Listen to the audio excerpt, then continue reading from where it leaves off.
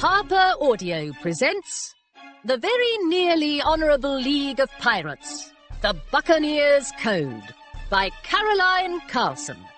Performed by Catherine Kelgren.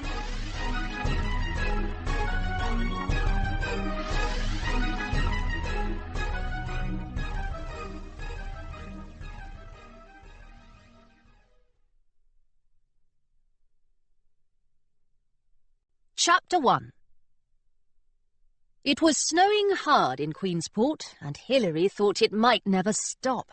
Snow covered the grounds of Westfield House, drifting against the drawing-room's tall glass doors and blocking out every last glimpse of the harbour beyond. When Hilary swung her sword through the air in the figure she'd been practising all morning, her blade lodged itself once again in the folds of her mother's best velvet drapes, and she felt tempted to leave it there until spring. "This weather," she said, "is entirely unsuitable for piracy." "I don't like it one bit," the gargoyle agreed. He'd spent the morning perched on the mantel above the drawing-room fireplace, commenting on Hilary's swordplay technique and warming his tail over the embers. "There's no use in digging for treasure when the ground's frozen stiff, or when half the pirates in the kingdom have anchored their ships for the week and gone to visit their relatives," he added, giving Hilary a look. "You know I promised Mother I'd visit. It's pleasant for her to have company during the holidays." Hilary pulled her sword out of the drapery and frowned at the holes she'd sliced in the velvet. "Besides, we'll be back at sea as soon as the weather improves." "Or maybe even sooner," the gargoyle said hopefully, "if your mother finds out you've been carving up her furniture." There was a knock at the drawing-room door. Hilary dropped her sword, kicked it under an ottoman, and hurried to stand in front of the tattered drapes as Bess, her mother's parlour-maid, entered the room. "Excuse me, miss," she said, "but you've got a gentleman caller at the front door." This sounded entirely unlikely to Hilary. She couldn't imagine what sort of gentleman might be calling on her at Westfield House, or anywhere else for that matter. "Are you sure he's not here to see Mother?" "Quite sure, miss," said Bess. "I'm afraid I don't know what to do with him. It didn't seem proper to invite him in, so I told him to wait on the front step, even though the snow is frightful. But you see, miss, he's not precisely a gentleman." She looked around and lowered her voice. "He's a pirate." The visitor waiting on the front step was a pirate indeed, and a damp one at that. Snowflakes dusted his shoulders and laced the brim of his three-cornered hat. Except for the red woolen scarf wrapped around both himself and his parrot, however, he might have been dressed for a summer's day at sea. "Ahoy there," he said to Hilary through chattering teeth. "Are you by any chance the terror of the Southlands?" Hilary had never seen this pirate before in her life, but he didn't look threatening. He only looked cold. She took him firmly by the wrists and dragged him through the doorway. "I am," she said, "and you'd better come inside before your parrot catches a chill. I'm sorry Bess kept you waiting, but we don't often receive pirate visitors at Westfield House." She crossed her arms and studied the pirate, who had begun to drip all over the floor. "Now, who are you, and what do you want with me?" "My name is Partridge," said the pirate, unwinding his scarf. His voice was thin and anxious. He sounded more like a shopkeeper than a scallywag. "I came here as soon as I saw your notice." "My notice?" Partridge nodded with great enthusiasm. "The notice you placed in this morning's Gazette." Hilary wondered exactly how long this pirate had been standing in the cold. Perhaps the weather had chilled his brain, for he wasn't making the slightest bit of sense. "But I didn't place a notice in the Gazette," she said. "I'm afraid you've made a mistake." "I have?" said Partridge.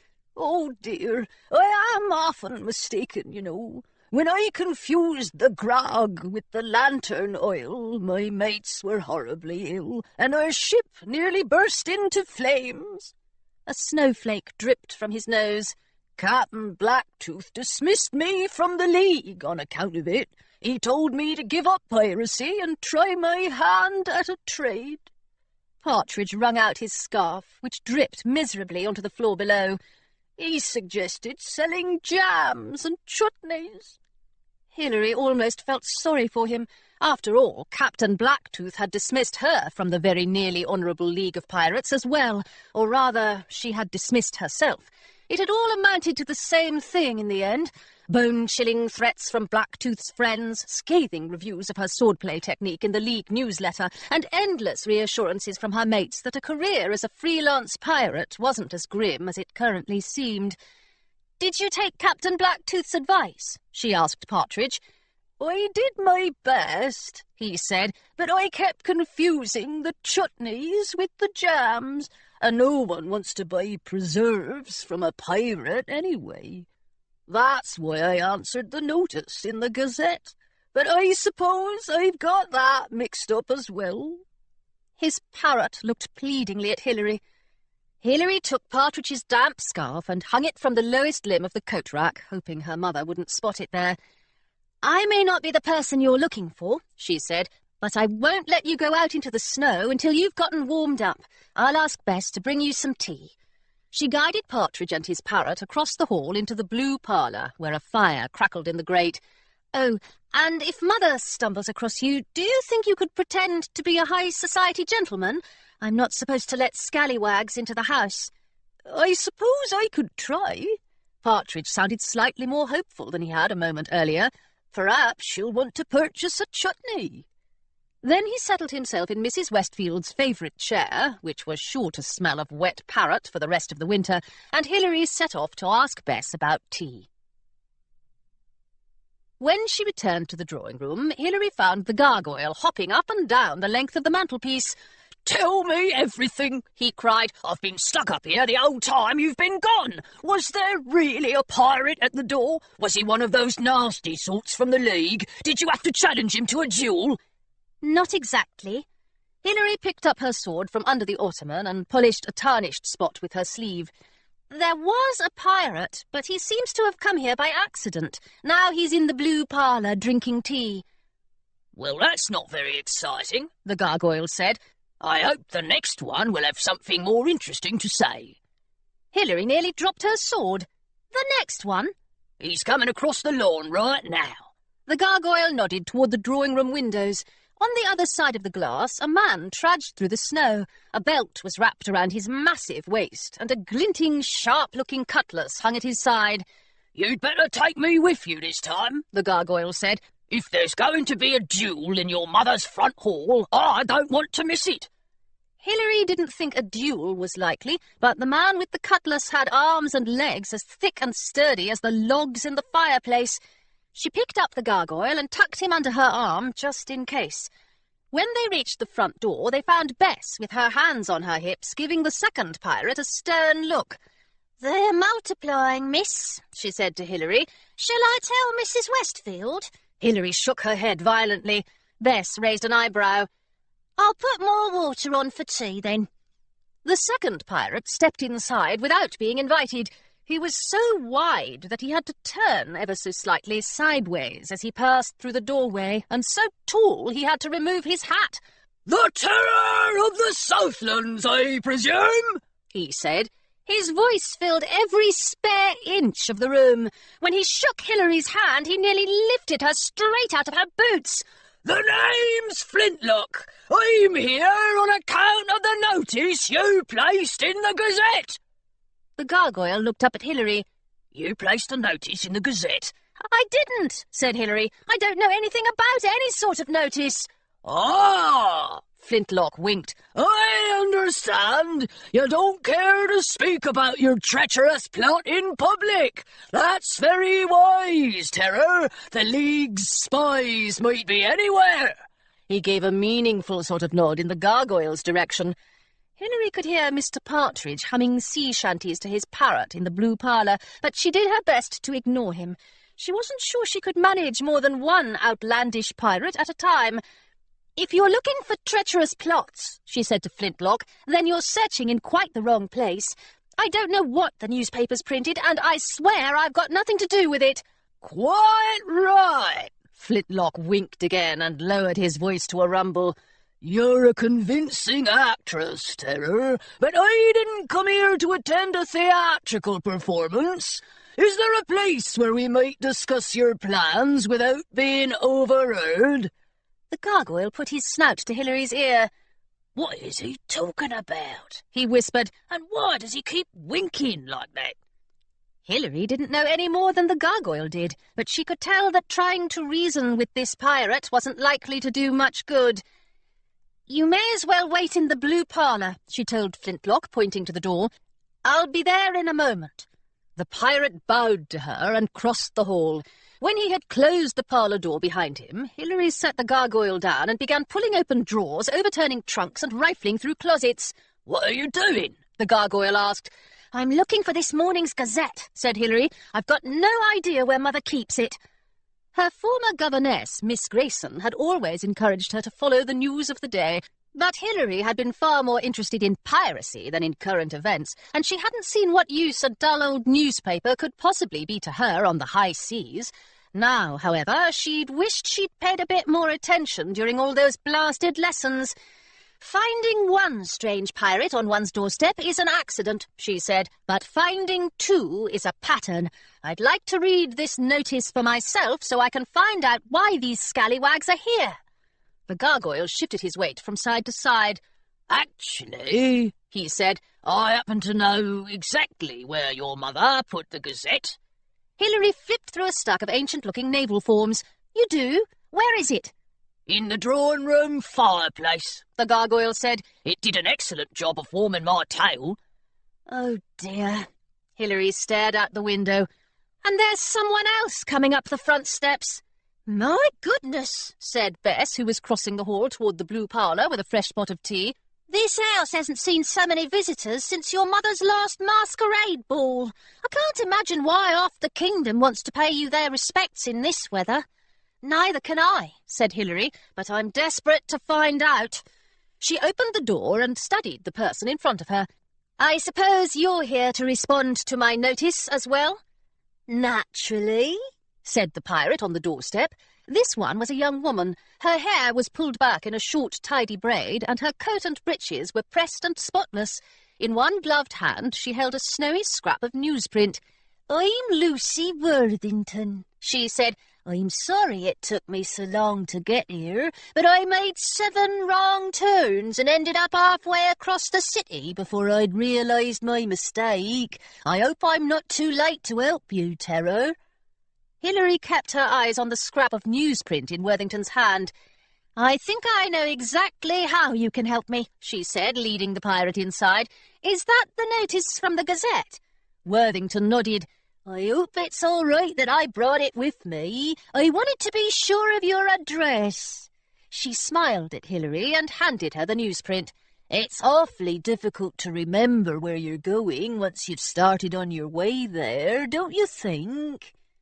Hilary didn't answer. She stared at the words in front of her, printed in letters as black and dangerous as cannonballs. Notice: Terror of the Southlands seeks Pirate League presidency. Pirate Hilary Westfield, the Terror of the Southlands, will soon announce her intention to challenge Captain Rupert Blacktooth for command of the very nearly Honourable League of Pirates. Captain Blacktooth currently serves as the League's president and has held this position for the past 18 years. In recent months, however, Captain Blacktooth's connections to villainous activities have raised questions about his ability to serve as the head of an organisation that claims to be honourable, or very nearly. The Terror of the Southlands resigned from the League 6 months ago in protest of Captain Blacktooth's leadership, for she believes that the scallywags of Augusta deserve a captain who is a true pirate, not a cowardly criminal. All pirates who wish to assist the Terror in her bid for League presidency should demonstrate their support by reporting immediately to Westfield House in Queensport. Hilary had to read the headline 3 times before she could believe it. "It says I'm going to challenge Captain Blacktooth," she told the gargoyle, who was craning his neck to get a glimpse of the paper. "It says I want to be the president of the VNHLP." The gargoyle froze. "Challenge Captain Blacktooth?" he said. "Are you crazy? He'll send his mates after us. They'll slice us up and fry us for supper." He squeezed his eyes shut. "They'll serve me with potatoes." "They won't do anything of the sort," said Hilary. "You're far too crunchy. but someone's made an awful mistake, and we've got to fix it at once." She turned on her heel, left Lucy Worthington standing in the hallway, and hurried into the blue parlour without bothering to knock. In blue velvet armchairs, in front of a blue-tiled table, Mr. Flintlock and Mr. Partridge were absorbed in an energetic game of cards. Their teacups had left damp rings on the furniture, and steam rose off the coats they had left to dry in front of the fire. When Hilary laid the notice down on the table in front of them, their playing cards fluttered in all directions. "This is why you're here, isn't it?" she asked. "To help me take over the Pirate League?" Mr. Partridge and his parrot both nodded at once. "Of course," said Partridge. "Ever since Captain Blacktooth ended my career, I've been eager to return the favour." "So have I," Flintlock boomed. "I was a loyal pirate for nearly 15 years, but it only took one mishap for Blacktooth to turn me out of the league for good." The gargoyle hopped in from the hall. "What was the mishap?" he asked. "I was a human cannonball," Flintlock sighed. "I got stuck in my cannon." Hilary turned to Worthington, who had come to stand in the doorway. "Did Blacktooth dismiss you too?" "He did," said Worthington, "not more than a month ago. I was training as a pirate's apprentice, and he told me there wasn't any place in the league for a navigator who couldn't navigate." She scowled. "We always got where we were going, eventually." All three pirates shook their heads. "It's a good thing the Terror gathered us here," said Flintlock. "When we're done with Blacktooth, he'll be nothing but knuckle-bones." "Knuckle-bones," said the parrot. "So, Terror," said Partridge, "when do we start?" Hilary scuffed her boots across her mother's good carpet. All three of the pirates seemed so hopeful, so certain that she could help them. "I'm afraid we're not starting anything," she said. "I'm not going to challenge Captain Blacktooth." The pirates' faces crumpled. Even the kings and queens on the playing cards looked more dejected than usual. "You've changed your plans, then?" Flintlock asked. "I never had any plans to begin with," said Hilary. "I don't know where the Gazette got that notice. Hardly anything it says is true." Worthington looked puzzled. "Do you mean to say that Blacktooth isn't a villain?" "Well, no," said Hilary. "That's not what I mean at all. He wants all the kingdom's magic for himself, and he's been completely dishonourable about trying to get his hands on it." "But you still think he should be in charge of the League?" "Of course not," said Hilary. "He should be locked up in the royal dungeons." Flintlock scratched his chin. "In that case, Terror," he said slowly, "why aren't you challenging him?" Hilary frowned. "I may want Blacktooth gone," she said, "but that doesn't mean I should be the one to replace him. It would be ridiculous. I don't know a thing about leading an entire league of pirates," said her mother. Mrs. Westfield stood at the parlour door with one hand braced against the door frame to keep herself from fainting on the spot. Partridge, Flintlock and Worthington all offered their own hands for her to shake, but she simply looked from one pirate to the next. "Hilary, dear," she said, "when I told you that I wished you would be a bit more sociable, this was not precisely what I meant." She looked down at the blue carpet, which was sprinkled with clots of mud from someone's boots, and her face paled. "If only you'd let me know that you were hosting tea for a band of pirates, I could have suggested a more suitable location." "Pirates?" said Partridge. "I, for one, am a high society gentleman." "Knucklebones," said his parrot. "I'm so sorry, Mother." Hilary moved to Mrs. Westfield's side. "These guests arrived unexpectedly and, well, I didn't want to be an ungracious hostess." Mrs. Westfield's colour improved considerably. "But they're just about to leave. I'm afraid there was a misunderstanding, and I'm not the scallywag they meant to visit after all." All three pirates looked thoroughly downcast at this, and Partridge's lower lip began to tremble. Hilary hoped he wouldn't start dripping all over again. "I'm sure they'll find the person they're looking for," she added. By now, Mrs. Westfield had managed to remove her hand from the door frame. "I'll have the coachman drive our visitors home," she said, as though that would solve everything. "It wouldn't do for them to walk. The snow is still ferocious." "That's very good of you, ma'am," said Flintlock. He bowed to Mrs. Westfield and ducked out of the parlour with Partridge and Worthington at his heels. "If it's acceptable to my new acquaintances," he said, "I'll instruct the coachman to take us to the Salty Biscuit, where we can weather the storm around the grog barrel. You'll find us there, Terror, if you change your mind." From the Illustrated Queensport Gazette, your gateway to the civilized world. Mutineers still at large, Enchantress says. Pemberton, Augusta. It has been 6 months since Miss Eugenia Pym, Enchantress of the Northlands, disappeared mysteriously from her home in Pemberton and was rescued by the pirate Hilary Westfield. At this time, however, the Queen's inspectors have not made any arrests in the case. Miss Pym still maintains that she was kidnapped by a band of villains calling themselves the Mutineers.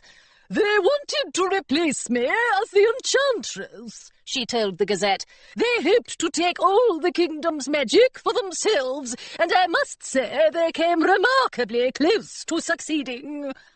According to Miss Pym, the mutineers' ringleaders are the former Naval Admiral James Westfield, the pirate Captain Rupert Blacktooth, his sister Mrs. Georgiana Tilbury, and Mrs. Tilbury's daughter Philomena.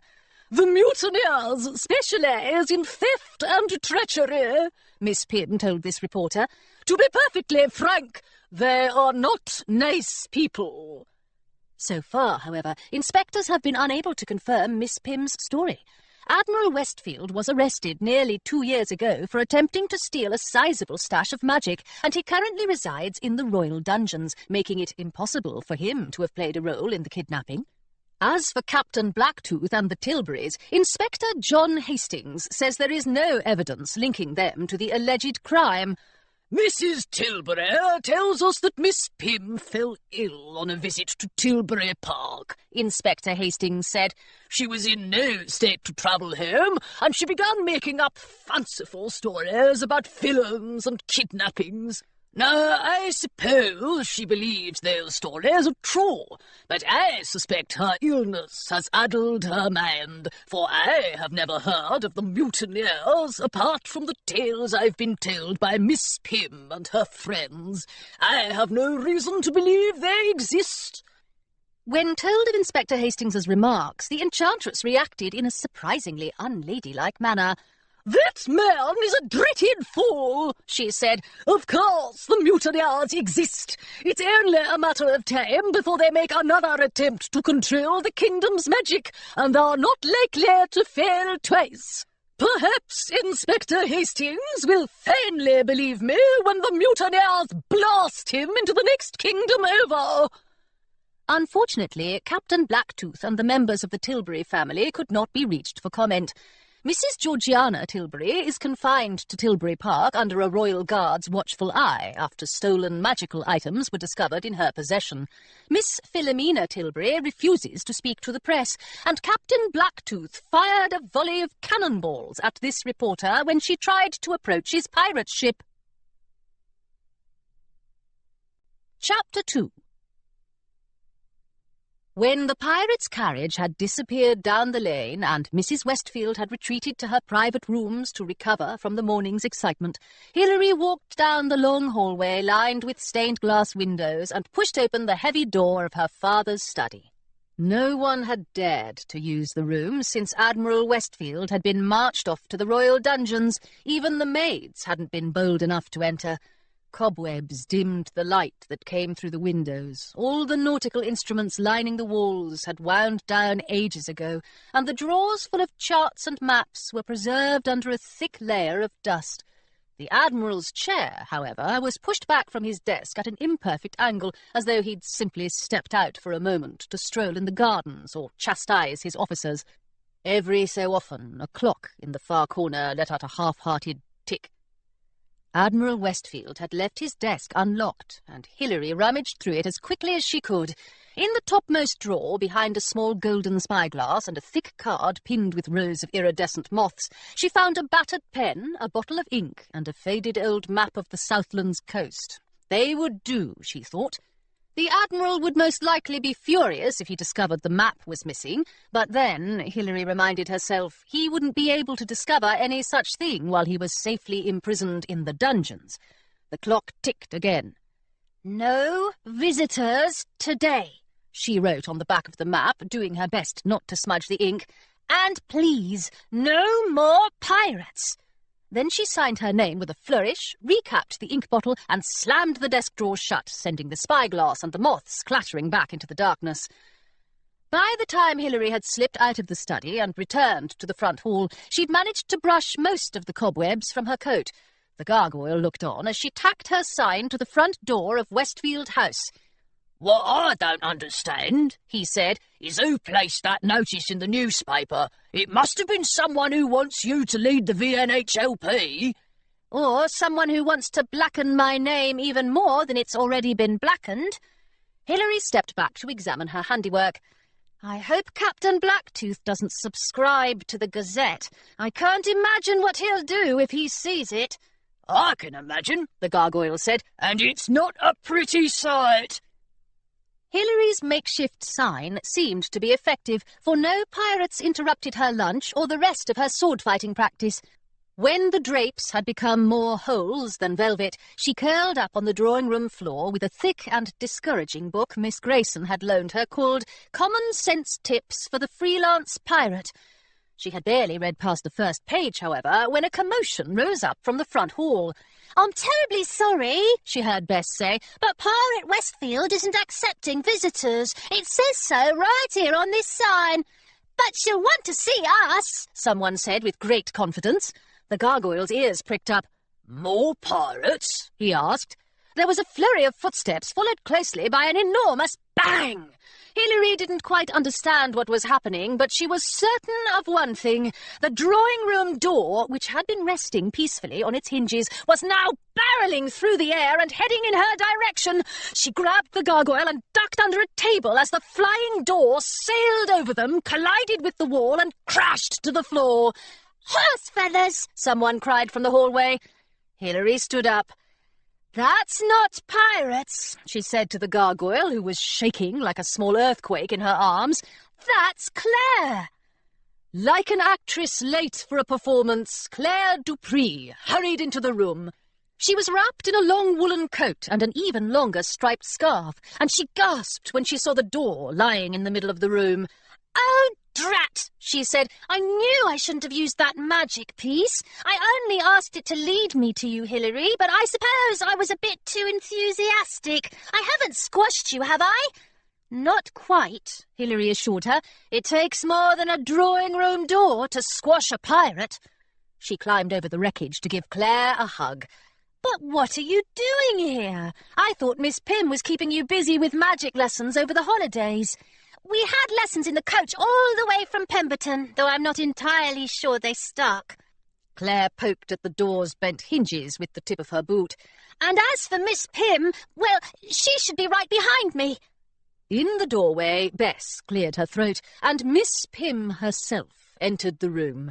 She looked as grand as ever, but she walked more slowly than Hilary remembered, and she leaned on a carved wooden cane that Hilary hadn't seen before.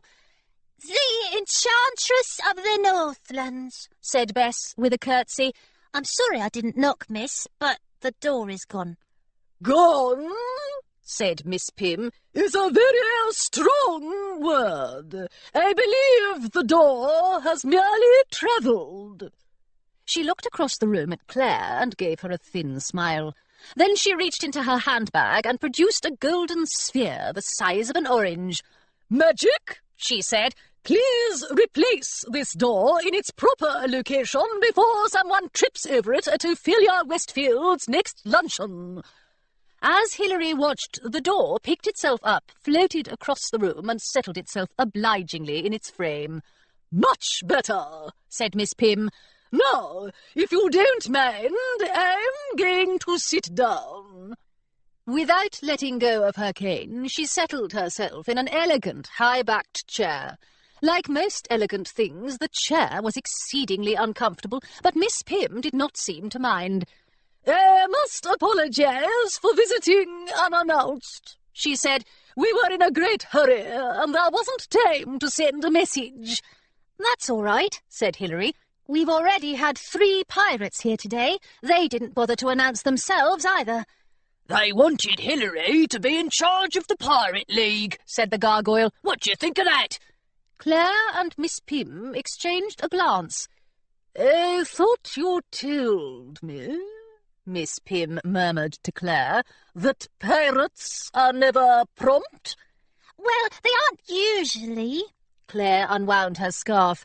"And I was sure the snow would slow them down. These ones must have been especially persistent." Hilary stared at her. "Do you mean to say that you knew I'd have pirates on my doorstep?" "Strictly speaking," said Miss Pym, "we invited them." "But they weren't supposed to arrive for days," said Claire. "Of course, we had no idea the Gazette would run our notice early. We hopped in the carriage as soon as we saw you placed the notice," said Hilary. She almost couldn't believe it. Claire could be silly, but she was never cruel. "And you told everyone in the kingdom that I'm planning to challenge Captain Blacktooth? Did you want him and his mates to come after us with their cutlasses immediately, or did you hope they'd wait until spring?" The gargoyle shook his head.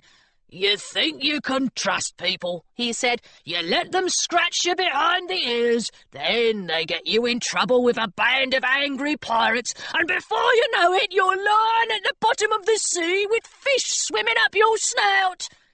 Claire knitted her fingers together, looking as uncomfortable as Hilary had ever seen her. Miss Pym didn't seem entirely comfortable either, but perhaps that was due to the elegant chair. "I can see I owe you an apology as well as an explanation," Miss Pym said. "Frankly, however, I've never been much good at the first, so I shall begin with the second." She tapped her carefully clipped fingernails on the handle of her cane. "I am not as young as I used to be, but perhaps you've noticed that." Truthfully, it had been nearly 2 centuries since Miss Pym had been young. Magic, fresh air, and more than a pinch of stubbornness had kept her in good health for 240 years, however, and she had danced until midnight at her birthday party the month before. "I haven't noticed a thing," Hilary assured her. "You're as vigorous as a swashbuckler." "And the kingdom must believe nothing else." Miss Pym looked grave. "I will tell you in confidence, though, that being kidnapped by villains puts quite a damper on one's strength. I have been doing my best to protect the kingdom's magic, but keeping watch over the entire country has been out of the question for months now. Even when I do manage to spot someone misusing magic, I can't cast a simple scolding spell without losing my breath or my balance." "She's had to mail people chiding letters instead," Claire said. "They're not nearly as impressive as spells are, and the postal courier is starting to complain." "But you fixed the drawing-room door," said Hilary. "And it took nearly all my strength to do it," said Miss Pym. "The fact of the matter is that it's high time for me to retire. I must let the new enchantress take over my duties before all the scoundrels and scourges in the kingdom discover I'm no longer a match for them." At the mention of a new enchantress, Claire turned pink and looked down at her scarf. Hilary wondered whether enchantresses were encouraged to blast doors off their hinges in high society mansions. It didn't seem likely. "You'll be wonderful at the job," she told Claire. "You'll sweep villains out of their boots and toss them into the sea." But Claire only turned pinker. "I enchanted a cracked pane of glass out of my window last week," she said, "but it snowed overnight and I was thoroughly soaked. Then I tried to warm myself up and I set fire to my bed sheets. A very small fire," she hastened to add. "I suppose I still have a bit to learn." Miss Pym looked as though she supposed so, too. "Although Miss Dupree is alarmingly prone to catastrophe," she said. "I believe she is talented enough to be a good enchantress. When Queen Adelaide asked me which girl should be chosen for the position, I recommended Miss Dupree at once." "And the Queen agreed?" Hilary asked. Claire buried her face in her scarf. "Not quite," said Miss Pym.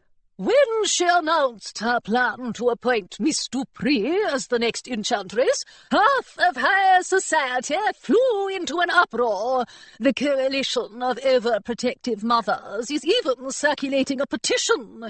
They believe—" She cleared her throat and glanced at Claire. They think the enchantress should be a high society lady," Claire said. "They certainly don't think she should be a commoner who grew up on a marsh." "What's wrong with marshes?" the gargoyle asked. "They're full of interesting bugs." "And there's no reason why the enchantress can't be from one if she wants to be," said Hilary. "Those high society folks will simply have to get used to the idea." "That's not the worst of it, though." Claire sounded really upset. "They've offered up a candidate of their own. I'm sure you'll be able to guess whom they've picked." The gargoyle gasped. "Is it me?" "Oh, no," said Hilary. There was only one person in the kingdom who could make Claire so miserable. "It must be Philomena." The thought of Philomena Tilbury having control of all the magic coins, crochet hooks and candlesticks in Augusta was enough to make Hilary's toes curl in her boots. Philomena had been the cruelest girl at Miss Pym's finishing school for delicate ladies, and it seemed that now she was striving to become the cruelest young lady in all of high society. She wanted nothing more than to be the next enchantress, and for a moment last summer, after her mother and Captain Blacktooth had kidnapped Miss Pym, she had nearly accomplished just that. "But surely the Queen won't put Philomena in charge," Hilary said. "She's a mutineer. If she gets to be the enchantress, she'll take all the magic away from the commoners and give it to her awful friends. She'll let Captain Blacktooth seize the kingdom's treasure. She'll let my father out of the dungeons." "I don't enjoy the thought any more than you do," Miss Pym said. "Neither does the Queen. It can't be proved that Philomena is a villain, but her mother certainly is one, and even Queen Adelaide is wise enough to see that letting that family near the kingdom's stores of magic would be disastrous. However, she may not have much choice in the matter." Hilary rolled her eyes. "If the Queen is so timid that she can't stand up to a few overprotective mothers, it's not only high society that's protesting, you see," said Claire. "That awful Captain Blacktooth has threatened to lead the VNHLP in an attack on Augusta if Philomena isn't made the next enchantress." "You're joking." Hilary looked from Claire to Miss Pym and back, but neither of them looked amused. "Pirates can't attack the kingdom. It's treasonous." "And it's not even close to honourable," said the gargoyle. "Which is exactly why we placed our notice." Miss Pym sat back in her chair. "The Queen says that although she would like to allow Claire to become the enchantress, she will be forced to appoint Philomena instead, unless the high society protesters and the pirates are dealt with, and she has ordered me to deal with them. I am perfectly capable of handling a gaggle of overprotective mothers, but I am no expert when it comes to pirates." Hilary sank down into the chair across from Miss Pym's, hardly minding how uncomfortable it was. "So you want me to handle them instead?" "Precisely!" Miss Pym clapped her hands as though the matter was settled. "If you replace Captain Blacktooth as League President, the pirates will follow your commands instead of his. No one will be foolish enough to attack the kingdom. The Queen will be free to install Claire as the rightful enchantress, and I will be free to retire. We all know you want Blacktooth gone. You've spoken of nothing else for months, and now the time is ripe. Claire and I felt that if we slipped the Gazette a few words about your intentions, it might hurry the process along." Hilary had endured many alarming conversations in the Westfield House drawing-room, though most of them hadn't had a thing to do with piracy. She felt nearly as uncomfortable as she had when the Grimshaws had come for a visit and their sweaty-palmed son had invited her to join him for a stroll in the gardens. Unlike young Master Grimshaw, however, Miss Pym could not be discouraged by a firm kick to the shins. "I'd love to help you trounce Captain Blacktooth," Hilary said, "but there are dozens of scallywags more experienced than I am. Shouldn't you be talking to one of them instead?" Claire brushed the question aside. "Even Captain Blacktooth has loads of experience, and look where that's gotten him. Doesn't everyone always say that what a good leader really needs is passion?" She frowned. "Well, even if they don't, I'm saying it now. You, Hilary Westfield, are the most passionate pirate I know. I bet you've dreamed of leading the VNHLP your whole life." Hilary squirmed. "Perhaps I have," she said. "That still doesn't change the fact that most of the pirates in the League want to run me through."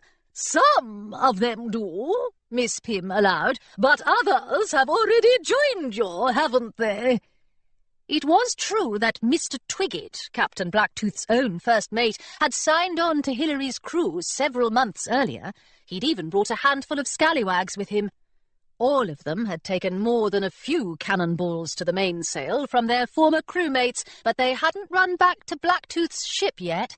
Then, of course, there were Partridge, Flintlock and Worthington waiting for Hilary's word at the Salty Biscuit. Still, earning the loyalty of a dozen pirates was hardly the same as commanding an entire fleet.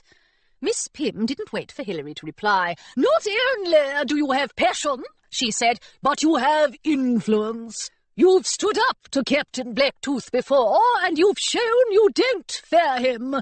That's more than any other pirate can say for himself." "And you'll be a wonderful leader," cried Claire. "Oh, please say yes. I'll pretend to be cheerful if you refuse, of course, but I really shall be absolutely crushed." The gargoyle looked up at Hilary. "You know," he said, "saving the kingdom from villains does sound thrilling." Miss Pym didn't say another word. She simply met Hilary's gaze without blinking once. "Fine. I'll consider it." Hilary stood up from her chair, feeling entirely outnumbered. "But I'll need a few days to think before I make a decision. If you see any pirates on your way out the door, you'd better tell them that I'm not at home." Overnight, the snow stopped falling and the wind changed. A warm breeze blew in from the southern kingdoms, carrying the scent of the sea and melting the ice along the roadways. Early the next morning, before Mrs. Westfield had a chance to prohibit unladylike excursions, Hilary pulled on her boots, tucked the gargoyle into her bag, and walked down to the harbour to watch the ships sail by. Some were narrow-hulled clippers built for speed, and others were gun-laden frigates built for battle, but Hilary kept her eyes on the sturdy, confident ships that flew black flags as they set off to bury treasure or to seek it, keeping the coastline behind them and all manner of adventures in front of them. Those ships were built for piracy.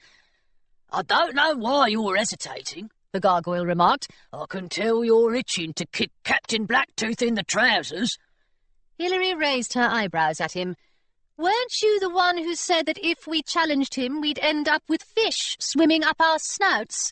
"I've changed my mind," the gargoyle said. "Someone needs to protect the kingdom, and I think it should be you. After all, you're very good at protecting me." Hilary turned away from the harbour and began to crunch through the snow back to Westfield House. "Protecting a gargoyle is one thing," she said, "but protecting a kingdom is another thing altogether. Do you truly think I'm the best pirate for the job?" "You're certainly not the worst," the gargoyle said cheerfully. "Besides, it will make an excellent chapter in my memoirs." By the time they returned to Westfield House, the entire household was awake. The gardener was shovelling snow from the paths, and maids were hurrying through the halls with trays and dusting cloths. Hilary slipped through a side door into one of the mansion's long corridors, stamped her feet to shake the snow from her boots, and went along to the breakfast room to say good morning to her mother. Admiral Westfield sat at the head of the table. "Hilary," He said, "How considerate of you to join us. Your mother and I were beginning to worry." At the other end of the table, Mrs. Westfield sat in front of an empty plate. She didn't argue with the Admiral, but her face was tense, and she held her fork like a weapon. "What's this?" Admiral Westfield said. "No warm welcome from my only daughter? I suppose spending your days on Jasper Fletcher's pirate ship has banished any thought of good manners from your mind?" Hilary was too furious to speak. From her bag, the gargoyle gave the Admiral his most terrifying glare. "You're supposed to be in the dungeons," she said at last, "not eating eggs at the dining table." Admiral Westfield lifted his spoon and decapitated his egg in one swift motion. "And yet," he said, "here I am. The dungeons were terribly dull, and I have so much to do. I couldn't leave matters up to Georgiana Tilbury and her pirate brother any longer. If one wants to take over the kingdom properly, one must do it oneself." He slurped the egg yolk from his spoon. "And that's rather difficult to accomplish from a prison cell." "I believe that's the point of prison," Hilary said through her teeth. "If you're wise, you'll go back there at once." "What an absurd suggestion," said the Admiral. "Sit down and eat your breakfast, Hilary. Don't bring that gargoyle to the table there. I don't care for the look he's giving me." He set down his spoon. "Your mother may have allowed you to run wild while I've been away, but now that I am in charge of this household, you will do as I tell you."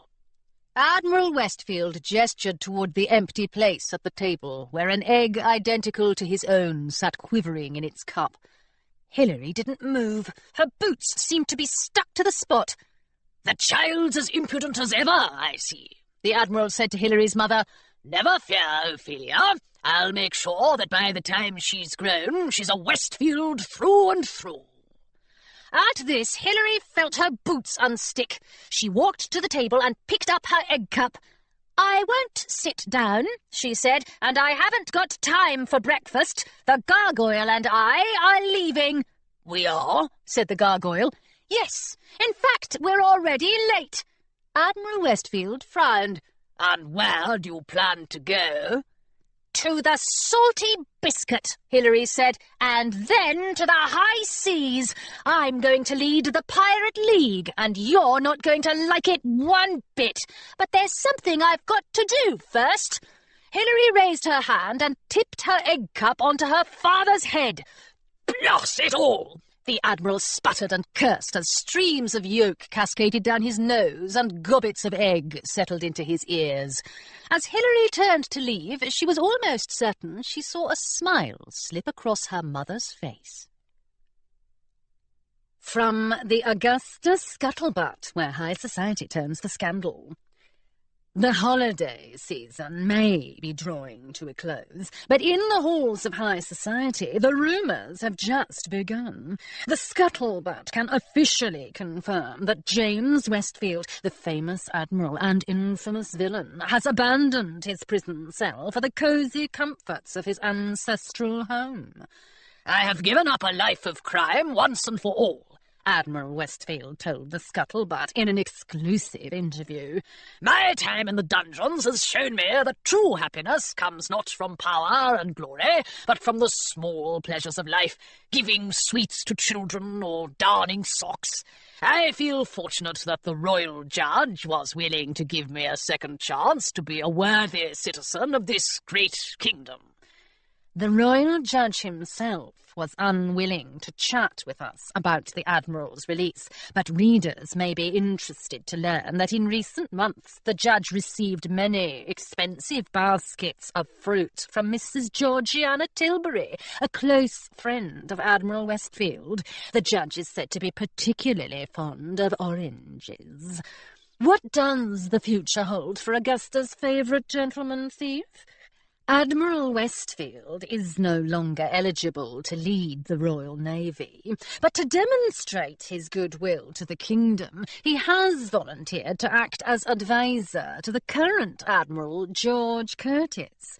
I'm not sure this is a terribly wise idea, Admiral Curtis was heard to say, before being interrupted by a rather scathing look from Admiral Westfield. We asked, you answered. Has Admiral Westfield truly changed his ways? I'm so pleased to hear that James Westfield is out of those horrid dungeons at last. Now that he is reunited with his family, perhaps he'll be able to do something about that daughter of his. She is not a proper young lady. P. Tilbury, Nordholm. What rubbish! You shouldn't believe a word that man says. I'm quite sure he's never darned a sock in his life. E. Grayson, Wimbley-on-the-Marsh. Admiral Westfield is a true Augustan hero, and I admire his change of heart. He's an inspiration to reformed criminals everywhere. O. Sanderson, Queensport. If James Westfield has reformed himself, I'll eat my best pirate hat, feather and all. J. Fletcher, Wimbley-on-the-Marsh.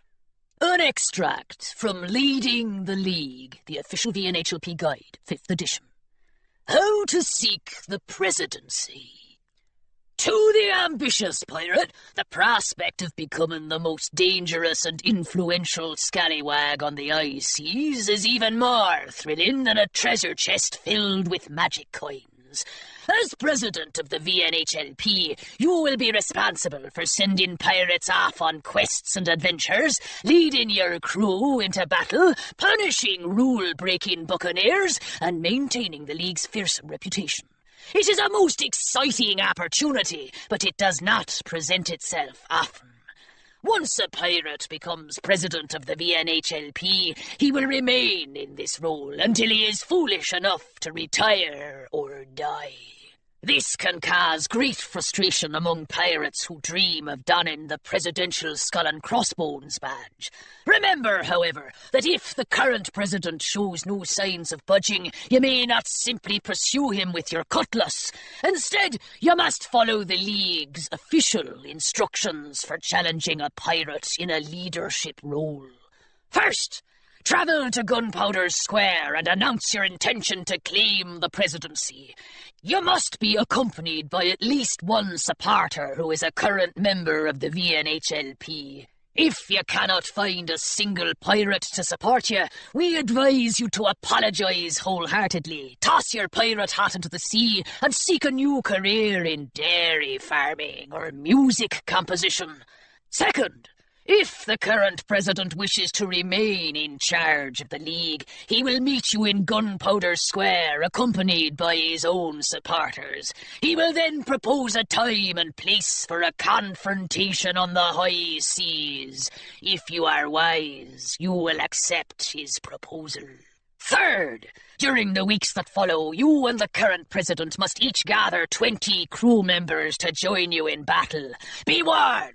If you arrive at the appointed time and place without the required number of allies, you will be forced to forfeit. Choose your mates wisely and encourage them to show support for your campaign by waving pennants, singing sea shanties, and performing rousing cheers. Fourth, you may not directly attack the president's crew before the battle, nor may he attack you. During the battle itself, however, all forms of weaponry, including magic pieces, are permitted. Lying and cheating are heartily encouraged at all times. Fifth, when the battle is over, the winning pirate may assume command of the VNHLP. The losing scallywag must leave Augusta at once. Although he will never be permitted to return to these waters, he will find a welcoming bunk in the southern kingdoms at the pestilent home for foul-tempered pirates. Chapter 3. I've sailed the high seas with plenty of peculiar pirates, said Jasper Fletcher, rubbing his hands together to warm them, but I believe this bunch is the most peculiar yet. Hilary supposed Jasper had a fair point. At this precise moment, her good mate Charlie was helping Miss Pym out of a rowboat onto the shore of Gunpowder Island, though Miss Pym was insisting that enchantresses did not need to be helped even if they were 240 years old.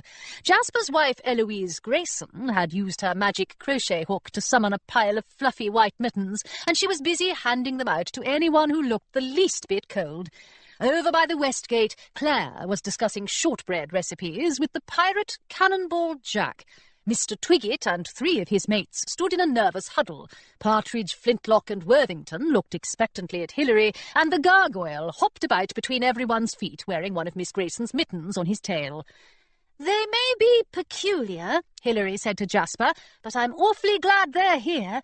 Perhaps they'll create such a confusion that Captain Blacktooth will hand over the presidency on the spot." When Miss Pym had been freed from the rowboat at last, Charlie made his way across the rocky beach toward Hilary. "What's the plan, Terra?" he asked. Hilary flipped through the battered old copy of Leading the League that Miss Grayson had loaned her from the Pigeon's floating bookshop. Entire chapters kept falling out of the binding, and Hilary wondered if the book's previous owner was living in exile at the pestilent home for foul-tempered pirates. "According to the instructions," she said, "we're supposed to go to Gunpowder Square. If Blacktooth wants to accept my challenge, he'll meet me there." "And if he doesn't, we'll chase him into the sea." The gargoyle hopped up to them. "Can I ride in your bag, Hilary? There are an awful lot of parrots on this island, and they keep trying to land on my head." The pirate on duty at the West Gate must have been expecting them, for he swung the gate open without asking to check Hilary's papers. "If it were up to me," he said as she passed, "I wouldn't let the lot of you in, but the League says I'm supposed to give you a fair chance." He frowned as Miss Pym walked through the gate. "Are you sure all these people are pirates?" Miss Pym gave the guard her most imposing look. "This island was my home for many years," she said, "long before the Pirate League got hold of it. I assure you that I have every right to be here." She looked down the cobblestone street and shook her head.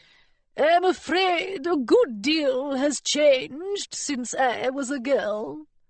In fact, Hilary realised, a good deal had changed since her last visit to Gunpowder Island. Though spring was creeping toward the southernmost parts of the kingdom, winter clung to the northlands like frost on a window pane, and the sun hung low in the sky when it bothered to rise at all. On Hilary's previous trips, bustling crowds of pirates had filled the island's lanes and alleys, but today the streets were silent. Even the groggery stood empty. "Perhaps everyone ran away when they heard we were coming," Charlie said. Hilary peered into the dark windows of the milliner's shop. "You know as well as I do that pirates never run away." "If anything," said Jasper, "they should be running toward us. Ah, here comes someone now." The person hurrying down the street in their direction had red hair that flew behind her, an emerald-green coat of the most fashionable design, a spotless white fur hat, and a dangerous-looking sword strapped around her waist. "Terra!" she called. "I'm so pleased I found you. I was beginning to worry that I'd have to face Blacktooth all by myself, and I'm sure I would have come to a sticky end." Hilary gave the smaller girl a hug, keeping her arms well clear of the dangerous-looking sword. "This is Alice Feathering," she told the assembled pirates. "Some of you know her already, of course. Her brother, Nicholas, is a mutineer." Alice glowered. "I haven't spoken to that bilge rat in months. If he wants to marry Philomena and help her rotten family rule the kingdom, then I want nothing to do with him. When I overheard him talking about coming here to support Captain Blacktooth, I knew I had to be here to support you, Hilary, so I hopped on a train, walked a few miles, snuck aboard a ferry, and, well, in any case, here I am." "I'm surprised your parents approved of such a journey," Miss Grayson said. "They do know you're here, don't they?" "Of course they don't," said Alice. "They're dear friends of the Tilburys, and they can't stand the Enchantress." She made an apologetic curtsy in Miss Pym's direction.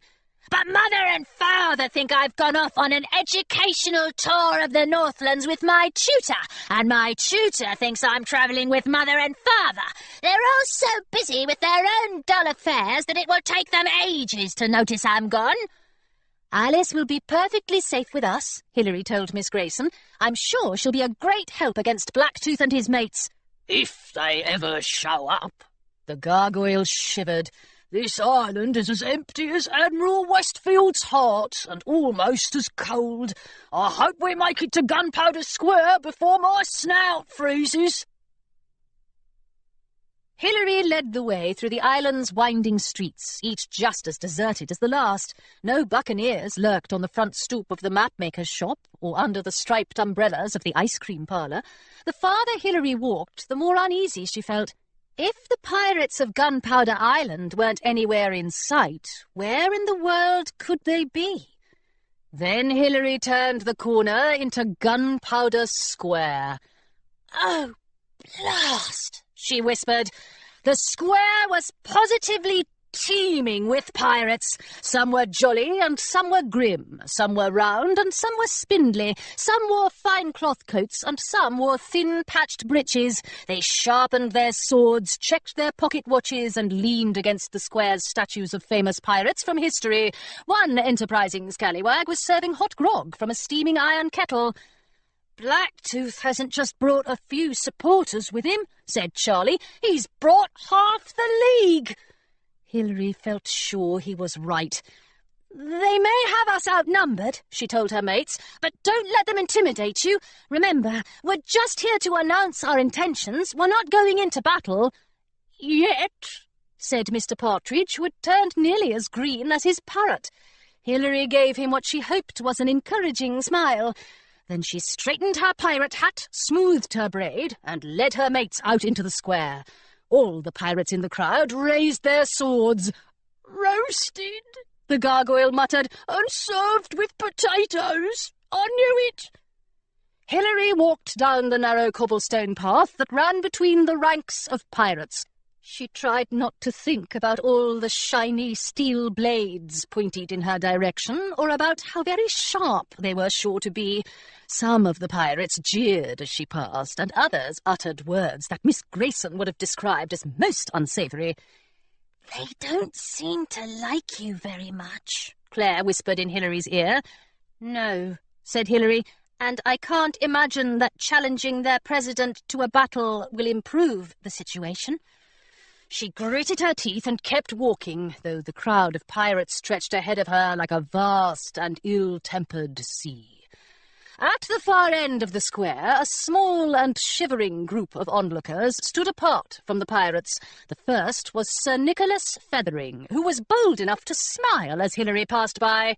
"It's pleasant to see you again, Pirate Westfield," he said. "I'd greet your mates as well, but they seem to be glaring daggers at me, and—" He turned as pale as Miss Grayson's mittens. "Alice! What are you doing here? It's far too dangerous. Can't you see these people have swords?" "I'm here to support Hilary," Alice snapped, "and I'm not talking to you. I don't associate with mutineers." Nicholas ran a hand through his hair and looked worriedly at Philomena, who stood next to him, wrapped in a long woolen cloak. Hilary tried to walk past her as quickly as she could, but that didn't prevent Philomena from grabbing hold of her arm with a surprising amount of strength.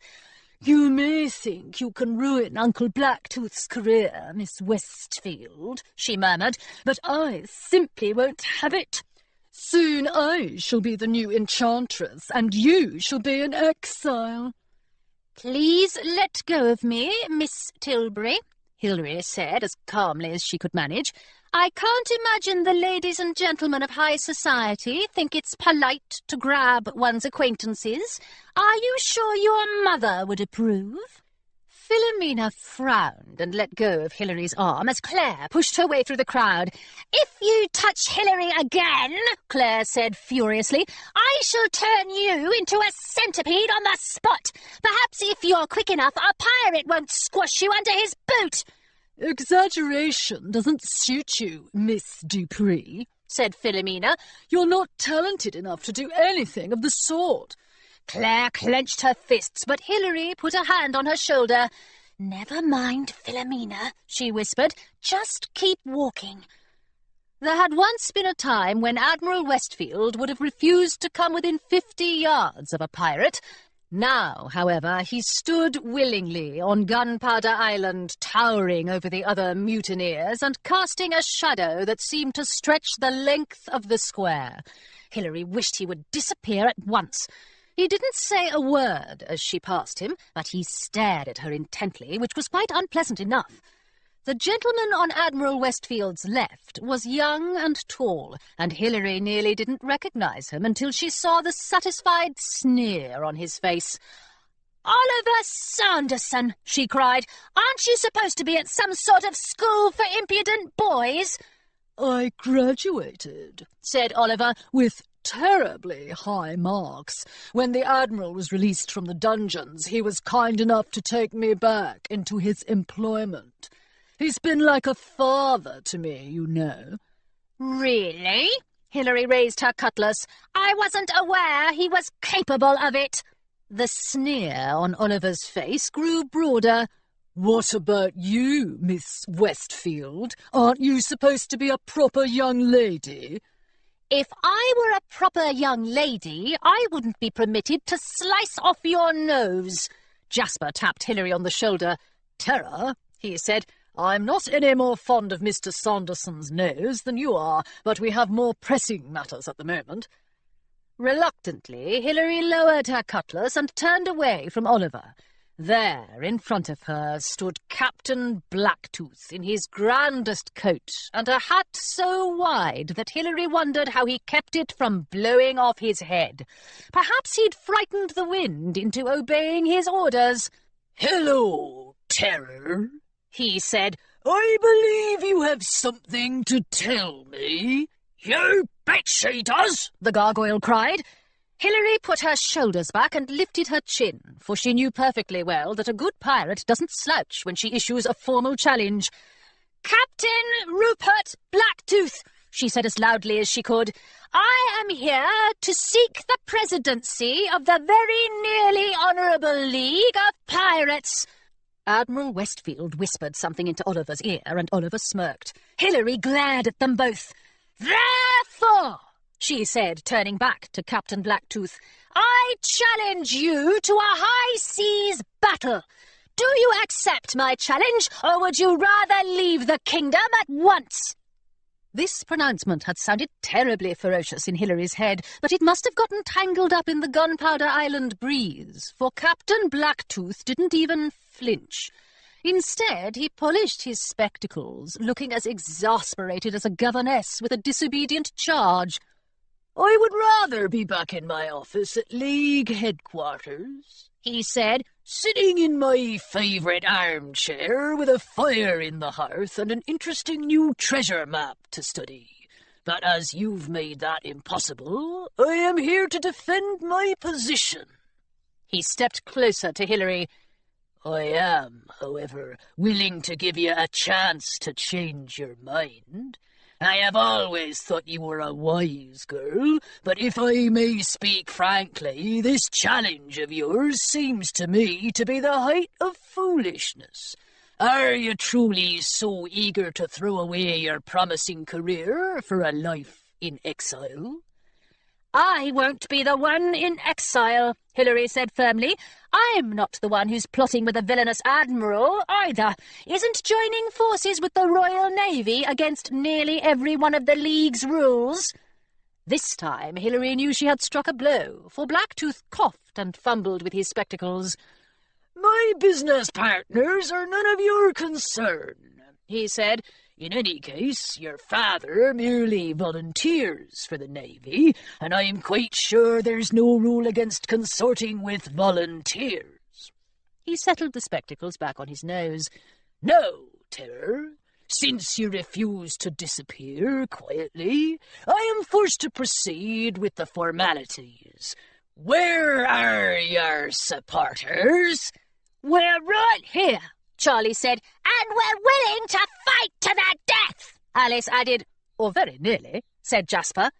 Blacktooth smiled.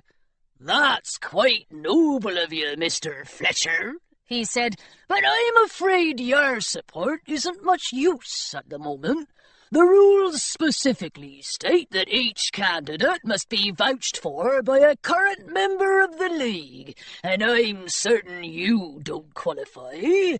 In fact," he said, letting his eyes wander over Hilary's mates, "I'm not sure any of these unusual scallywags are League members.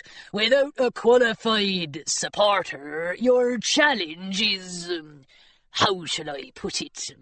Captain Blacktooth smiled. "Dead in the water." The pirates in the square chortled. "Oh, honestly," said Hilary, "you needn't be so pleased with yourselves. I'm well acquainted with the rules, and I've brought a League member with me. Mr. Twiggett, will you please step forward?" Blacktooth narrowed his eyes. "Did you say Twiggett?" Mr. Twiggett had not stepped forward. In fact, he seemed to be trying to hide behind Mr. Flintlock, but Hilary took him by the hand and pulled him in front of Blacktooth. "I'm sure I don't need to introduce you," she said, "since Twiggett was your first mate." Twiggett cleared his throat. "I'm here to support the Terror," he said, rather shakily, Hilary thought, but it couldn't be helped. Blacktooth took one look at Twiggett and shook his head. "I expelled this traitor from the League myself. Why are you wasting my time, Mr. Twiggett?" Twiggett swayed back and forth until Hilary thought he would swoon like a high society lady right there on the cobblestones. "It's a funny thing, sir," he said, mostly to his boots.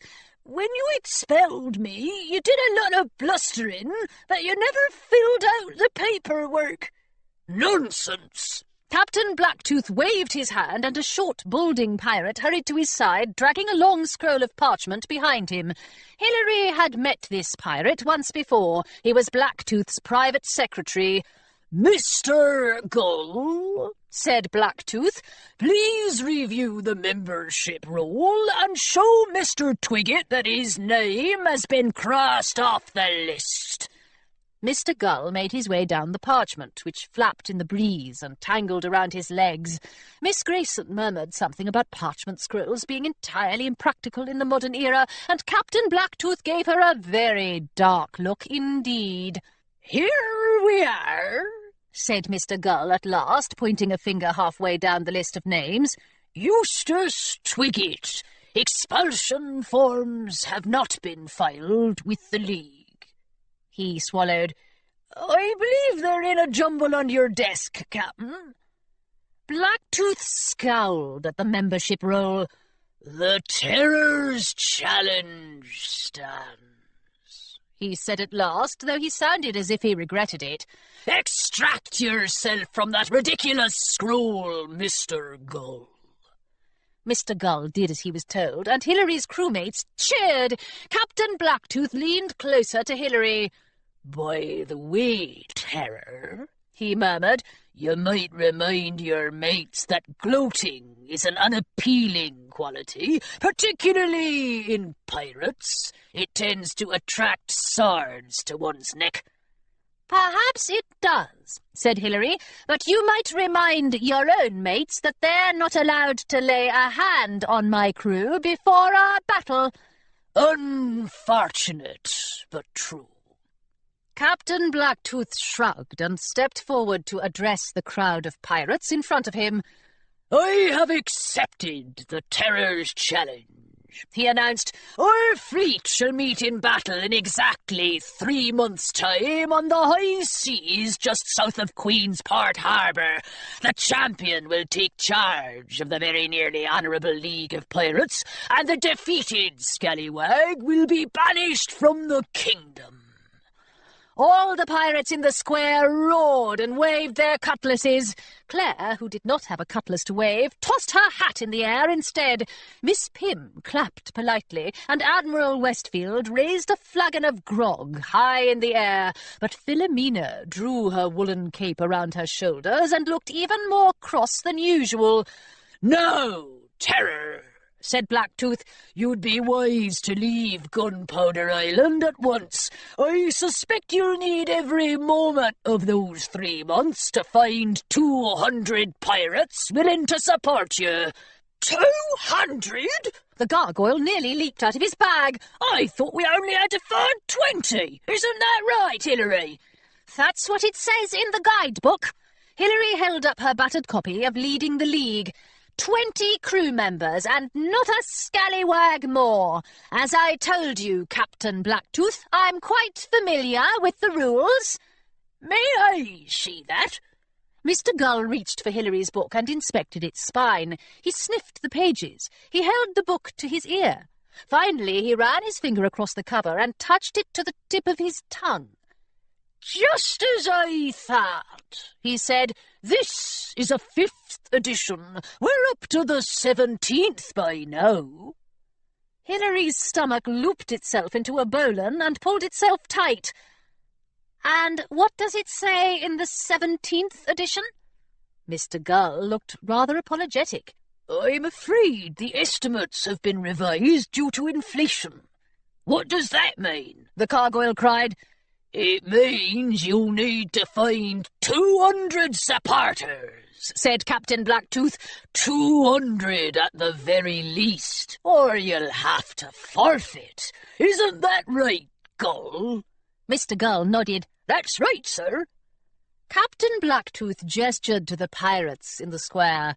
"As you can see, I've already assembled my crew.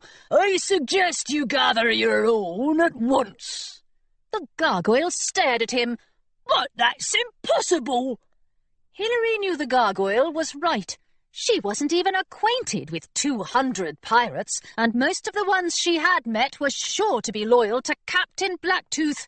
If she could barely find one League member willing to vouch for her in Gunpowder Square, however was she supposed to find 200 who would follow her into battle?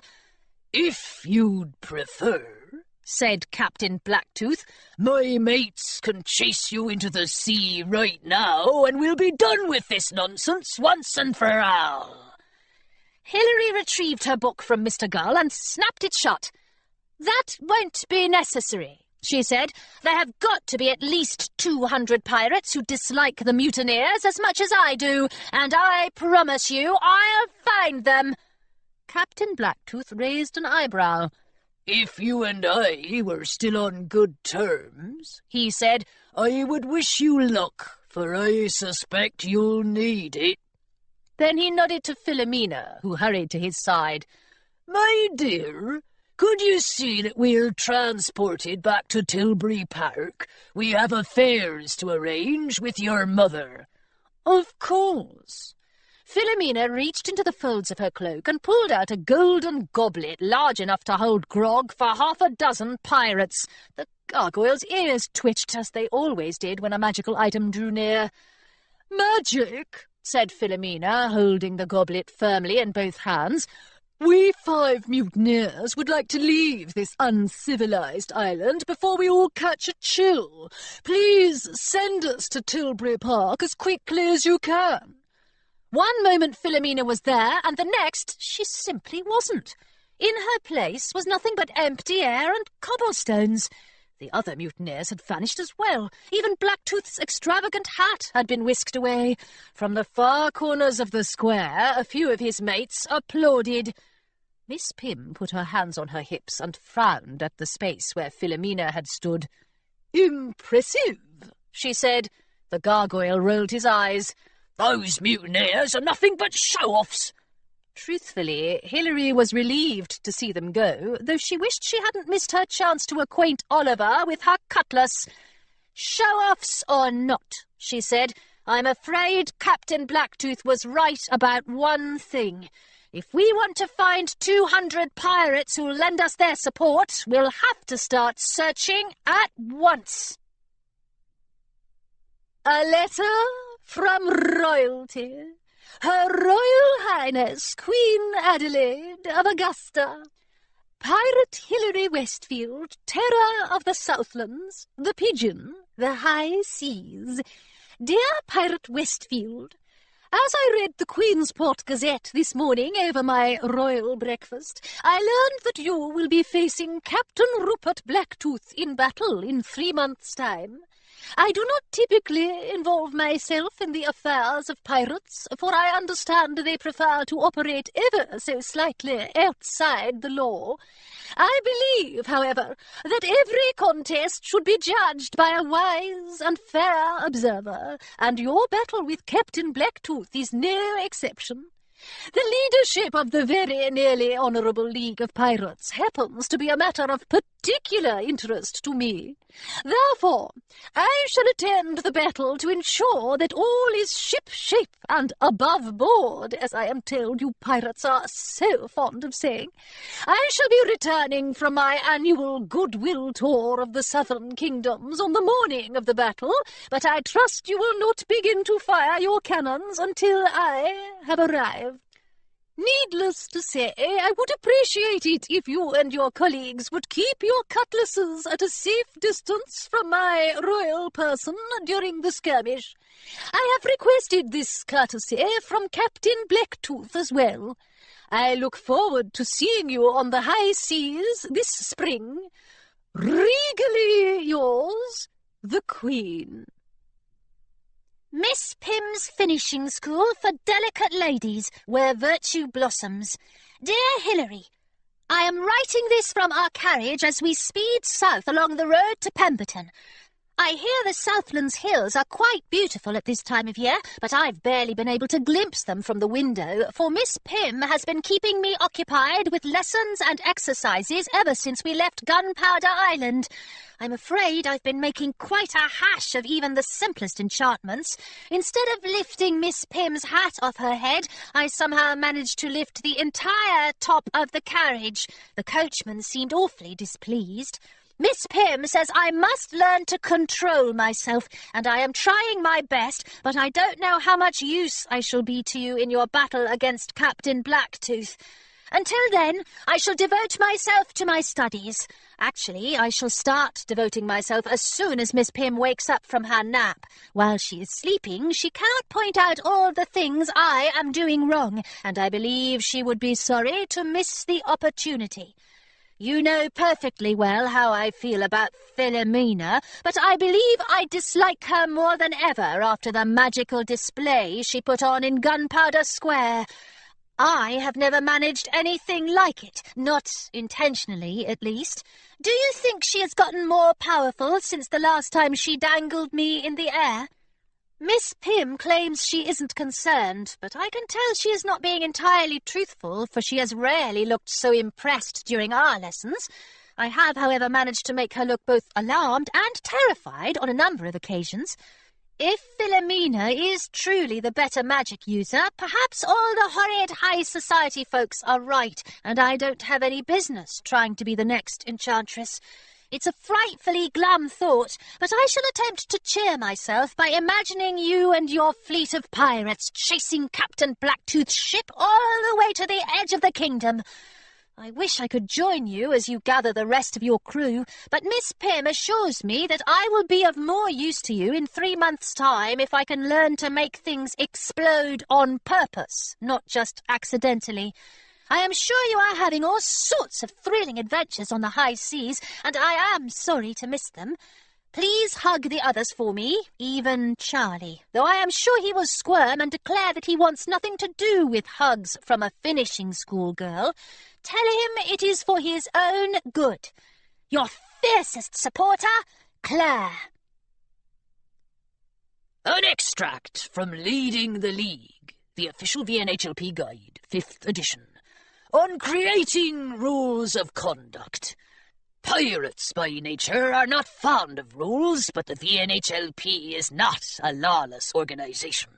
Upon election to the presidency, each league president must create new rules of conduct for his fellow scallywags to follow. These rules allow the president to set forth his expectations for the VNHLP and declare what a true pirate must and must not do. Once written, they will be distributed to every league member, from pirate apprentices to deckhands to ship's captains. The forward-thinking pirate should begin writing his rules of conduct as soon as he announces his intention to seek the presidency, for coming up with a thorough list of instructions can be a surprisingly difficult process. There are no guidelines. The longest list in VNHLP history contained nearly 9,000 items, including pirates must learn to perform a full repertoire of country dances, and pirates must write to their mothers once weekly, while the shortest contained just one: pirates must not eat marmalade. Remember, the rules you create will determine the future of piracy throughout the kingdom, so this task should not be taken lightly. Chapter 4. The captain's cabin of the Pigeon was overflowing with maps. Diagrams of the coastline covered Jasper's long table. Charts of ocean currents papered the walls, and sketches of pirate hideaways were scattered on the floor like debris from an explosive atlas. Charlie sat in the middle of it all, sorting through the piles of paper while a lantern sputtered beside him.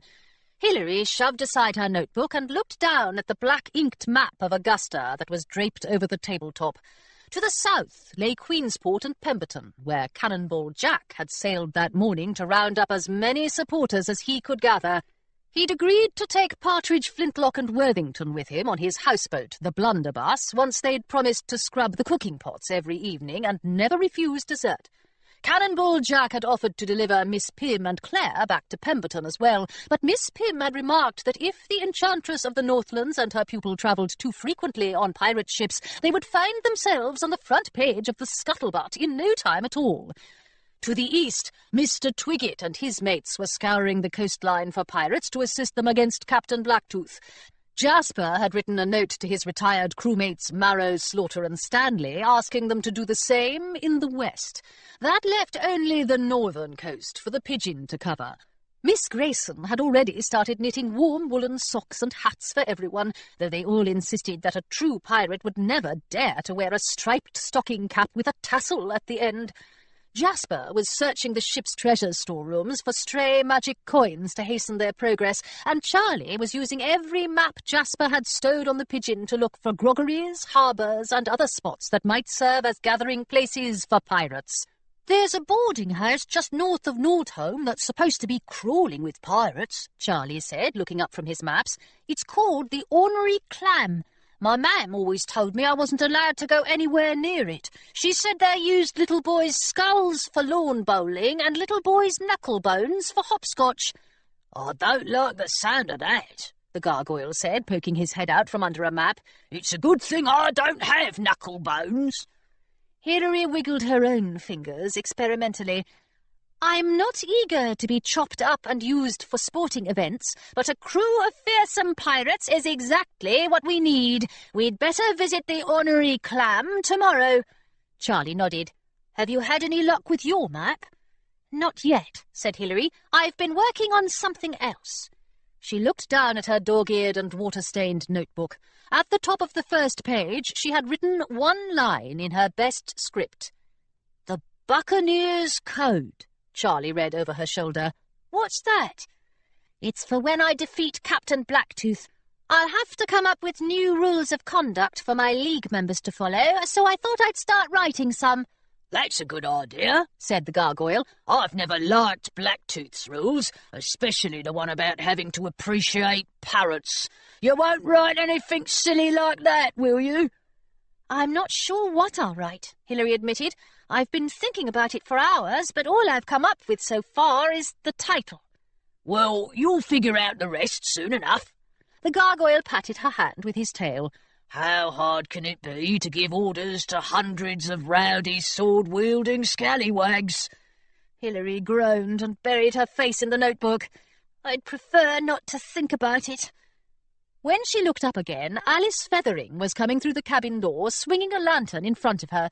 Miss Grayson had agreed that Alice could travel with them on the Pigeon as long as she kept up with her studies, which Miss Grayson would personally supervise each evening. Alice wore a black and white striped stocking cap embroidered with a skull and crossbones, though her curls were making a courageous attempt to escape. "Your Miss Grayson is even more fearsome than my tutor," she told Hilary.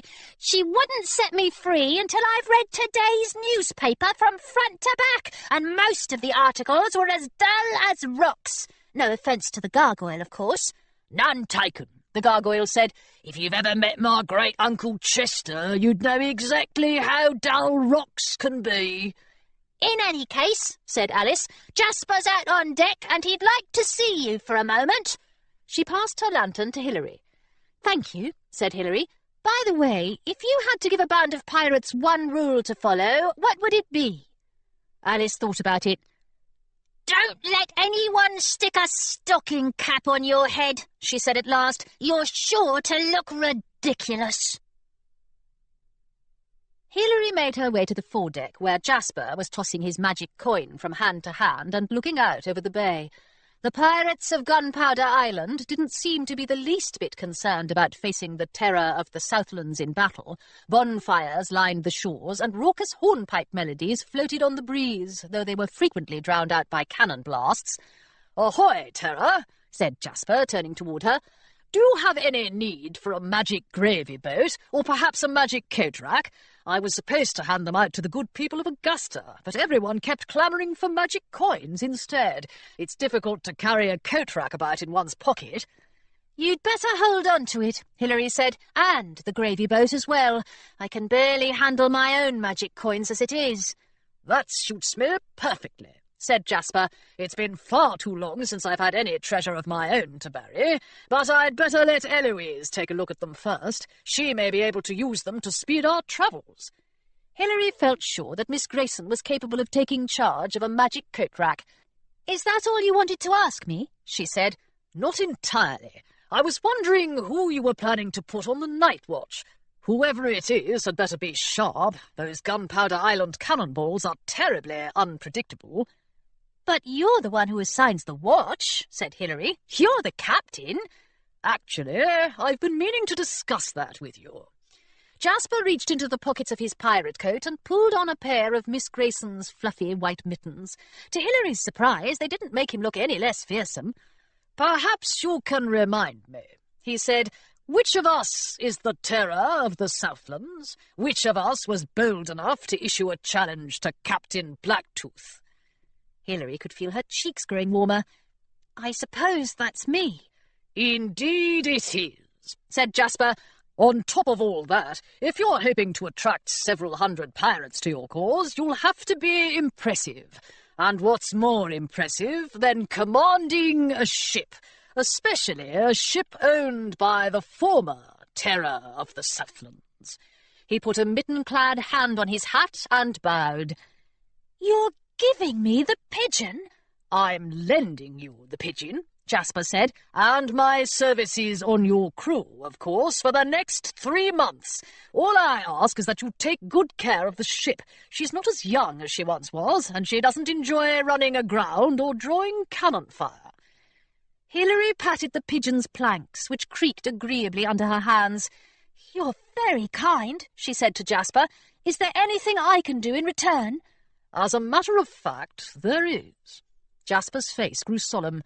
"You can be careful, and not just with the pigeon. The mutineers are used to getting whatever they want, however they can get it, and right now they want you gone. Even if you prove you are the better pirate, Blacktooth won't go quietly into exile." Across the ship, the gargoyle was attempting to teach Charlie and Alice a sea shanty. Although the three of them sounded more like a cacophony than a chorus, Hilary couldn't imagine having to leave them behind. "Perhaps Blacktooth won't go quietly," she said, "but neither will I.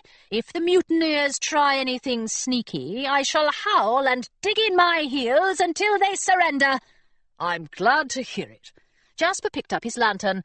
"Now, let us teach our mates how to harmonize properly, or we shall all have splitting headaches by morning."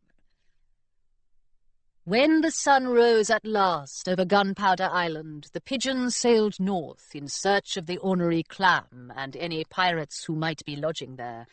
Hilary steered the ship up the coast, past the city of Nordholm with its brightly coloured houses, and past Tilbury Park with its windows overlooking the sea. Soon the towns gave way to forests, and the dark outlines of the Northlands hills rose up behind the trees. Miss Grayson, who never missed an opportunity to deliver an informative lecture, told them all that centuries ago, when the first lumps of magic ore had been found in those very hills, the Northlands had bustled with industry. They certainly weren't bustling any more, Hilary thought. The pigeon hadn't passed another ship for hours. "Are you sure we're travelling in the right direction?" she asked. "I don't see anything that looks like a pirate lodging." Charlie studied the map. "It's awfully hard to tell," he admitted, peering through a ragged hole in the parchment. "Someone's taken a bite out of the coastline."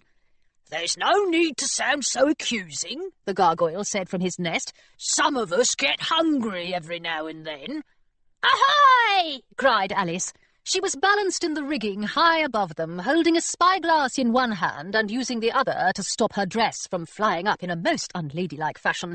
"I think I've spotted something peculiar. You'd better see it for yourself, Tara."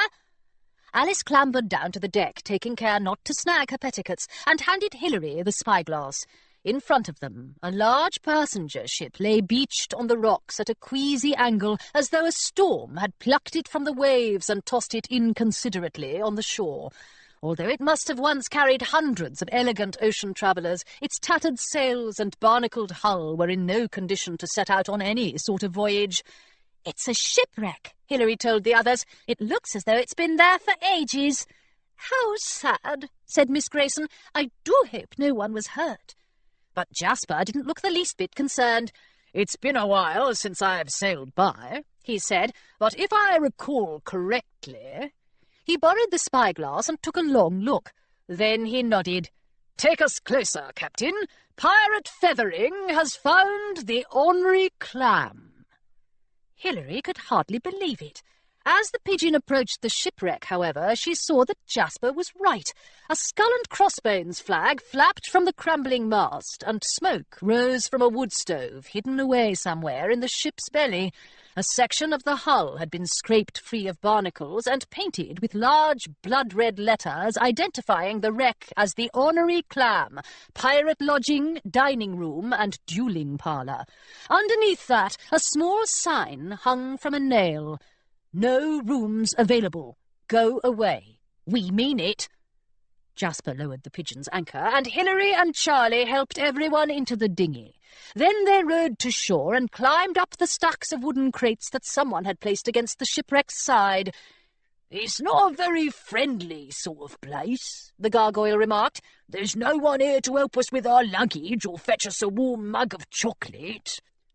On the Ornery Clam's deck, someone had traced a hopscotch court in chalk. Hilary dearly hoped they wouldn't stumble across any knuckle bones. The lounge chairs arranged at the stern of the ship looked as though they hadn't been used in years, but snatches of music rose up from under Hilary's boots, and she could smell something cooking. "There may not be any chocolate," she told the gargoyle, "but I think there's plenty of beef stew." Miss Grayson sniffed the air. "We must let our noses lead the way," she proclaimed. "If I've learned one thing on the high seas, it's this. Where there is stew, there are sure to be pirates." They followed the stewing smell below decks and passed through a dim, cramped hallway into a long room hung with peeling, gilt-edged wallpaper. Pirates sat at dining tables, swilling stew from chipped china bowls and wiping their beards with the tablecloths. An immense crystal chandelier dangled from the ceiling, looking as though it might crash down at any moment and disturb the dozens of parrots perched on its branches. In the far corner of the room, 3 pirates played a rousing tune on a sour-noted fiddle, a penny whistle, and a rusty pail. Hilary studied the crowd of pirates. "They look fearsome enough," she whispered to Charlie. "Don't you think?" "Absolutely." Charlie was counting pirates on his fingers. "And there are at least 40 of them. Do you think they'll support you?" "I'm sure it can't hurt to ask." Hilary dragged the nearest empty chair into the centre of the room and climbed on top of its embroidered cushion. It squeaked and shifted dangerously under her weight, but she stood as still as she could. "Pirates!" she shouted. The music stopped, and every sea-weathered face in the room turned toward her. I am the terror of the Southlands, Hilary said, and I've come to invite you all to join me in battle. Who in this room is brave enough to stand against the villainous Captain Blacktooth? Hilary waited, but the pirates didn't cheer. They didn't applaud. They didn't even draw their swords and slice the legs off her chair. They simply turned back to their bowls of stew, and the band began to play as though they had never been interrupted in the first place. "Pirates!" Hilary tried again. No one paid her the least bit of attention. She even pulled out her cutlass and flashed it in the lantern light, but not one scallywag bothered to raise an eyebrow. At last, when she couldn't think of anything else to do, she climbed down from the chair. "What's wrong with these pirates?" she whispered to her mates. "I don't believe they'd notice me if I'd dressed up as the Queen and turned cartwheels around the room." "Excuse me!" She tried to catch the eye of a passing pirate, but he looked straight ahead and refused to meet her gaze. When she stepped into his path, he simply walked around her on his way out of the room. "I know pirates don't care to mind their manners," said Miss Grayson, "but this is absurd." "Perhaps I can get their attention," said Alice. She stepped forward, put 2 fingers in her mouth, and let loose the most ear-splitting whistle Hilary had ever heard. The chandelier shook, and the band stopped again. "Enough!" the fiddle player shouted. "Get the manager!" A group of nervous-looking pirates scuttled out of the room, being careful to avoid the chandelier. Alice beamed. "I've been practising that whistle for ages. Mother and Father simply loathe it. It tends to bring little bits of feathering keep toppling down on their heads." "Well, it seems to have gotten results," said Hilary. The nervous pirates had returned, dragging a well-dressed elderly gentleman along by the elbows. They placed the gentleman in front of her and whispered something in his ear. "I see," the gentleman said. He looked down at Hilary. "I am Mr. Theodore, the manager of this fine establishment. My guests tell me that you have been disrupting their meal. Did you not see the sign asking you to go away?" "I saw it," said Hilary, "but my mates and I don't need a place to stay. We're here to talk to your guests, though they don't seem particularly eager to talk back." She looked Mr. Theodore up and down, from his neatly combed white hair to his impeccably pressed suit. "You're not a pirate, are you, sir?" "Certainly not." Mr. Theodore looked rather shocked by the notion. "I was the chief steward on the Whippoorwill, the most luxurious ship in this kingdom or any other."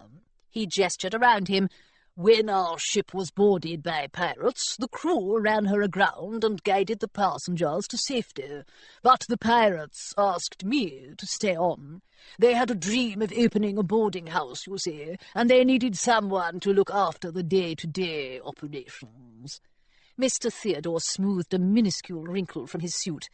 "I am responsible for stocking the galley, mopping up after duels, and asking unwanted visitors to leave the premises before my guests grow careless with their swords." "Are you responsible for speaking for your guests too?" Charlie asked. "Even their parrots won't talk to us." "But of course they won't," said Mr. Theodore, "and they have good reason to hold their tongues. Do you want to send everyone in this room to the bottom of the sea?" "Of course not," said Hilary. "What are you talking about?" Mr. Theodore gave an impatient sniff. "I am talking," he said, "about the notice we received earlier today." He gestured behind him, where a piece of parchment was stuck to the wall with a dagger. Hilary brushed past Mr. Theodore to get a closer look at it. "The Very Nearly Honourable League of Pirates serve in the high seas for 154 years. Attention, pirates! The VNHLP regrets to report that an unscrupulous band of rebels is travelling the kingdom in an attempt to recruit supporters to their cause. They are led by Pirate Hilary Westfield, the terror of the Southlands, who aims to seize control of the League from its rightful president, Captain Rupert Blacktooth. If she dares to approach you, do not allow her to enlist you in her ranks. According to League regulations, Pirate Westfield may not be harmed, but the VNHLP recommends that all scallywags on the high seas stay as far from her as possible. Do not talk to Pirate Westfield. Do not look her in the eye. Do not be lured into conversation with her gargoyle. Any pirate who is seen communicating with Pirate Westfield or her friends will be interrogated, stripped of his cutlass and keel-hauled by Captain Blacktooth.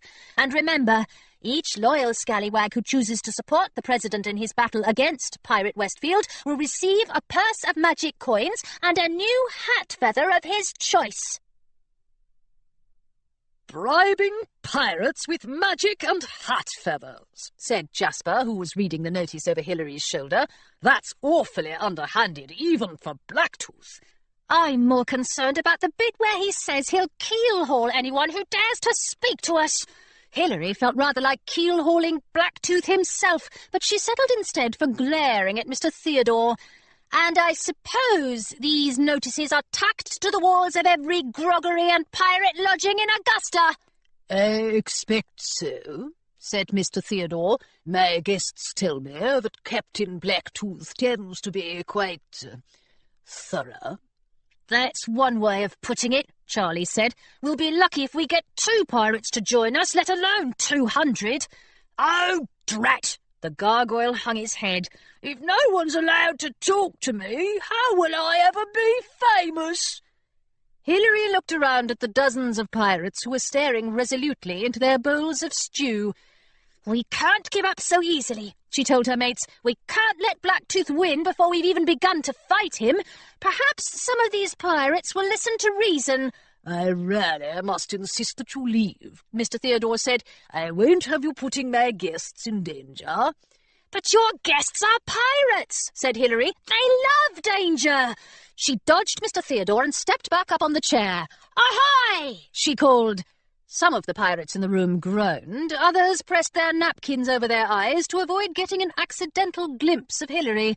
One pirate leered at her. His gold teeth shone like doubloons. I know you aren't allowed to talk to me, she said, and I won't ask you to risk your necks on my account, but I'd like you all to know one thing before I leave. If I defeat Captain Blacktooth, and I mean when I defeat him, I won't ever punish you just for looking at another scallywag. Only the most cowardly pirates make those sorts of threats. She jumped down from her chair. I'm going back to my ship now. If you want to help me stop the VNHLP from turning as rotten as Blacktooth's breath, I hope you'll join me.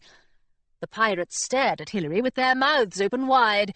Mr. Theodore held the door open wider. Goodbye, he said as she led her mates out of the dining room, and for heaven's sake, please don't ever come back. When they reached the main deck, Hilary flopped down in a lounge chair. I believe I would have preferred it if they'd used my skull for lawn bowling. Miss Grayson patted her knee with a mittened hand. Cheer up, she said. You may have convinced a pirate or two. The gargoyle tilted his head. I hear footsteps, he said. Our supporters must be on their way. Hilary scrambled to her feet as the gold-toothed pirate from the dining room crossed the deck toward her. Hello, matey, she said, holding out her hands to greet him. I'm glad to see you're braver than your companions. Have you come to join our crew? The pirate looked down at Hilary's hands. Then he pulled out his cutlass and pointed at each of Hilary's fingers one by one. 10 fingers, he said. A good number, 10 is. If you've got 10 fingers, then you've got a few to spare. And if Blacktooth hadn't ordered us not to hurt you, I'd be taking 'em for myself. He grinned, showing every one of his shining teeth. You might say I've got a collection. Hilary snatched her hands back and reached for her own cutlass. Jasper, Charlie and Alice had already drawn theirs, and Miss Grayson had pulled her golden crochet hook from her hair. If you're trying to frighten me, Hilary snapped, you'd better try harder. The terror of the Southlands doesn't get frightened. Well, said the gargoyle, not usually. Excuse me, said Jasper to the pirate, but hadn't you better leave before someone spots you chatting with us? I'd truly hate to see you keel-hauled. You have such admirable counting skills and such expensive teeth. Aye, the pirate said. I'll leave. I just wanted your friend to know that Blacktooth's men will never answer to a little girl. He turned and began to walk away, but halfway across the deck he stopped and looked straight back at Hilary. "If you're wise," he said, "you'll take those 10 good fingers back home with you and leave pirating matters to pirates." A hearty blast from Cannonball Jack. "Dear Terror, it's been nearly 2 weeks since I saw ye on Gunpowder Island, and I hope the Northlands have treated ye kindly. Have you found a few sturdy pirates to support your mission against that shifty bilge rat? I dearly hope you have. I've been searching the southern coast for friendly faces, but Captain Blacktooth's grip on the Queensport pirates be as tight as a noose. Me new mates and I paid a visit to the Salty Biscuit yesterday and asked if anyone in the groggery dared to support ye, but the fellows there ran after us with cutlasses and chased us away. It were peculiar, Terror. All the pirates had their eyes closed, as if seeing us would be a fate worse than death. Some of them even ran smack into the walls as they were given chase. Miss Worthington and Mr. Flintlock thought 'twere all rather amusing, but Mr. Partridge were awfully shaken by the whole affair. Now he's gone and locked himself in his cabin on board the blunderbuss. Miss Worthington and I have been trying to lure him out with fresh-baked ginger snaps for the past half-hour. We set sail for Pemberton tomorrow, and perhaps we'll have better luck there. I hope that when I meet you back in Wimbley on the Marsh, I'll have more to show for me efforts than a tin of ginger snaps. Yours till then, C.J. The Very Nearly Honourable League of Pirates, serving the high seas for 154 years. Eustace Twiggett, first mate of the Renegade, crossed out, independent piracy professional. Ahoy, Pirate Westfield! I'm writing to you from the town of Middleby, where my mates and I have met with more than a few troubles. We've passed many pirate ships, but none of them have been eager to drop anchor and talk with us. In fact, most of them have gone speeding off in the opposite direction as soon as we've announced ourselves. We were hoping to find some friendly buccaneers here in Middleby, but the folks at the Scallywag's Den were unwilling to talk, and even less willing to listen. They shooed us out of the door and put up a sign that says, "No friends of Hilary Westfield allowed." One pirate whispered that he's fond of you, Terror, but he has to follow Captain Blacktooth's orders. I know very well how hard it is to disobey Blacktooth, and I'm not sure these pirates have the guts to do it. When my mates and I returned to the docks, we found a nasty sort named Burly Bruce McCorkle using his magic piece to fill our ship from bowsprit to stern with haddock. The poor fish were flopping about in the wash buckets and cooking pots, and I found a few more in my blankets this evening. My mates tried to show McCorkle just what they thought of his prank, but McCorkle said they weren't allowed to touch him, for he's Blacktooth's man, and he can't be harmed before the battle.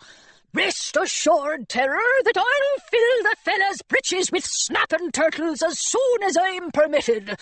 In any case, I hope you and your crew are having better luck. With apologies, Mr. Twiggett. Marrow, Slaughter and Stanley. Protection, Piracy, Catering. Dear Hilary, I am sorry to write with disheartening news, but our attempts to locate supporters along the western coast of the kingdom have not gone as well as we had hoped.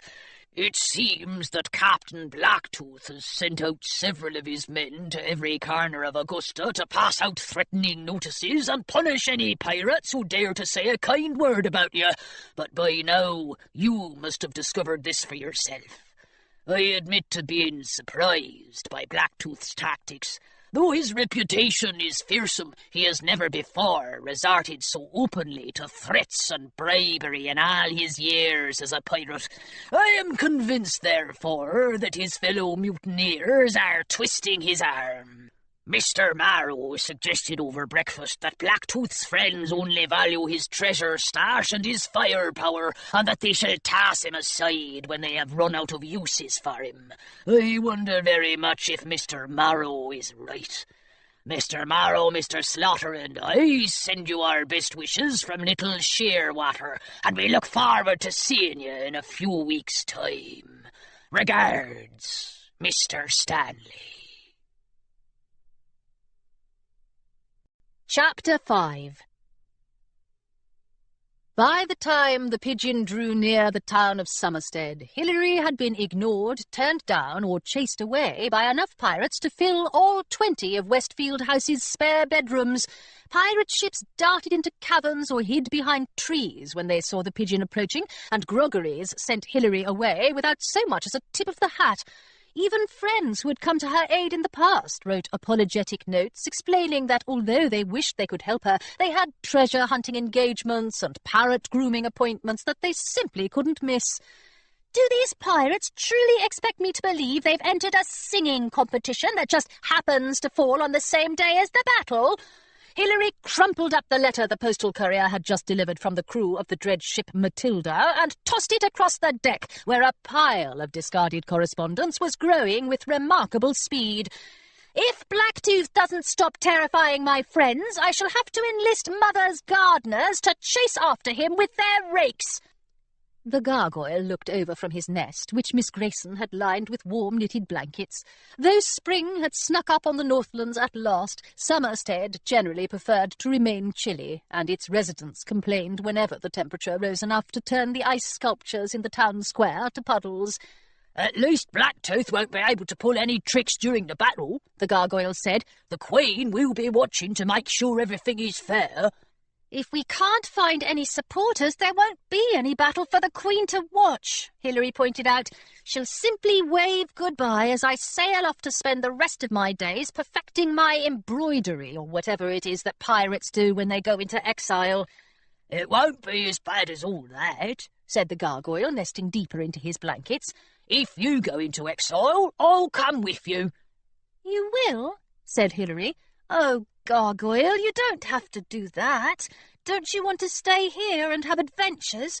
I'm sure Charlie would be happy to carry you in his bag. That's kind of him, said the gargoyle, but I'd rather be with you.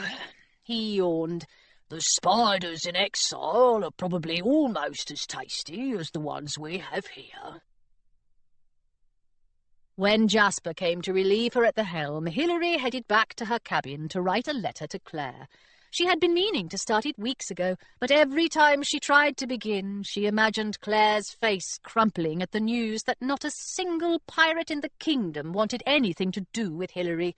Miss Pym would shake her head and sigh, and the two of them would agree that perhaps Hilary wasn't a very good leader after all. Hilary tried hard not to think about this.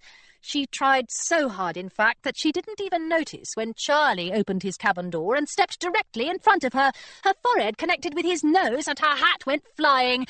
"Sorry about that," she said. "I'm afraid I wasn't paying attention." "Neither was I," said Charlie, rubbing his nose. "It's a good thing we didn't have our swords drawn."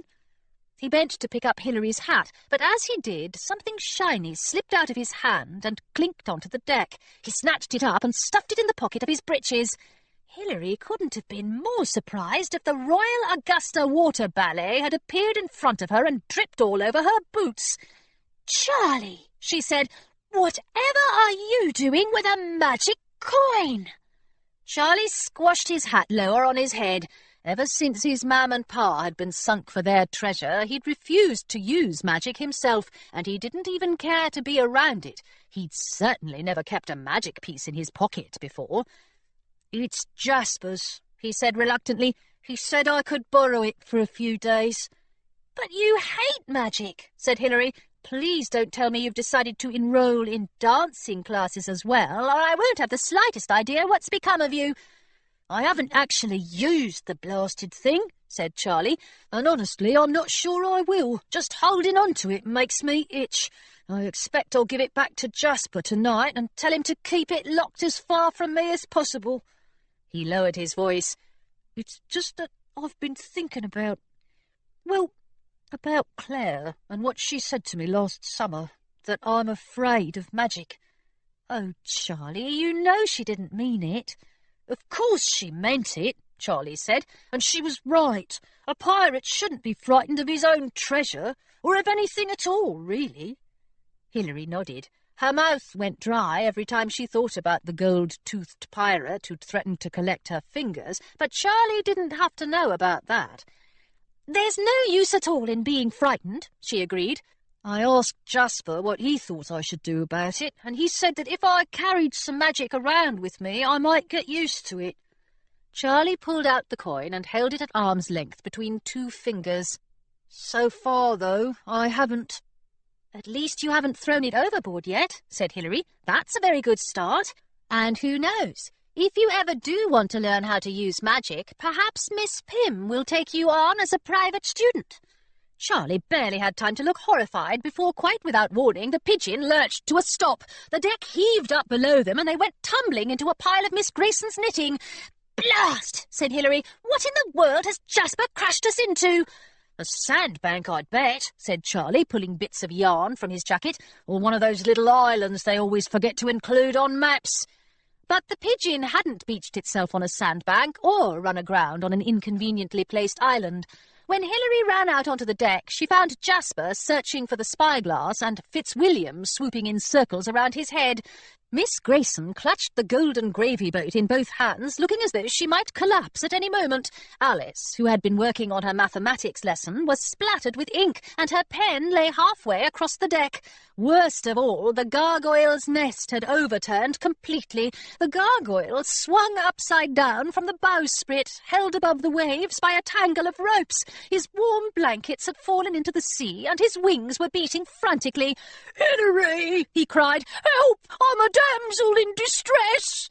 Hilary hurried to the gargoyle, grabbed hold of his nest and tugged it until it sat right side up on the bowsprit once more.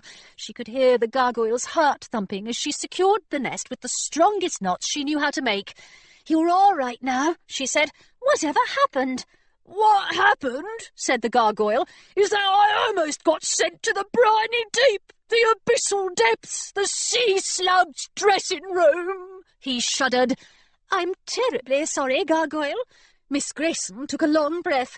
"I'm sorry to all of you, in fact. I'm afraid this was all my fault. Were any of you hurt?" Hilary looked beyond her at the books that had flopped onto the deck like mournful fish. "We're fine," she said, "but I can't say the same for the floating bookshop."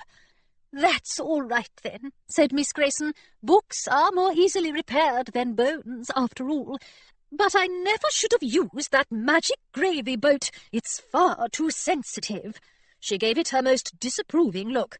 "When I asked it to bring us to a halt, I should have been more specific." Hilary thought it had been rather bold of the magic to behave so impertinently in Miss Grayson's presence. "But why are we halted?" "I took the liberty of asking Eloise to slow our course." Jasper pulled the spyglass out from behind a capsized crate of oranges.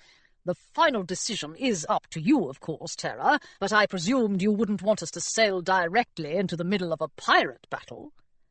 Hilary had been so busy tending to the gargoyle that she hadn't bothered to look over his head at the long, low pirate ship that floated a quarter of a league in front of them. Its curved bow rose out of the waves like a sea monster's head, and it was doing its best to dodge cannonball blasts from a small but vicious-looking ship with blue and gold pennants flying from its mast. Hilary had watched her father and his naval officers hang those same colours from their battleships hundreds of times, the blue of the sea and the gold of treasure, the two things Admiral Westfield loved most of all. A swarm of hornets would have been a happier sight. "I thought you said it was a pirate battle." Hilary turned back to Jasper. "You didn't say anything about the Royal Navy." Though it wasn't an expression he wore often, Jasper managed to look nearly apologetic. "I try not to utter a word about that dreadful institution, if I can help it," he said. "I must say, though, they've been far less hostile since they stopped taking orders from your father." "They look hostile enough at the moment," said Charlie. He was gripping the ship's rails so tightly that Hilary worried it might snap. "They're going to sink, those pirates!" The Navy sent another shot across the long ship's bow, and Hilary flinched. "No, they won't," she said. "We're not going to let them." "But we're in no position to take on the Royal Navy," Miss Grayson said. "Our cannon hasn't been fired in years." "Then we'll use something else," said Hilary. She knew Miss Grayson was right, but she simply couldn't stand there and watch as the Royal Navy blasted a ship to pieces. "We've got to rescue those pirates before they're up to their necks in the sea." Jasper nodded.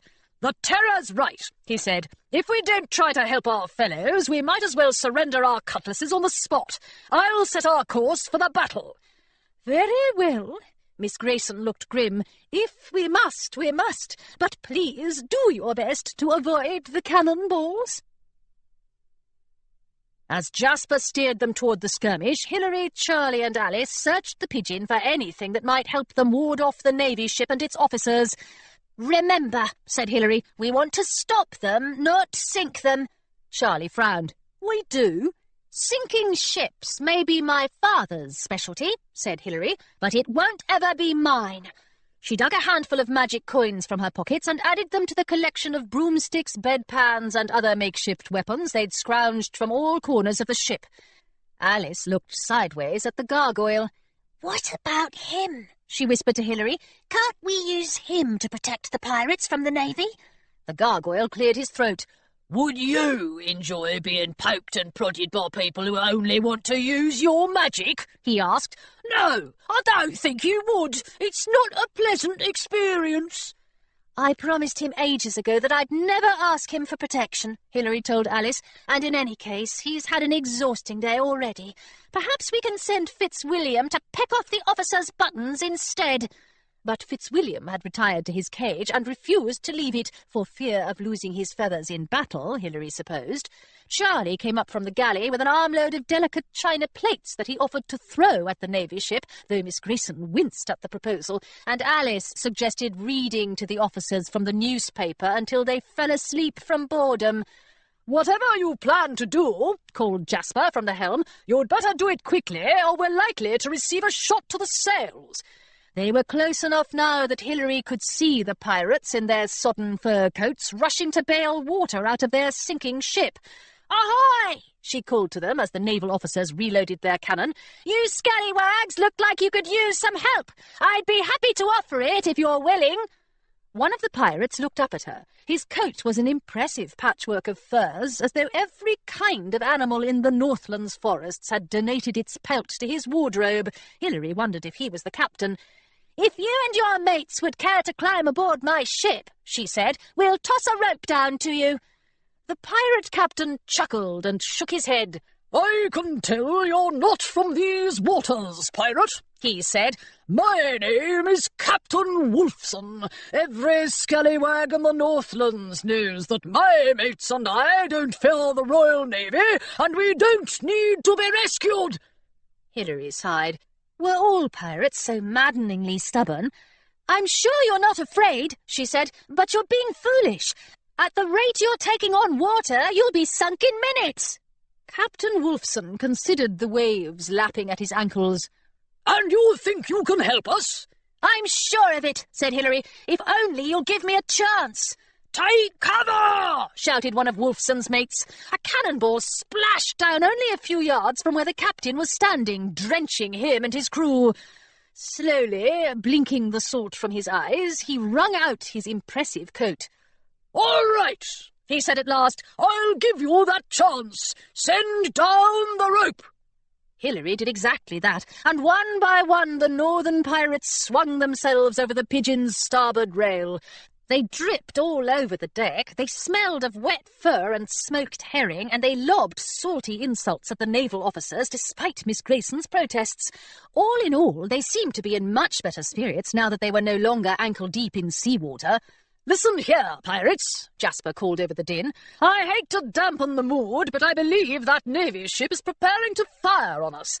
It was true. The cannon that had once pointed at the northern pirates' sinking ship was now aimed directly at the Pigeon.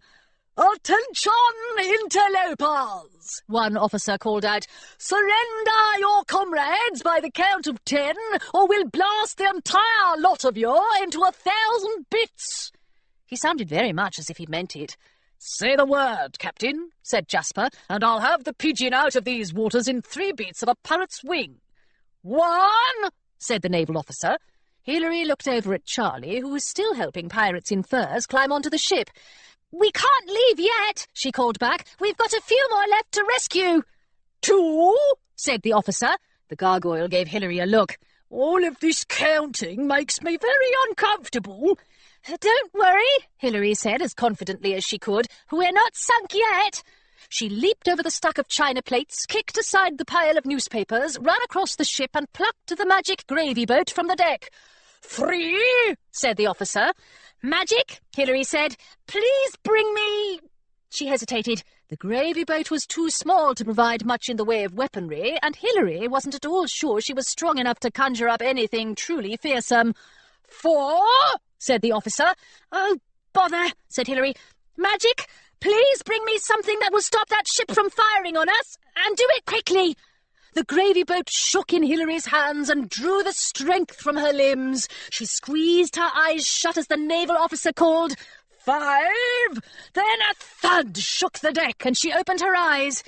Standing in front of her was an enormous white pitcher that looked as though it belonged to a giant's tea service. It came up to Hilary's waist and was painted with delicate blue cornflower sprigs. Instead of containing something sensible like milk or cream, however, it was filled with a thick, dark liquid that trembled with every passing wave. With something very much like reverence, the others gathered around the pitcher. "What is it?" Alice whispered. Miss Grayson sniffed the liquid. Then she removed one of her mittens, dipped a finger into the pitcher, and tasted the results. "Molasses," she said. "Blackstrap, to be precise." Hilary groaned. "I knew I should have been more specific." "Excuse me," called the naval officer. "Are you pirates paying attention? I said 7. "Hold your horses," said Captain Wolfson. He scowled at the officer. Then he turned back to the pitcher and leaned so far over it that Hilary worried he would tumble inside. She had already rescued him from a sinking ship, and she wasn't sure she had the strength to save him from a vat of molasses as well. Said Captain Wolfson. "We can use this." He drew a handful of gold coins from the pocket of his coat and mumbled a few words. Without excusing itself or bidding farewell, the pitcher rose up from the deck and floated slowly, but with great determination, toward the Navy ship. 8, cried the officer. 9, and what in the world is that? Are those cornflowers? The pitcher picked up speed. It circled the Navy ship, settled comfortably a few feet above the deck, and tipped itself over like a gentleman bowing at a high society ball. A thick stream of molasses poured out of the pitcher, covering the cannon, the ammunition crates, and, judging by his cries of outrage, the boots of the naval officer. His crewmates abandoned the cannon and ran to help him, but they only succeeded in sticking themselves to the deck. The northern pirates slapped their legs, gripped their sizable stomachs, and laughed uproariously. Jasper was laughing too, and even Miss Grayson let a smile settle on her lips. Captain Wolfson bowed to his mates and turned to Hilary.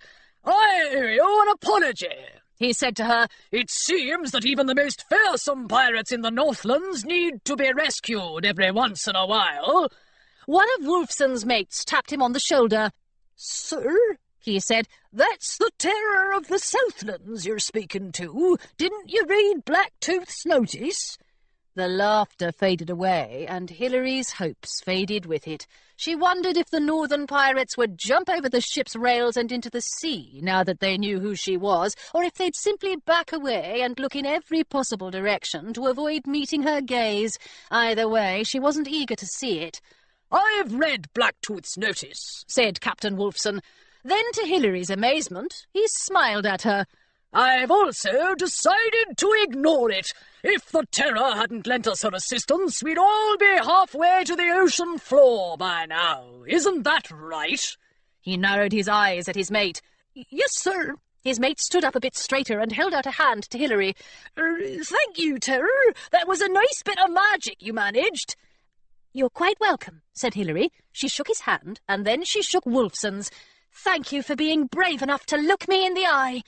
Before long, all the pirates on the Pigeon were busy making their introductions and trading tales. The gargoyle had just offered to read aloud from his memoirs when he was interrupted by a sharp knock on the ship's hull. "Attention, lawless hooligans!" someone shouted. "I demand to speak with your captain." Hilary leaned over the ship's rail and looked down at the naval officer, who floated below her in a blue and gold dinghy. He looked quite annoyed, probably because the bottom half of him was still coated with molasses. "Go get your captain, little girl," he said. "I am the captain," said Hilary, "and you are a nuisance. What do you want now?" "I want to complain," the officer said. "You ruined a perfectly good battle. You destroyed a top-of-the-line cannon and several expensive pairs of boots. Your choice of weaponry was thoroughly untraditional, and as if that weren't enough, you made us all fall short of our monthly pirate capturing quota. I promise you the Royal Navy won't forget this." Hilary believed him, for her father had often boasted of the Navy's ability to hold a grudge. "If you're so concerned about pirates," she said, "why in the world are you sailing about in the Northlands? I hear Captain Blacktooth's men are threatening to attack Queensport. Shouldn't you be trying to stop them? Or has the Navy decided there's no point in trying to be useful for a change?" "You clearly know nothing about the Royal Navy's affairs," the officer said. "Typical pirate ignorance. We are all under strict orders not to attack any ship belonging to Captain Blacktooth or his friends." With a molasses-stained hand, he reached into his satchel and pulled out a thick stack of papers. "Any pirate ship on this list may sail freely in the kingdom's waters until Admiral Curtis says otherwise." "But that makes no sense at all," said Hilary. "Did those orders come from Admiral Curtis himself?" "Of course they did." The officer held up the papers. "As you can see perfectly plainly, the orders were signed by Naval Advisor James Westfield on Admiral Curtis's behalf. And I'll warn you, pirate, that your ship is not on his list." "Of course it isn't," Hilary murmured. "Blast and double blast!" The officer raised his eyebrows. "What did you say?" "I said that you'd better head back to your ship at once," said Hilary, "before I pour another pitcher of molasses on you." To her relief, the officer made a hasty retreat, and his ship soon sailed away as fast as the wind could carry it. Captain Wolfson kept an eye on it until it had disappeared over the horizon. "Do you think they're off to badger some other poor scallywags?" he asked. "I'm sure of it," Hilary replied. Now that Blacktooth's loyal pirates were preparing to fight against her, and her father had done nothing except lend them the Royal Navy's assistance, the high seas suddenly seemed a good deal more perilous than usual. "Ah, well," said Wolfson, "it's fortunate that we pirates enjoy a good battle. As long as we win, of course." He looked wistfully at his long ship, which sank farther under the sea with every passing wave. "I'm sorry about your ship, sir," said Hilary. "Jasper says we've got no hope of repairing it, but I'd be happy to bring you and your mates back to shore." "Aye," said Wolfson, "that would be grand. You're welcome to join us for dinner, of course. I don't know about you, but all that molasses has put me in the mood for gingerbread." Pirate Hilary Westfield, Terror of the Southlands. Dear Claire, I write this sitting in a pirate's feasting hall. A feasting hall, I have discovered, is quite like Westfield House on the cook's day off. The air is filled with panicked shouts and the smell of something burning. Miss Grayson tried to enlist me to tend the fire, but I escaped to a far corner of the hall with my pen and paper before she could make any chiding remarks. How have your magic lessons been? I haven't heard any reports of vast explosions destroying half of Pemberton, so you must be doing awfully well. I'm afraid things aren't going nearly as smoothly out here on the high seas. We've made it all the way to the top of the kingdom, but we haven't managed to convince a single pirate to sail into battle against Captain Blacktooth. If these northern pirates refuse to join us as well, I'm not sure what I'll do. We'll have to turn southward soon if we're to have any hope of meeting our mates in Wimbley-on-the-Marsh next month, and I'm beginning to think we'll be 150 pirates short when we get there. On top of it all, it seems that Father has managed to trick the entire Royal Navy into following his orders. I'd write a note to the Queen if I believed it would do any good, but I'm not sure anyone in the kingdom is capable of stopping the mutineers from plucking up whatever they want. They are just like the rabbits that live in Jasper's vegetable garden, only with smaller ears and more cannons. Oh dear. I don't mean to be discouraging. I still have every intention of defeating Captain Blacktooth and seeing you become Enchantress. A good pirate always comes up with a plan, and so will I, even if it doesn't occur to me until I'm lying on my lumpy cot at the pestilent home for foul-tempered pirates. I miss you very much, and the gargoyle tells me he misses you too. I suspect that Charlie sends his regards, though I'm quite sure he'd never admit to it. Arr! And love from Hilary. From the Augustus Scuttlebutt, where high society turns for scandal. What happens when a beloved high society figure transforms overnight from hostess to hostage? To find out, we visited the Northlands home of Mrs. Georgiana Tilbury. Although Mrs. Tilbury has been kept prisoner in her home since midsummer, she maintains a full social calendar that many law-abiding citizens would envy. Am I bored? Never, laughed Mrs. Tilbury from the comfort of her solarium. Lately I have been spending time preparing for my daughter's upcoming wedding to Sir Nicholas Feathering. I recently hired several hundred birds from across the kingdom to chirp Mozart's horn concertos during the ceremony. And of course, I try to keep up with my charitable works. Why, just yesterday I hosted a gathering of the Coalition of Overprotective Mothers, of which I am chairwoman. We are concerned by rumours that a common young woman without elegance or taste is next in line for the position of Enchantress, and several of our members are planning to visit the royal palace to remind the Queen that government posts are most suitably filled by members of high society. Under Augustan law, Mrs. Tilbury is not permitted to leave her mansion, and a royal guard is stationed on the grounds at all times. However, we observed a flurry of activity at Tilbury Park on the afternoon we visited. Several friends and family members were in attendance, as was a former admiral of the Royal Navy. Though we tried to learn the nature of their business with Mrs. Tilbury, we learned instead that the doors of Tilbury Park are thick and quite unsuitable for eavesdropping. We asked, you answered. What's your opinion of Georgiana Tilbury? I greatly admire Georgiana's dedication to the difficult work of preserving our kingdom's values. My friends and I look to her for guidance on every topic, from current affairs to hatpins. L. Devereux, Nordholm. I don't understand why that woman isn't locked up properly like all the other thieves and conspirators in the kingdom. She claims to be frail and delicate, but I hope you will trust me when I say she is nothing of the sort. E. Pym Pemberton. We may have gotten our magic back, but those in high society are still treated far better than the rest of us. Someone ought to stand up to that Mrs. Tilbury. I wouldn't be surprised to learn that even the Queen herself is afraid of her. L. Redfern, Pemberton. If it's all the same to you, I'd prefer not to answer that question. N. Feathering, Queensport. Chapter 6. The fire roared in the feasting hall, and the nighttime sky was streaked with coloured light. You can't see such a sight in the Southlands, Miss Grayson told Hilary as they looked out the window at a green shimmer on the horizon. Some northerners say the lights have magical properties. It sounds rather unlikely to me, but if magic can burrow under the hills, who's to say it can't stretch across the sky as well? She shrugged. I suppose there are a few mysteries even a governess can't unravel. They walked back toward the fire, where the rest of the pirates had gathered with their drinking bowls and their tales of adventure.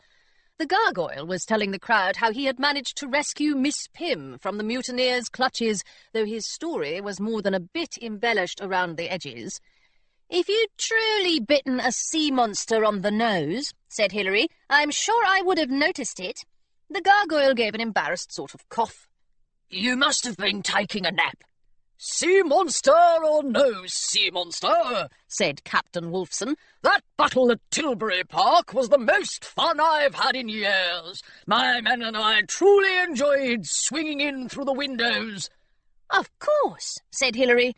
Now that Wolfson mentioned it, she distinctly remembered seeing pirates in furs raising their swords against Blacktooth's mates. "You're one of Cannonball Jack's friends, aren't you?" Wolfson nodded. "We met when my ship was caught in a storm near Pemberton Bay. Cannonball Jack guided me and my crew to safety. When he wrote to me last summer and said that he needed my help in return, I was happy to lend a hand." Hilary poked at the coals with the tip of her cutlass. As much as she longed to ask the northern pirates for their assistance against Captain Blacktooth, the thought of enduring yet another rejection was almost too humiliating to consider. Still, she thought, it would be more humiliating by far to show up in Queensport Harbour on the day of the battle without any supporters by her side. "I hope you won't think I'm foolish for asking," she said, "but I was wondering if you might be able to help us again. We're looking for pirates who are willing to go into battle against Captain Blacktooth, and we'd be honoured if you'd join us." Wolfson looked around the fire at his mates. Then, to Hilary's dismay, he shook his head. "We're freelance pirates," he said. "We don't have anything to do with the League's affairs, and we generally like it that way. Why should we involve ourselves now?" "Go on," Charlie whispered. "Tell them why." Hilary frowned. She didn't have the slightest idea what was likely to win over Captain Wolfson and his crew. She supposed she might promise to supply them with unsinkable ships and vast stores of herring, but bribery was Blacktooth's strategy, not hers, and she wasn't eager to resort to it. Besides, hadn't Claire once said that all a good leader truly needed was passion? Hilary hoped very much that it was true. "You might not care for the League right now," she said, "but if I'm in charge of it, I'll do my best to change things. I won't dismiss well-meaning pirates or force you to help me to take over the kingdom. And as for treasure, well, I can't blame Blacktooth for loving it, but I'd give up all the loot in the royal treasury in a moment if it would help my crewmates, and I'm quite sure he never would." Wolfson used his shirt-sleeve to wipe the grog from his beard. "Interesting," he said. One of the other pirates raised his hand. "If you take Blacktooth's place, Terror, will you still host the annual picnic? I've always been wanting to go, but I've never been allowed." "Of course I'll host it," said Hilary at once. "It's only fair. All pirates on the high seas should be able to have picnics now and then." "So they should," said Wolfson, "but trying to replace Captain Blacktooth is a tricky business. There are plenty of scallywags who still remember how Blacktooth came to win his presidency. You're too young to recall it, Terra, but I imagine Mr. Fletcher's told you all about it." Hilary gave Jasper a look. "As a matter of fact, he hasn't." Jasper fiddled with the hem of his coat. I didn't think the details were relevant." "They were relevant enough to pretty Jack Winter," said one of Wolfson's men, and his crewmates chortled. "The Terror should hear this tale," said Wolfson firmly. "She deserves to know what she's up against." He set down his drinking bowl and looked down at Hilary. 18 years ago, he said, when I was nothing more than an apprentice to my pirate grandfather, a scallywag named Pretty Jack Winter ran the very nearly honourable League of Pirates. He'd been president for almost half a century, but he never once thought of stepping down, and no one dared to challenge him, for he'd never been defeated in battle. My grandfather was a freelance pirate, same as I am, and he knew better than to cross Pretty Jack's path on a moonless night. Then Rupert Blacktooth came along. No one thought much of him at first. He was from a family of middling pirates, nothing to write home about, the Blacktooths. But Rupert was orphaned when he was no bigger than a good-sized trout, and the high society family that adopted his sister didn't care to raise a boy as well. So Rupert showed up on the League's doorstep and devoted his life to piracy. He did well in his studies, and soon enough he was apprenticed to Pretty Jack Winter himself. By the time he was 30, he held the league records in everything from cannon firing to parrot grooming. I myself was a renowned parrot groomer once, Jasper said as Wolfson sipped his grog, but alas, I haven't had the time to devote to Fitzwilliam's plumage since I left the league. It was treasure that Blacktooth loved most, though, said Wolfson. He'd amassed more treasure than any pirate before him, and he thought he'd earned the right to take over the presidency. Pretty Jack didn't agree, of course, but that didn't stop Blacktooth. He turned up in Gunpowder Square, just as you did, and announced his challenge to his former captain. It was the most scandalous act since Philby Figgins turned in his pirate hat and joined the Royal Navy. Mind you, there weren't many pirates who dared to go up against Pretty Jack's cannons, no matter how many records Blacktooth held. Still, Blacktooth had made a few friends over the years, and he managed to scrape together a crew. Hilary sighed. Of course he did. He knew, of course, that Pretty Jack Winter was prouder than a parrot and rustier than an old cutlass. Why, he hadn't fought a fellow pirate in 40 years. When the battle was over and the smoke had cleared, Pretty Jack's men were clinging to the wreckage of their ship, and Pretty Jack himself was nowhere to be found. They say his peg leg washed up on shore 3 days later. Oh, my, said Miss Grayson, turning rather green in the firelight. How inconsiderate. Ever since then, said Wolfson, Blacktooth's word has been law on the high seas. Half the scallywags in Augusta are afraid of him, and the other half are downright terrified. So you can see, Terra, why they'd be reluctant to join your cause. I certainly can, said Hilary. The idea of having bits and pieces of oneself floating about in Queensport Harbour was enough to turn the stomach of even the bravest pirate. But perhaps Blacktooth is just as proud as Pretty Jack used to be, and just as rusty. Perhaps he won't be prepared. And perhaps I'll turn into a cheese sandwich next Thursday, said Jasper. I'm afraid the odds aren't likely. Wolfson nodded in agreement. Blacktooth may be a scoundrel, he said, but he's not foolish. If he were, he wouldn't be spending a fortune at the Somerstead shipyard. Charlie had been leaning against a bench near the fire, but now he sat up straight. Blacktooth's building a new ship. I don't see why, the gargoyle said. The Renegade is awfully stylish. And it's practically unsinkable, isn't it? Hilary asked. He can't possibly be abandoning it. Unless he's building something even better, Charlie said darkly. Something that can destroy the Pigeon in 5 seconds flat. Wolfson shrugged. No one knows what he's building except the builders themselves, he said, and they've been paid handsomely not to discuss it. For all the rest of us know, it might not even be a ship. All I can say for sure is that Blacktooth sent a fine treasure chest to the shipbuilders not 2 days after you delivered your challenge, Terra. Officials from the League have been travelling to the shipyard ever since, although Blacktooth himself hasn't made the journey. If you're thinking of sneaking a look, one of Wolfson's mates added, don't bother. Blacktooth's men are keeping watch. Old Otto here already tried to slip by them, and all he got for his trouble was a nasty lump on the noggin. Hilary had been thinking of sneaking a look, in fact, but the pirate named Otto wore enough bandages around his head to make her reconsider. In any event, she couldn't afford to linger in Somerstead. I'd dearly like to know what Blacktooth's up to, she said, but we've got to make our way back to the Southlands. Our supporters will be waiting for us. And they'll be quite lonely until we arrive, Alice said, since there are only 12 of them. 12 if we're lucky, Hilary corrected her. If we're not, the only ones who'll greet us at Jasper's bungalow will be the local rabbits, and I don't think they're very good at duelling. Jasper shook his head sadly.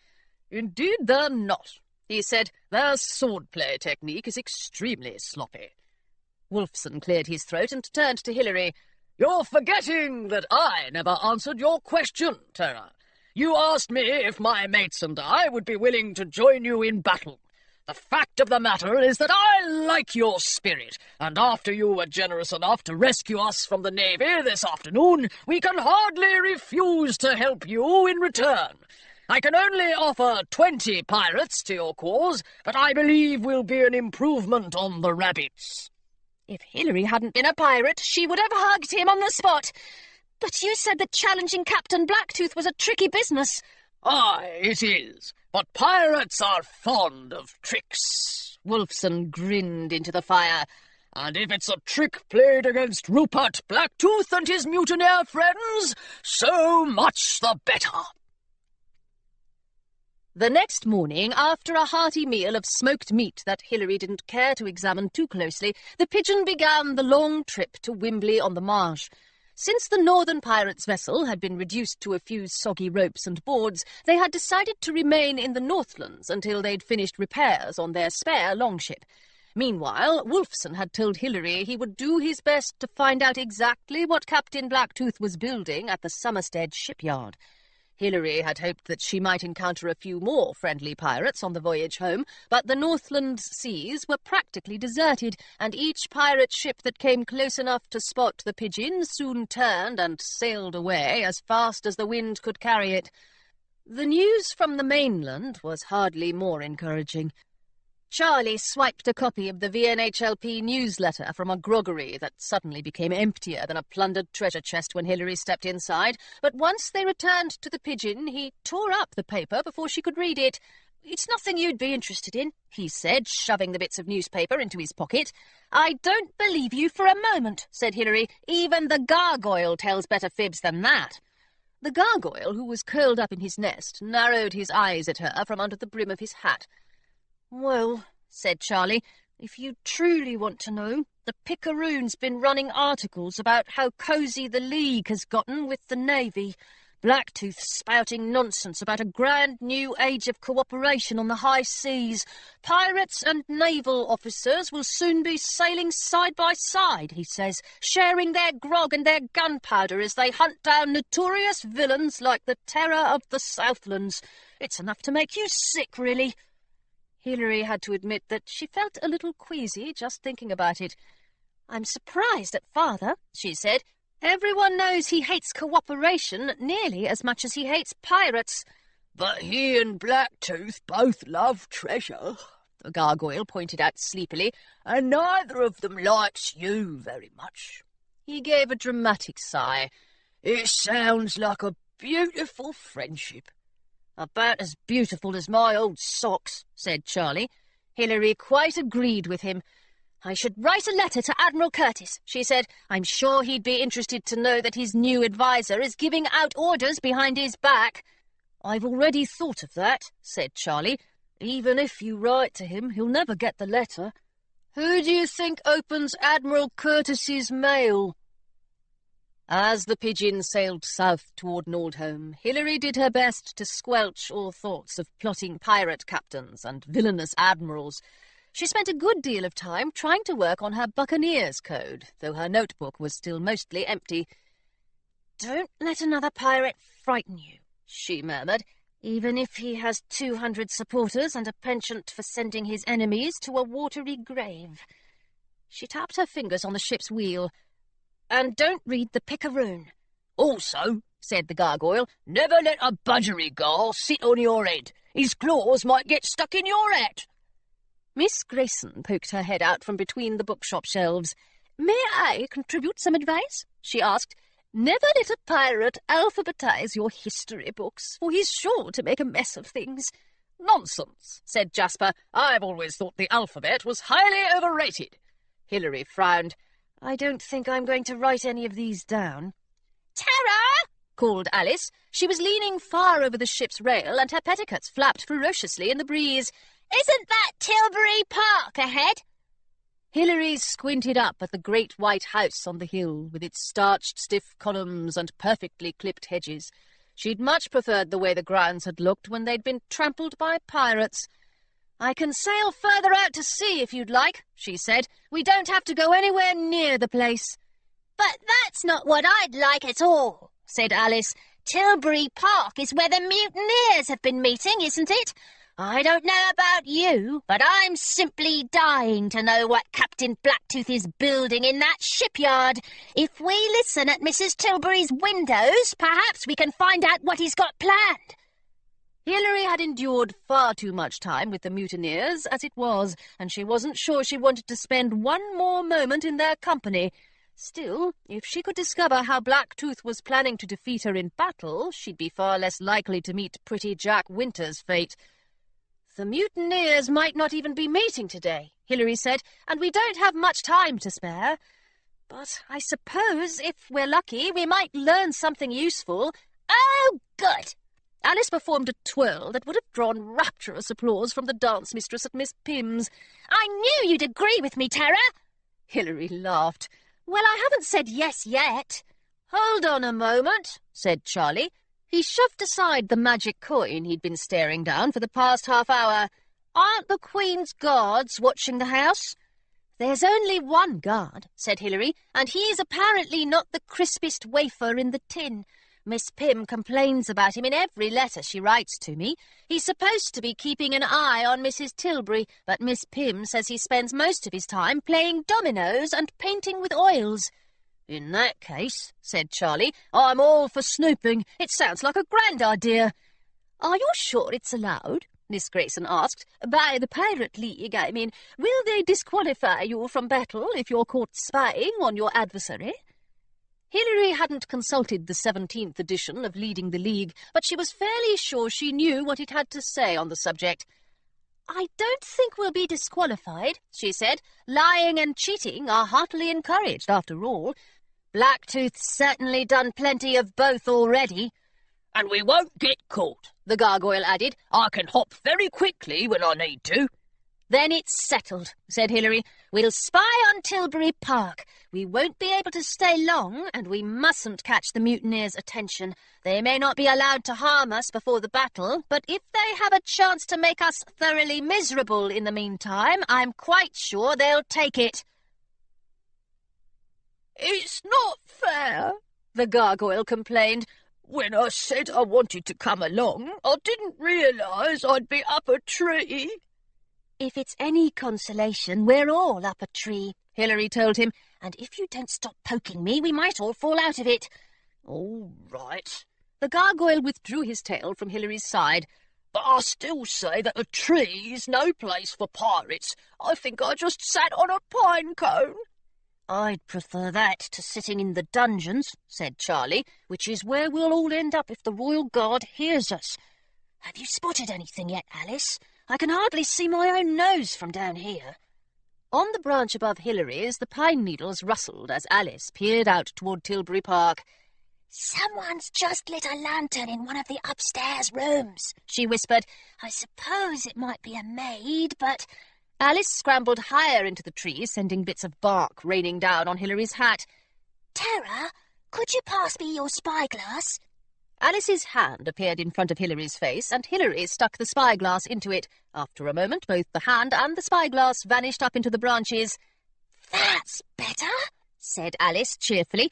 Yes, there's a maid in the room, but I think she's talking to someone. Ah, it's that grumpy old turnip herself. You mean Mrs. Tilbury? That's what I said, isn't it? Now the maid's leaving, and Mrs. Tilbury is taking something from a shelf. A magic piece? The gargoyle asked eagerly. A stolen jewel? A fancy hat? Alice groaned. It's a book, and she's settling down with it. It's probably one of those dreadfully dull improving works about budgets or household management. Charlie shifted on his tree limb. I'm not spending an hour in a tree just to learn about the top 10 ways to yell at your servants. If Mrs. Tilbury spends her spare evenings reading improving works, she's even more villainous than I thought. Hilary's legs were sore from crouching on her branch, and she wished she could move about, but she had one arm around the gargoyle and the other around the tree trunk, and she wasn't about to let go of either one. In any case, if she's just going to sit there, there's no point in watching her. We might as well head back to the ship before Jasper and Miss Grayson change their minds and decide to join us. Wait, Alice whispered. Someone's just come in. Quite a few someones, in fact. There's Philomena, and she's got 2 gentlemen with her. One's that horrid smug boy who sneered at you on Gunpowder Island, Terror. Oliver Sanderson. Hilary nearly forgot all about being sore. Honestly, that boy is as persistent as a cockroach. That, said the gargoyle, is an insult to cockroaches. They can be surprisingly pleasant once you get to know them. Then they're a good deal nicer than Oliver. Hilary's legs wobbled beneath her, and she wondered how much longer she could keep her feet balanced on the branch. Who's the other gentleman, Alice? Alice sighed. My infuriating brother, naturally. Oh, I wish I could hear what they were saying. I don't suppose they'll open the window on an evening as chilly as this one. Perhaps I could shimmy up to the roof somehow, or... Quite without warning, Hilary's legs slid out from under her. "Blast!" she cried. She landed hard on the branch below, which made an alarming cracking noise as it met the seat of her breeches. Her hat snagged itself on a pine bough, dangled there for a moment, and fell to the ground. "Terror," Charlie whispered. "are you all right?" Hilary brushed her hair from her face. Her fingers were sticky with sap. "I believe I've scraped my pride," she said, "but at least I didn't drop the gargoyle. Oh, gargoyle, are you hurt?" The gargoyle wriggled out from under her arm and twitched his ears experimentally. I'm fine, he said, considering, but I don't think you should be worrying about me. He jabbed his tail toward Tilbury Park. You should be worrying about him. Oh, dear. Hilary watched through the branches as a lantern bobbed across the lawn in their direction. I suppose there's a royal guard attached to the end of that lantern. The gargoyle nodded. I told you trees were trouble. What's this? The lantern stopped at the bottom of the tree, and the guard bent over to examine Hilary's hat. How curious, he said. I don't believe hats usually grow on trees. Hilary held her breath and tried her best to be invisible. Aha! Cried the guard, peering up at them. I thought I heard someone shout. What are you all doing up there? A tree's no place for pirates. I told them that, sir, the gargoyle said, but they wouldn't listen. The guard shielded his eyes with a paint-smudged hand. Hilary supposed Miss Pym had been right about the oils. Well, he said, you'll have to leave. This land is the private property of a convict, you know. She's difficult enough to keep an eye on, even when bands of pirates aren't roaming about the place. He scratched his nose with a cadmium yellow finger. I really should send you to the dungeons.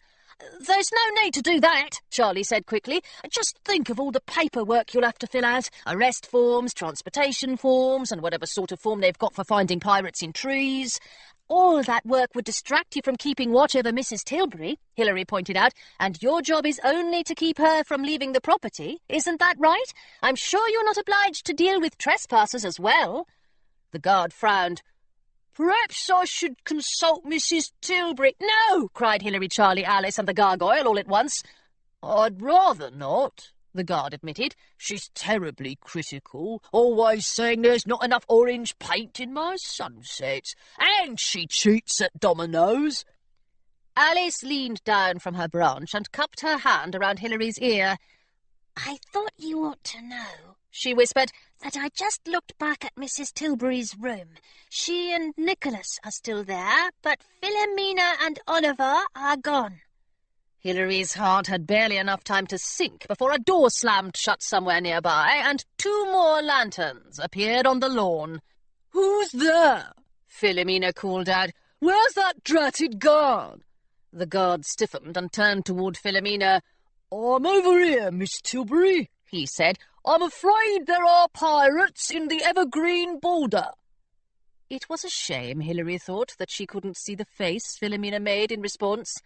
Thank you for informing me, Philomena said at last. I appreciate your help, but I mustn't keep you from your work. Mr. Sanderson and I are perfectly capable of taking care of pirates. Blast, Charlie muttered. Now we're in for it. Hilary tucked the gargoyle into her canvas bag and scrambled down out of the tree. I'll handle Philomena, she told the others, and Oliver too, if I can manage it. There's no point in all of us getting caught. Charlie started to say something about not being left behind if he could help it, but Hilary had already plucked up her pirate hat and walked over to Philomena, who was shivering in her silk gown. "It's a beautiful evening, isn't it?" Hilary said. "I was just doing some stargazing. I'd heard the trees at Tilbury Park have remarkable views." Philomena smiled, not exactly sweetly. "They do," she said, "but they're terribly full of pests. Mother really should tell the gardener to do something about it." She brushed past Hilary and walked toward the tree where Charlie and Alice were hiding. "Don't let Miss Westfield leave, Oliver." "I wouldn't dream of it." Oliver grabbed Hilary's braid and tugged it hard. "It's been ages since we've had a chat, and we've got so much to discuss. Your father says you've been more of a nuisance than ever."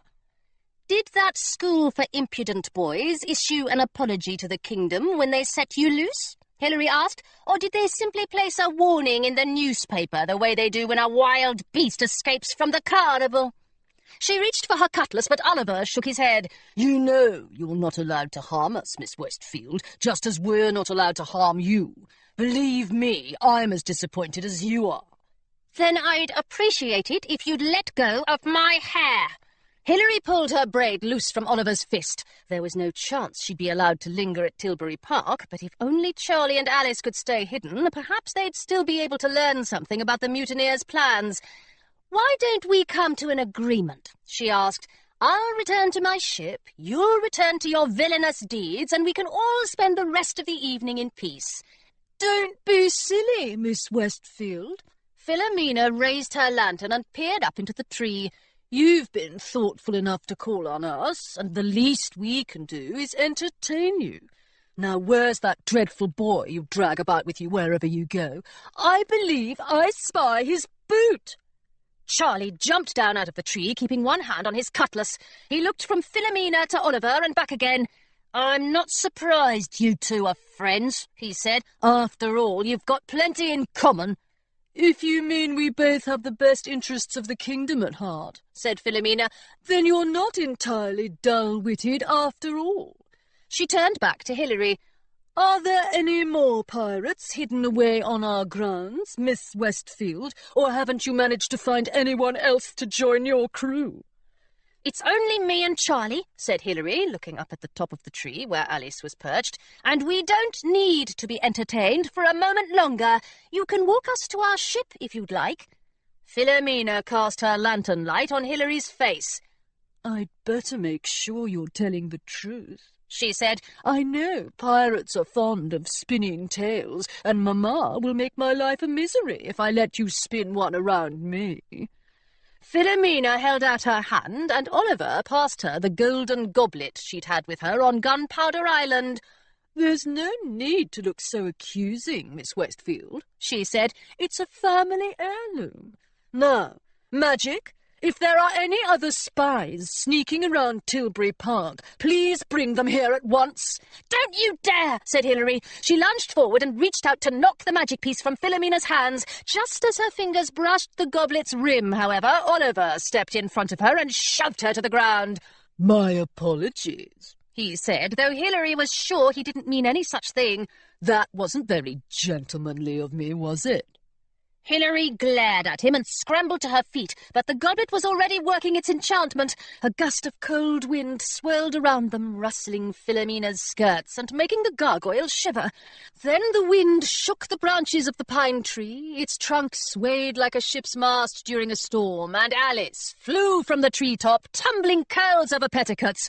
With a shout loud enough to alert half the Northlands, she landed at Philomena's feet.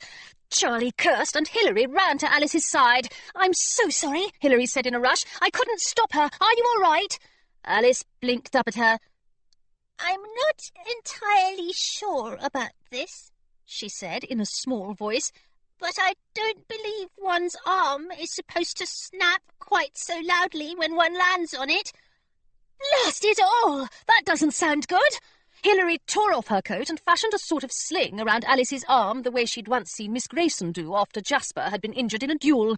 Philomena stood above them with her hands pressed over her mouth. She had dropped the golden goblet, and she didn't seem to be in any hurry to retrieve it. I hope you're pleased with yourself, Hilary told her. Oliver looked down at Alice and stuffed his hands in his pockets. I thought we weren't supposed to hurt them, he said. Miss Feathering climbed a tree, Philomena snapped. The wind knocked her out of it. It had nothing to do with me, and I'll thank you to remember that in front of Mamma. Her voice was starting to shake, and with her shoulders hunched against the cold, she didn't look much like a pin-pricked and poisonous high society lady any more.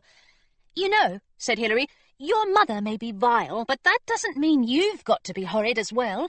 You've got a choice in the matter, haven't you? If you left the mutineers and worked as hard as you could, you might even learn to be kind some day. Philomena blinked in the lantern light. She stood up straighter. I assure you, Miss Westfield, that I am perfectly capable of thinking for myself, and unlike you, she said, turning away, I don't make foolish decisions. Alice pulled at Hilary's sleeve. Terror, she said softly, I want to go back to the ship now. Of course. Hilary put her arm around Alice and helped her up from the ground. I'm sure Miss Tilbury will let us leave without making a fuss. She gave Philomena her most fearsome glare, but Philomena wasn't watching. Instead, she was staring up at the lit window of Tilbury Park, where Nicholas Feathering stood with his face pressed against the glass. Don't think we'll let you go so easily again, Oliver was saying to Charlie. Isn't that right, Miss Tilbury? Oh, be quiet. Philomena shoved Oliver aside and stormed back toward the house. Charlie shook his head as Oliver hurried away after Philomena. You know, he said, I think she knocked the sneer straight off his face. And she knocked my stomach straight into my toes, Alice winced. She's going to be an awful enchantress. She won't be an enchantress at all, said Hilary firmly. The next time I see her, I'll let the gargoyle sharpen his teeth on her ankle bones, and I don't care who knows it. She looked back up at the mansion window, but someone inside had drawn the curtains. Now, she said, let's get back to the ship. Miss Grayson will need plenty of time to give us all a proper scolding. Miss Pym's Finishing School for Delicate Ladies, where virtue blossoms. Dear Hilary, I'm sorry to hear that the mutineers are still being so bothersome, though I can't say I'm surprised. If they suddenly abandoned villainy in favour of a more suitable hobby, like carpentry or butterfly collecting, I believe I would faint on the spot. And you know how awful I am at fainting. When a toad peered out from under the embroidery mistress's skirts last term, I was the only girl in the classroom who didn't fall into a swoon. I would like to tell you that my magic lessons have been going well, but I'm afraid that would be an enormous fib. Truthfully, Miss Pym has lost her patience with me 5 times in the past 5 days alone. To make matters worse, when she consulted her magical instruments yesterday evening, she discovered that she is no longer able to get even the slightest glimpse of the mutineers or their activities. You know how Miss Pym prides herself on finding out what everyone is up to, so I'm sure you can imagine how injured she feels. She says that trying to uncover what is happening at Tilbury Park is like peering into a thick grey fog. Perhaps her ill health is to blame, but I fear that someone, a very powerful someone indeed, may be interfering with her observations. Although I don't have any proof of it, I am sure Philomena is responsible, and the thought has made me more flustered than ever. When I tried to cast an enchantment to harvest plants from the garden, all the carrots sprouted legs and hurried out the gate before I had any hope of capturing them. No wonder Miss Pym has lost her patience. While Philomena spends her days creating impressive fogs, I am busy chasing vegetables through the town square. Will you come for tea as soon as you get back to Little Herring Cove? I can't wait to hear all about your travels in the Northlands. I know that Miss Pym is eager to see you as well, for she has been saving a special plate of spiders for the gargoyle, much to the dismay of the housemaids. Your friend, Claire. From the Picaroon, being the official newsletter of the Very Nearly Honourable League of Pirates. Pirate rebels gather near Pemberton. Only 1 month remains until our noble Captain Rupert Blacktooth faces the treacherous terror of the Southlands in battle. The Terror and her supporters have begun to gather in Wimbley-on-the-Marsh at the home of the freelance pirate Jasper Fletcher, who is not as bold or as fashionable as he believes himself to be. Reliable sources whisper that if the people arriving in Little Herring Cove are the most impressive pirates the Terror can locate, Captain Blacktooth has no reason to be worried about the outcome of next month's battle. Show your support. Have you composed a rousing shanty in celebration of Captain Blacktooth's brave deeds? Have you sculpted a flattering likeness of his face or written a sonnet in his honour? Send your presidential tributes to the Picaroon. We will share our favourites with Captain Blacktooth himself. If your submission amuses him, he may invite you to dine with him on board the Renegade. Take notice. Captain Blacktooth wishes to remind all members of the VNHLP that anyone overheard speaking kindly of Pirate Hilary Westfield or her companions will meet a most unsavoury end. Chapter 7. "Thank you all for coming," Hilary said to the pirates who'd gathered in Jasper's salon. They perched on top of fruit crates, swung in rope hammocks, and wedged themselves into every spare corner of the small room.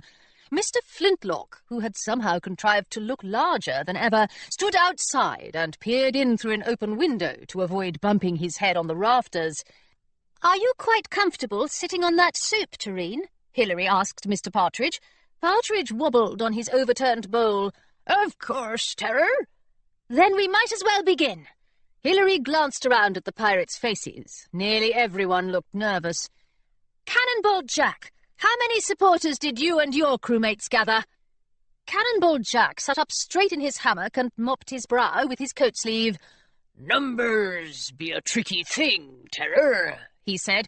"Always flapping about like fish they be, and you never know quite how many you've got." "It's 3, I'm afraid," Lucy Worthington interrupted.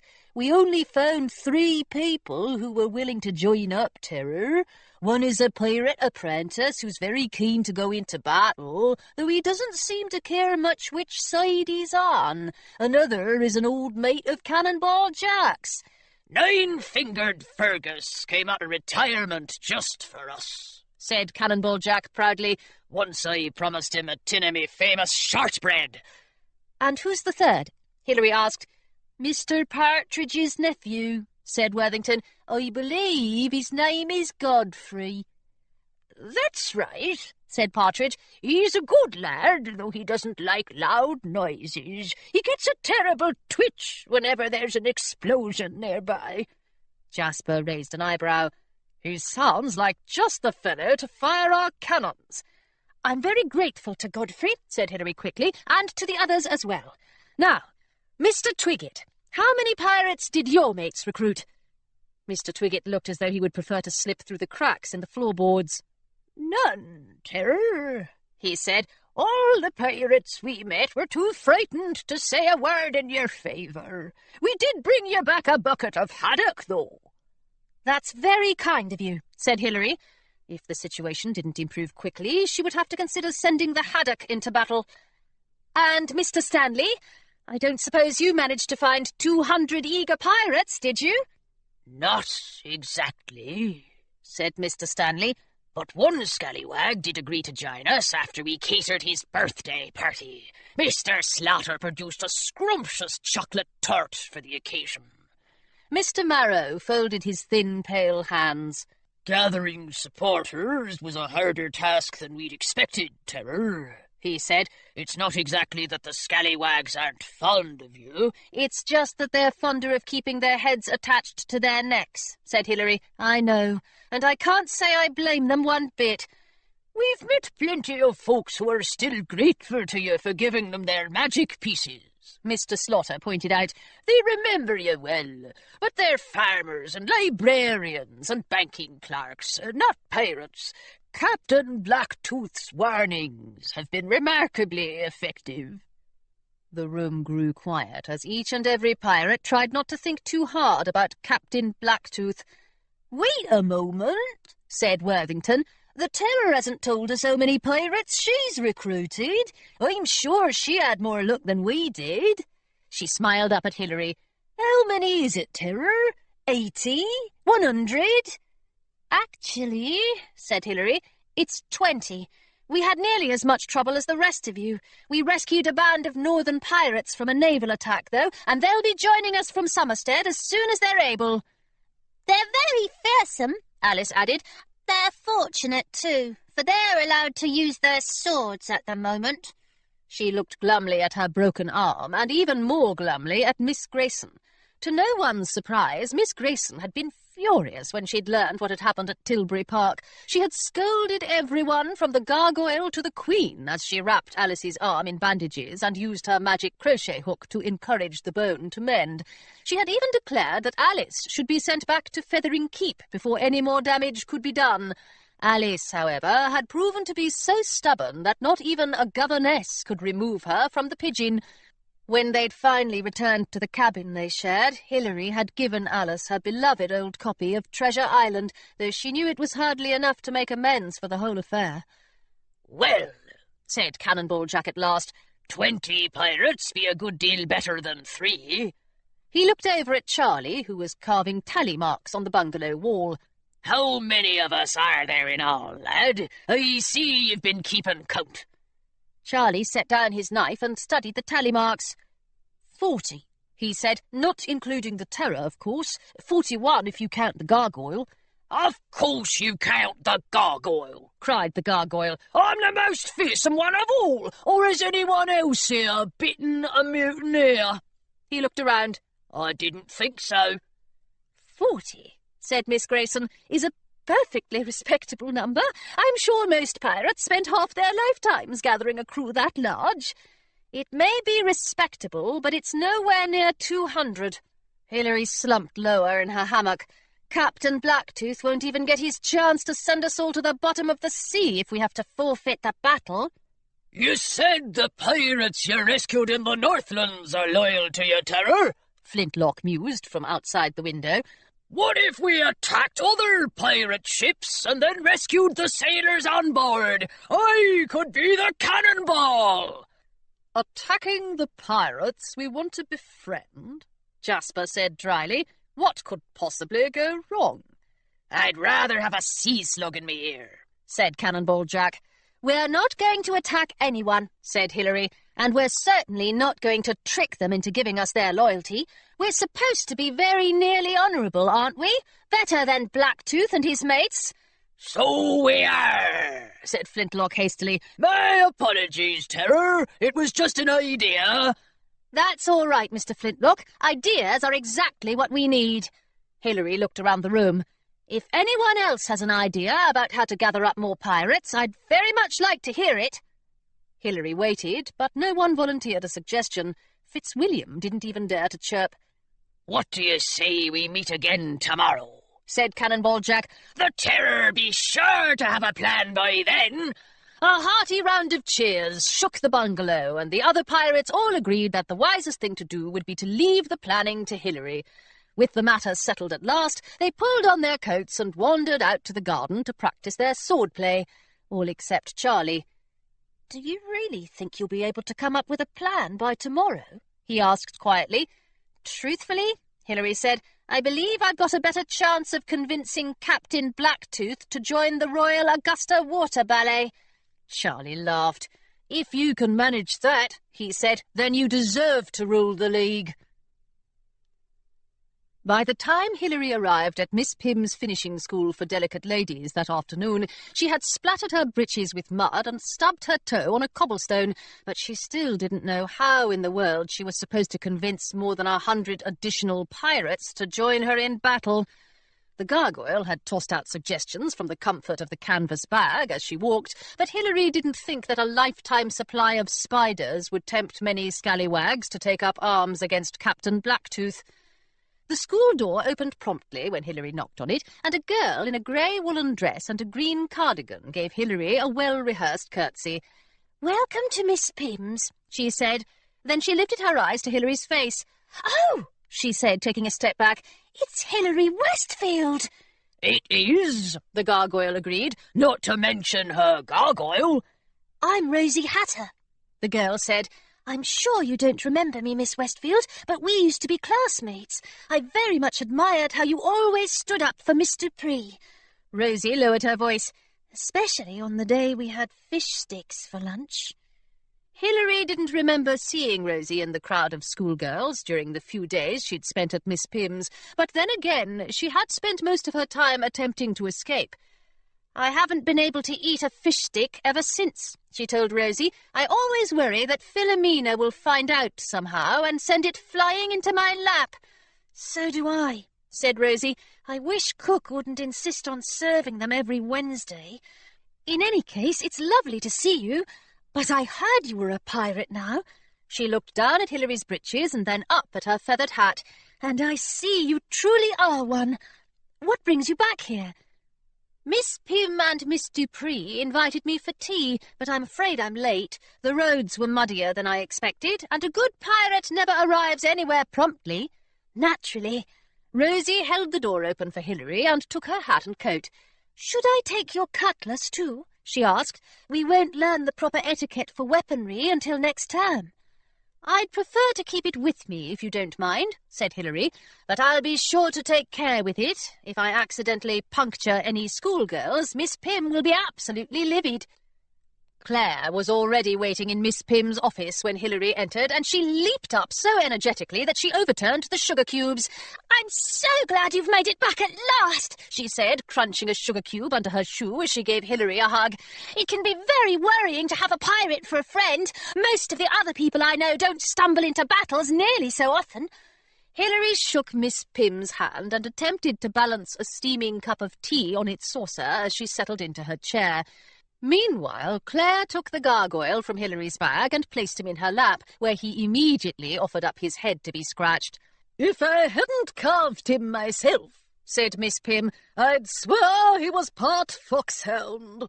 She shook her head and placed 2 plates on her desk next to the tea tray, one piled high with cakes, the other filled with tastefully arranged spiders. Now, Terra, you must tell us how your work against the mutineers is progressing. Spare no details, please, for when I don't know absolutely everything, I become quite irritable.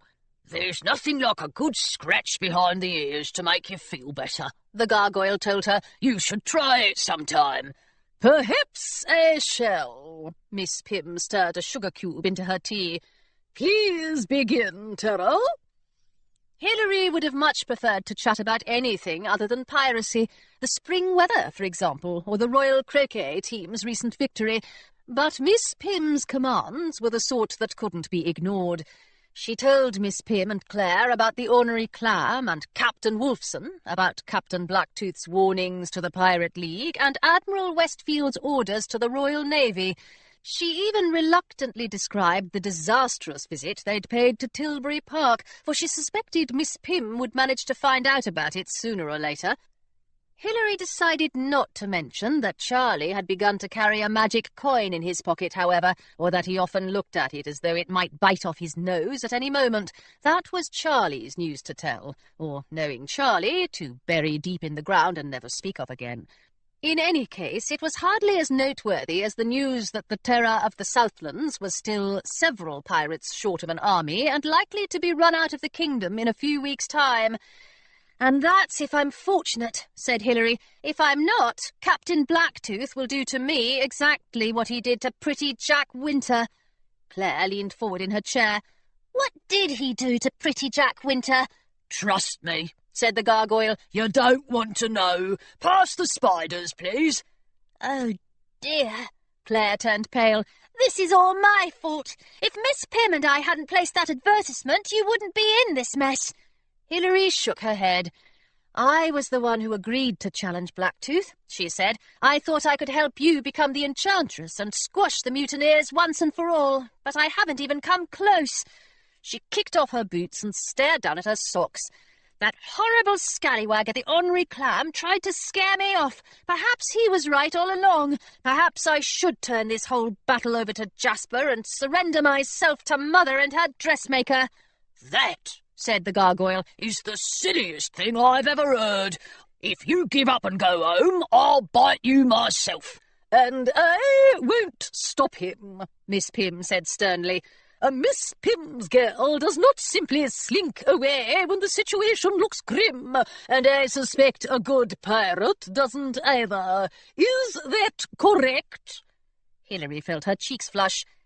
Yes, she said, it is. I truly don't want to give up or slink away, but I've got a house full of pirates waiting for me back in Wimbley on the Marsh, and I've got no idea what to tell them. What if we can't defeat the mutineers? What if they actually manage to take over the kingdom? If we don't try to stop them, said Claire, then they certainly will take over, and your father and his friends will have all the treasure they've ever dreamed of. I know you'll be perfectly miserable if that happens, and from what I know of the mutineers, the rest of the kingdom is likely to be miserable as well. Except for high society, the gargoyle grimaced. They'll be as happy as boulders once the mutineers are in charge.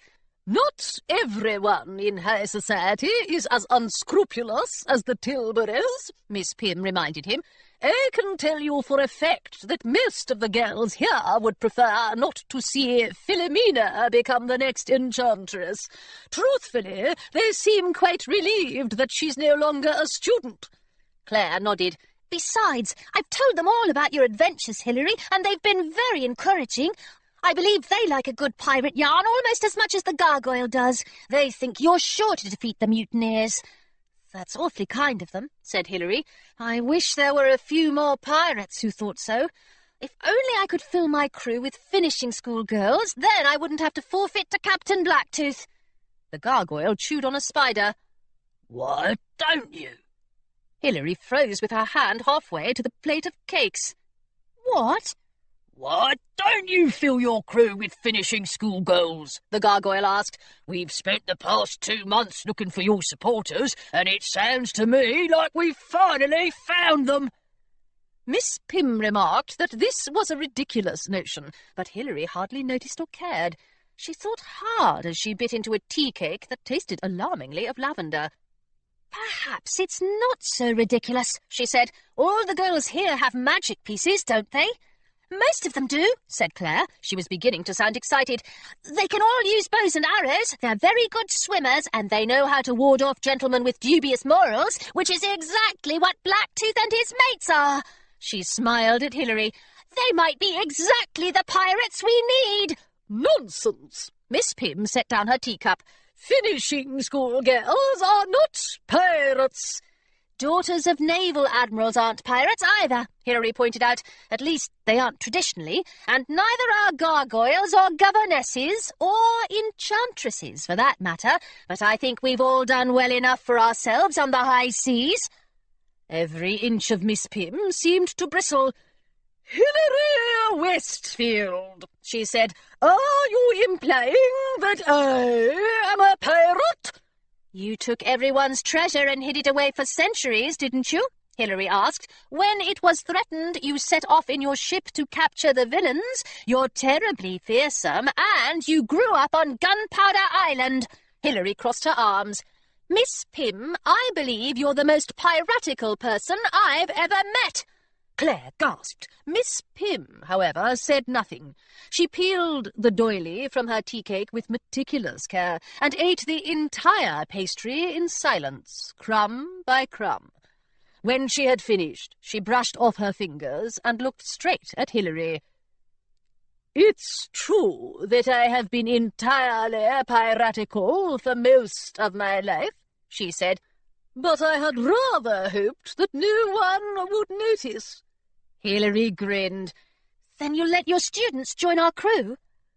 The choice must be up to each of them, Miss Pym replied. I won't force any of my girls to go into battle. However, I won't forbid it either. The fresh air and exercise will be good for them, and I am sure they have the fortitude to stand up to Captain Blacktooth. She gave the smallest of smiles. If they can survive a term in these halls, they can certainly survive a few days on a pirate ship. I'll spread the word at once, said Claire. I'll arrange a meeting for tomorrow morning. You can rally the girls to your cause, Hilary, and if they agree to join your crew, we can begin holding piracy lessons right away. And making hats, the gargoyle added. Every pirate needs a good hat. I only hope they'll be willing to meet with me, Hilary said. Most of the scallywags I've met recently won't even look me in the eye. I'm sure you'll have nothing to worry about. Claire bent her little finger elegantly as she lifted her teacup to her lips. You're a very impressive pirate, but it takes more than the terror of the Southlands to frighten the delicate ladies of Augusta. A petition to all young ladies of quality.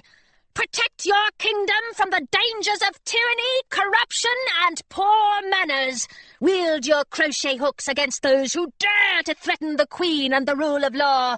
Draw back your bowstrings to show your loyalty to the Enchantress and the terror of the Southlands. Become a pirate! All interested parties shall be gratefully received. Please gather in the main hallway tomorrow morning at 10 o'clock. From the Illustrated Queensport Gazette, your gateway to the civilized world. Queen embarks on royal visit. Queensport, Augusta. Queen Adelaide departed this morning on her yearly springtime trip to the southern kingdoms, where she will spend the next months discussing everything from treaties to table tennis with foreign rulers and other frightfully important individuals. Traditionally, this trip allows Augusta to improve its relationships with other kingdoms, while also giving the Queen and her advisers a pleasant vacation from the mud and slush of Queensport. In previous years, Queen Adelaide has been thoughtful enough to bring back crates of foreign treats to share with her loyal subjects, though no one has forgotten the scandal that erupted only 4 years ago when a greedy royal adviser devoured an entire crate of chocolates during the voyage home. Queen Adelaide and her staff are reported to be travelling on her personal ship, HMS Benevolence. Several senior naval commanders, including Admiral George Curtis, are also accompanying the Queen to ensure her safety. Some people fear that Queensport Harbour will be left open to a pirate attack while Admiral Curtis is away, but the Admiral's adviser, James Westfield, says that there is no cause for concern. The city of Queensport is safer than ever, Westfield told reporters earlier today. In fact, I shall be keeping a close eye on the harbour myself until Admiral Curtis returns. Westfield also shrugged aside rumours that the very nearly Honourable League of Pirates has threatened to attack the royal city if the Queen does not agree to its demands. I doubt the rumours are true, he said. And if they are, I'm confident the Queen will make wise decisions to prevent an attack from happening. The only real danger comes from freelance pirates, who are well known to be both untrustworthy and unpredictable. Queen Adelaide will return to Augusta next month, when she will judge the upcoming battle between Captain Rupert Blacktooth and Pirate Hilary Westfield, an event sure to be the high point of the spring social calendar. Chapter 8. Do you really think this is a good idea? Charlie asked for the third time that morning. He had asked it the first time when the carriage from Miss Pym's pulled up at Jasper's bungalow, causing all the pirates in residence to draw their swords and advance upon the trembling driver until Hilary rushed outside to stop them. And he had asked it for a second time as the carriage carried them up the Pemberton Road, making their teeth chatter as they bounced over the paving stones. Now that they were finally standing in front of Miss Pym's, he sounded less certain than ever. "It is a good idea," said Hilary as she made her way through the gate and up the front path. "You'll see for yourself in a moment. When we step into the hall, there are sure to be dozens of girls just waiting for their chance to become pirates." She looked back at Charlie, who was still standing on the other side of the gate. "Aren't you coming?" "Maybe I should wait outside," said Charlie. "You don't really need me here, do you, Terra?" "Of course I need you," said Hilary. "You may be the only pirate on the high seas who can teach a gaggle of schoolgirls to wield cutlasses without shredding their skirts to ribbons." Charlie looked around as though he was searching for an argument, but Hilary knew he wouldn't find one. He was the finest swordsman on the Pigeon, after all, and even some of the more barnacled old pirates in the kingdom had begun to write to him for duelling advice. "Can't the gargoyle teach them instead?" he asked. "I can't," said the gargoyle, poking his head out of Hilary's bag. "I'm going to teach the shouting lessons." Charlie wrinkled his brow. "Shouting lessons?" "That's right," said the gargoyle. "How to say 'arr' and 'shiver me timbers,' that sort of thing." "He's very enthusiastic about it," Hilary said.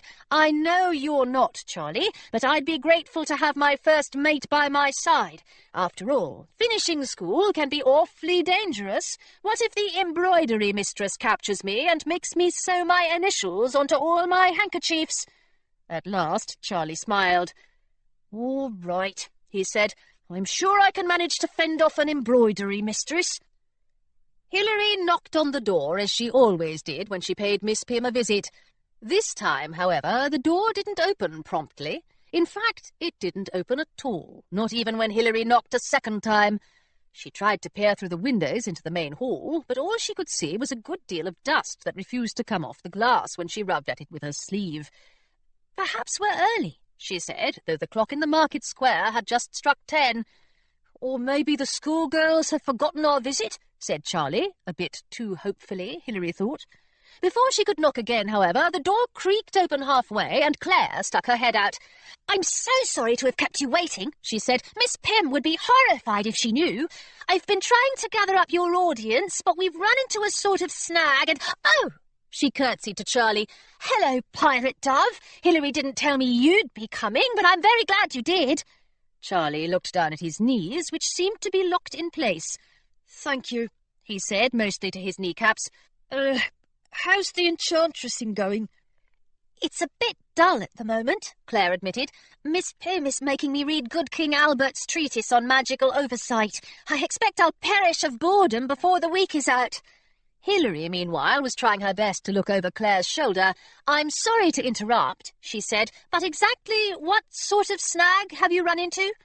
"Well," said Claire, "to put it simply—" She pulled the door open wider, and Hilary stepped into the hall.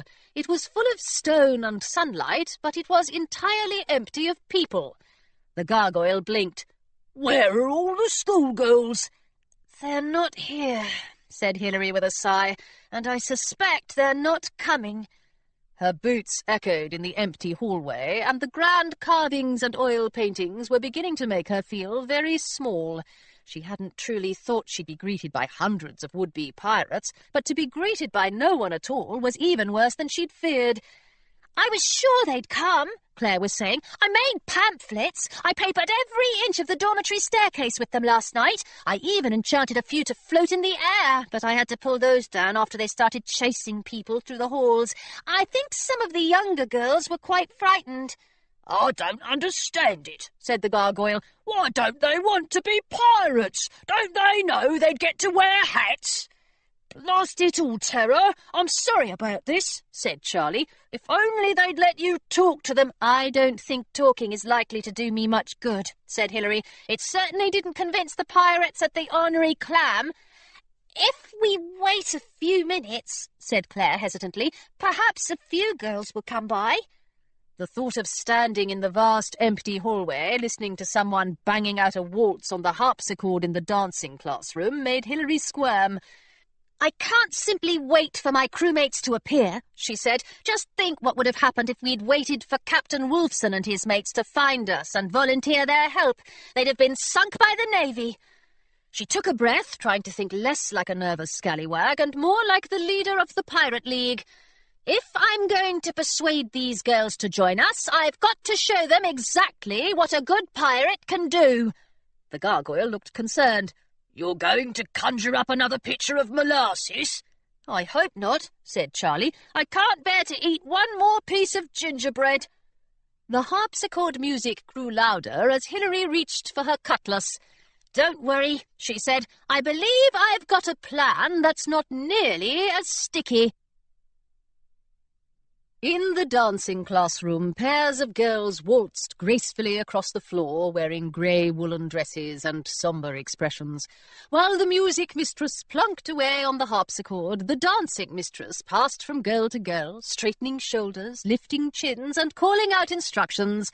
"Confidence, my dears," she cried. "Remember, a true lady waltzes with confidence." The pirates watched all this from the shadows just outside the doorway. When the dancing mistress had turned her attention to a student's wrinkled stockings, Claire gave Hilary's hand a squeeze and stepped into the room. With all the confidence befitting a true lady, she put 2 fingers in her mouth and whistled. The harpsichord stopped plunking, and the girls stumbled to a halt. "Thank you for your attention," said Claire. "You're all lovely dancers, but I've brought some guests along who will help you sharpen your talents. Please join me in welcoming the fearsome pirates, Hilary Westfield and Charlie Dove." The girls gasped, and there was a mad rush toward the back of the classroom. Some girls hid under chairs, others pressed themselves against the walls. "Someone alert Miss Pym!" cried the dancing mistress from behind an ottoman. "Inform her at once that pirates have invaded my classroom." In the midst of the commotion, Hilary and Charlie marched into the room with their weapons drawn and their heads as high as they could hold them. The music mistress, who seemed intent on providing the proper melody for any occasion, played a few suspenseful notes on the harpsichord. "On your guard, Pirate Dove," said Hilary. She pointed her cutlass at Charlie. "I've been practising my sword play all winter, so please don't insult me by allowing me to win." Charlie bowed to her and nearly sliced the buttons from her coat. "Of course not, Terror," he said. "I've got more honour than that." Hilary had battled up and down the decks of the Pigeon with Charlie hundreds of times before, but this was the first time she had faced him in a real duel, even if it was a duel at a finishing school. He was quick enough to dodge her cutlass and clever enough to guess her next moves, and once he was caught up in battle, not even a room full of schoolgirls could unnerve him. In fact, his only fault as a swordsman was that he had never taken up ballroom dancing.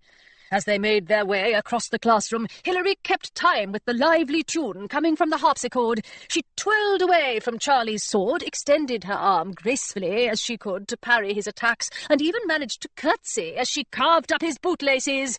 "Arr!" cried the gargoyle, swinging back and forth in Hilary's bag. "Grab his nose, pull on his toes, use his ears to swab the deck!"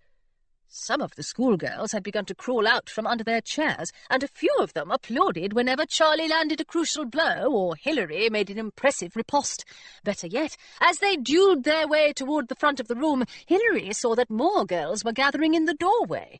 The handwriting students were still clutching their ink bottles, the fainting students waved their smelling salts under their noses, and the music students had flutes and piccolos tucked under their arms. Rosie Hatter, who must have come from water ballet practice, was wearing her embroidered bathing cap and dripping all over the floor. "I think your plan is working," Charlie said as he swatted Hilary's cutlass away for the 100th time. "You've definitely got their attention." It was growing warm in the dancing classroom, though, and Hilary had to dig a handkerchief from her pocket to wipe the sweat from her brow. As she did, Charlie swung his sword dangerously close to her shoulder. "Is that a white flag of surrender, Terror?" he asked. "Are you giving up so easily?" "Never!" Hilary tossed the handkerchief aside. As much as she hated to admit it, this wasn't a battle she was likely to win, but if she could manage to keep duelling for long enough to impress the schoolgirls— "Stop this bedlam at once!" someone shouted from the doorway. The crowd of schoolgirls parted as a tall, muscular young woman strode into the classroom. She wore a quiver of arrows strapped to her back, a vicious-looking collection of hairpins, and an expression as hard-hearted as any pirate's. "Oh, dear," Hilary whispered. "It's the archery mistress." The archery mistress crossed the floor at an astonishing pace. Before Hilary and Charlie could dodge her, she had seized them both by the collars and held them at arm's length. "Pirates in the ballroom!" she boomed, "disrupting our lessons and frightening our students!" "We're not terribly frightened, actually," said a small girl in a woolen bathing costume. But the archery mistress barreled on. "I've never seen anything so improper," she said. "What do you two have to say for yourselves?" Hilary tried to pull herself free from the archery mistress's grip, but it was no use. She would simply have to do her best to look dignified. "We've come to teach your students to be pirates," she said. "We thought we'd begin with a sword play demonstration." At this, some of the schoolgirls began to murmur, Why ever would they want to be pirates? Said the dancing mistress, who had crawled out from behind her ottoman. They are young ladies of quality. And young ladies of quality should be able to protect themselves from danger, said Hilary. She twisted her head to look up at the archery mistress. Don't you agree? Certainly. The archery mistress didn't relax her grip. I assure you, however, that the halls of Miss Pimm's are not usually swarming with scoundrels. She glared at Hilary. Today seems to be an exception. We're not scoundrels, the gargoyle cried. My friend is right about that, said Hilary. We'd never plot against you, but not everyone in the kingdom can say the same. Has anyone here heard of the mutineers? The schoolgirls exchanged looks. A few of them raised their hands. They're the ones who kidnapped Miss Pym, aren't they? Asked Rosie Hatter. The ones who stole all those magic bowls and vases and things. That's right, said Hilary. They're trying to control all the kingdom's magic, and they don't mind breaking every rule in the etiquette book in order to do it. They've even threatened to attack Augusta. The room fell silent. Even the music mistress couldn't seem to think of a suitable tune to accompany the news. How dreadful, the dancing mistress murmured. Dreadful it may be, said the archery mistress, but that's no excuse for— Wait a moment, said a girl with long dark braids. Will these mutineers try to take our magic? I don't see why not, said Charlie. They're trying to take everyone else's. Hilary nodded as well as she could, with the archery mistress holding onto her collar. My friends and I can stop them, she said, but we'll need your help to do it. If enough of you are willing to join my pirate crew, I'm sure we'll be able to put a stop to the mutineers once and for all. All the girls were staring at her now. We saw the pamphlets, Rosie said, but we never dreamed they could be serious. Do you truly want us to be pirates? Of course I do. Hilary grinned at her. I can't promise it will be easy work, but I shall always be honest with you, and you shall always have my respect. And hats, said the gargoyle. Don't forget about the hats. The small girl in the woolen bathing costume looked doubtful. We're finishing school, girls, she said. I don't think we can learn to be scallywags. Nonsense, said Hilary. I was a finishing school girl myself, so I know exactly how formidable you all can be. If you can learn to waltz, you can learn to duel. It's nearly the same thing, and far more practical. She looked around the room. How many of you have poked yourselves with an embroidery needle? All the girls raised their hands, though most of them looked embarrassed to admit it. Then you can poke your enemies with a cutlass, Hilary said.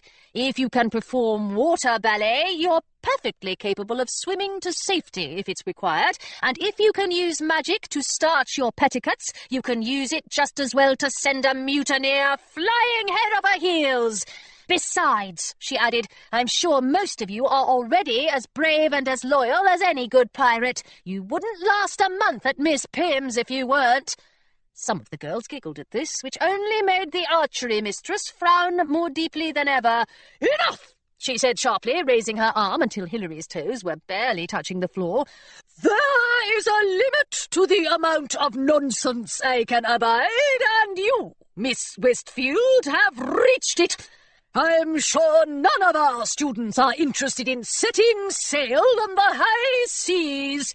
I'm interested. Rosie Hatter stepped out of the crowd. Hilary could have hugged her.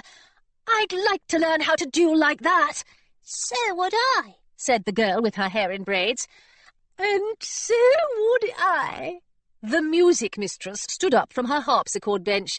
I thought that pirate battle was terribly thrilling, didn't you, Pauline? The dancing mistress wrung her hands. It was rather graceful, she said grudgingly. By now, nearly 30 girls had stepped forward to join Rosie. In their petticoats and cardigans, they didn't look much like any pirates Hilary had met before, but she didn't mind one bit. In the corner of the room, Claire was practically bouncing with joy. Even Charlie looked pleased. Would you mind letting us go? Hilary asked the archery mistress. We've got lessons to teach, and I'm eager to get started. Reluctantly, the archery mistress released her grip. I won't have you girls catching yellow fever or forgetting to bathe. Do you understand? The schoolgirls curtsied prettily. Yes, miss, They said all together. Said the gargoyle, studying them. Teaching these people to shout might be more difficult than I thought. Hilary laughed, though she suspected the gargoyle was right. "We've got loads of work ahead of us," she said, "but it will be entirely worth it to see the look on Captain Blacktooth's face when our crew arrives in Queensport Harbour." Westfield House, Queensport, Augusta. Dear Hilary, it seems as though it has been ages since your last visit. The grey weather has dragged on interminably, and I find myself rather lonely without you here to tear up the drapery and reduce the drawing-room to rubble. I quite miss your funny little gargoyle as well, for Westfield House has been crawling with spiders since he departed. So many people do not seem to care for honesty these days, but I hope you will not mind if I am honest with you, Hilary. When your father was first sent to the royal dungeons, naturally I hoped for his release. As the months wore on, however, I began to enjoy my perch at the top of the household. My busy schedule of hosting parties, performing charitable works, and visiting with friends left me very little time to miss your father, and I must admit that eventually I did not miss him at all. My fainting fits had become far more rare during his absence, and I only locked myself in my wardrobe 3 times in the past year. In short, my dear, I find myself enjoying life without James Westfield far more than I ever enjoyed it with him. As I suspect you noticed, I was quite furious on the morning of your father's return, and I have been wrapped in a gloom ever since. How wise you were to leave the house at once. Since that day, your father has been sharper and more demanding than ever, and he behaves quite rudely when he is at home. More and more, however, he is not at home at all. His volunteer work with the Royal Navy requires him to travel often to Tilbury Park, though I cannot see quite what the Tilburys have to do with the Navy. I would ask your father about it if I had any hope at all of receiving a truthful answer. I have been reminiscing about our own visit to Tilbury Park last summer, and while I cannot say that I enjoyed the pirate battle that occurred there, I did feel proud of myself for leading all those poor guests to safety. I believe it was a real accomplishment. Lately, I have caught myself thinking that it might be pleasant to accomplish something else one day. I hope you will keep my silly thoughts in confidence, Hilary, for I would never dare mention them to the high society families of my acquaintance. I suspect, however, that you might be able to lend a sympathetic ear. Your loving mother. Pirate Hilary Westfield, Terror of the Southlands. Dear Mother, I recently received your letter, and I have an idea that I hope will improve both your circumstances and your mood. Before I propose it, however, I think you should find a comfortable chair to sit in, the divan in the blue parlour, perhaps. Ask Bess to stand nearby with a pot of tea and a tray of smelling salts. You should probably keep your folding fan close at hand as well. If there are any visitors staying at Westfield House, please ask them to leave for a moment or two. I'm sure you won't want them to be disturbed if you begin to shriek. Are you prepared? Very well. Here is my idea. Have you ever considered becoming a pirate? Love, Hilary. Chapter 9. Before long, the classrooms and corridors of Miss Pym's finishing school were filled with all sorts of unladylike activities. Girls whistled sea shanties on the way to breakfast, and sat in the hallways mending the holes they'd torn in their stockings during sword-play lessons. With Miss Pym's blessing, Cannonball Jack led daily excursions to the blunderbuss, where he instructed a small but determined group of girls on the finer points of cannon firing.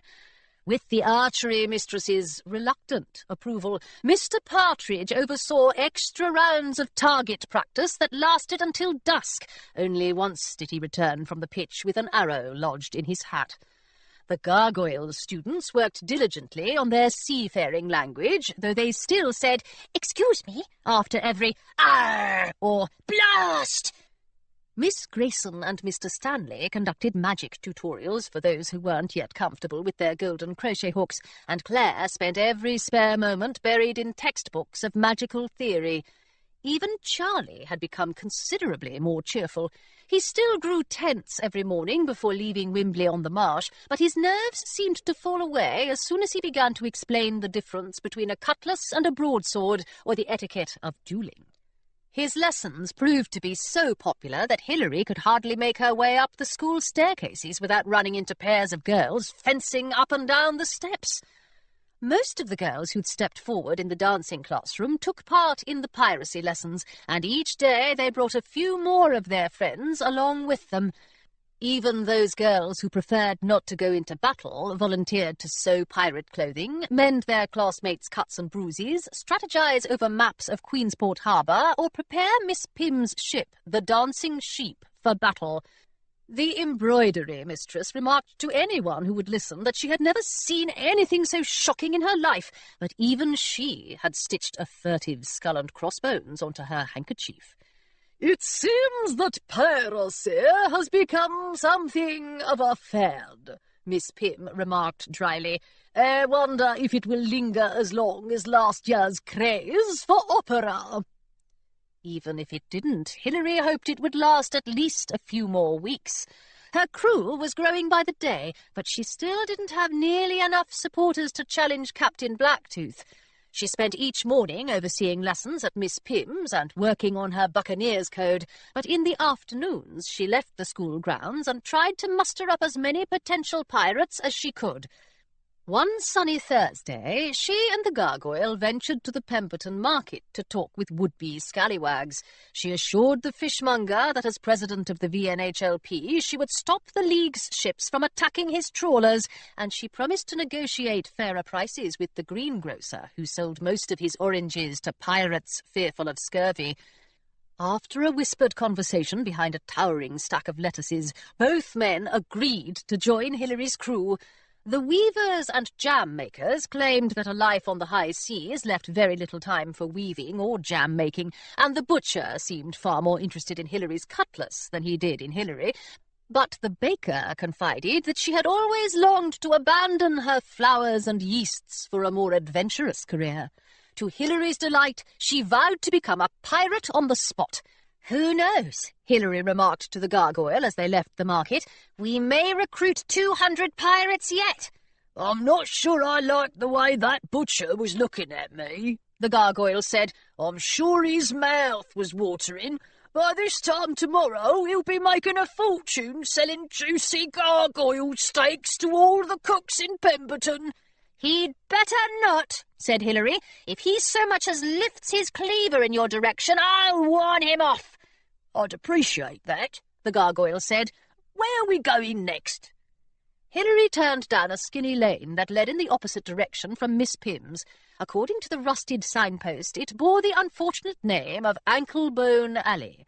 She wasn't entirely familiar with this part of Pemberton, where the air smelled of cooking meat, damp earth, and sharp, sour things she preferred not to identify.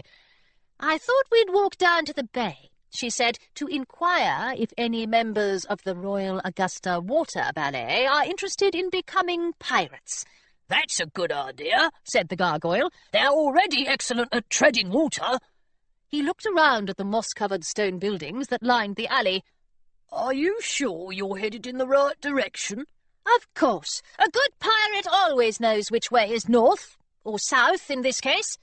Hilary squinted up at the sun, which hung in the sky over the right-hand row of buildings. "It's just a matter of observing one's surroundings."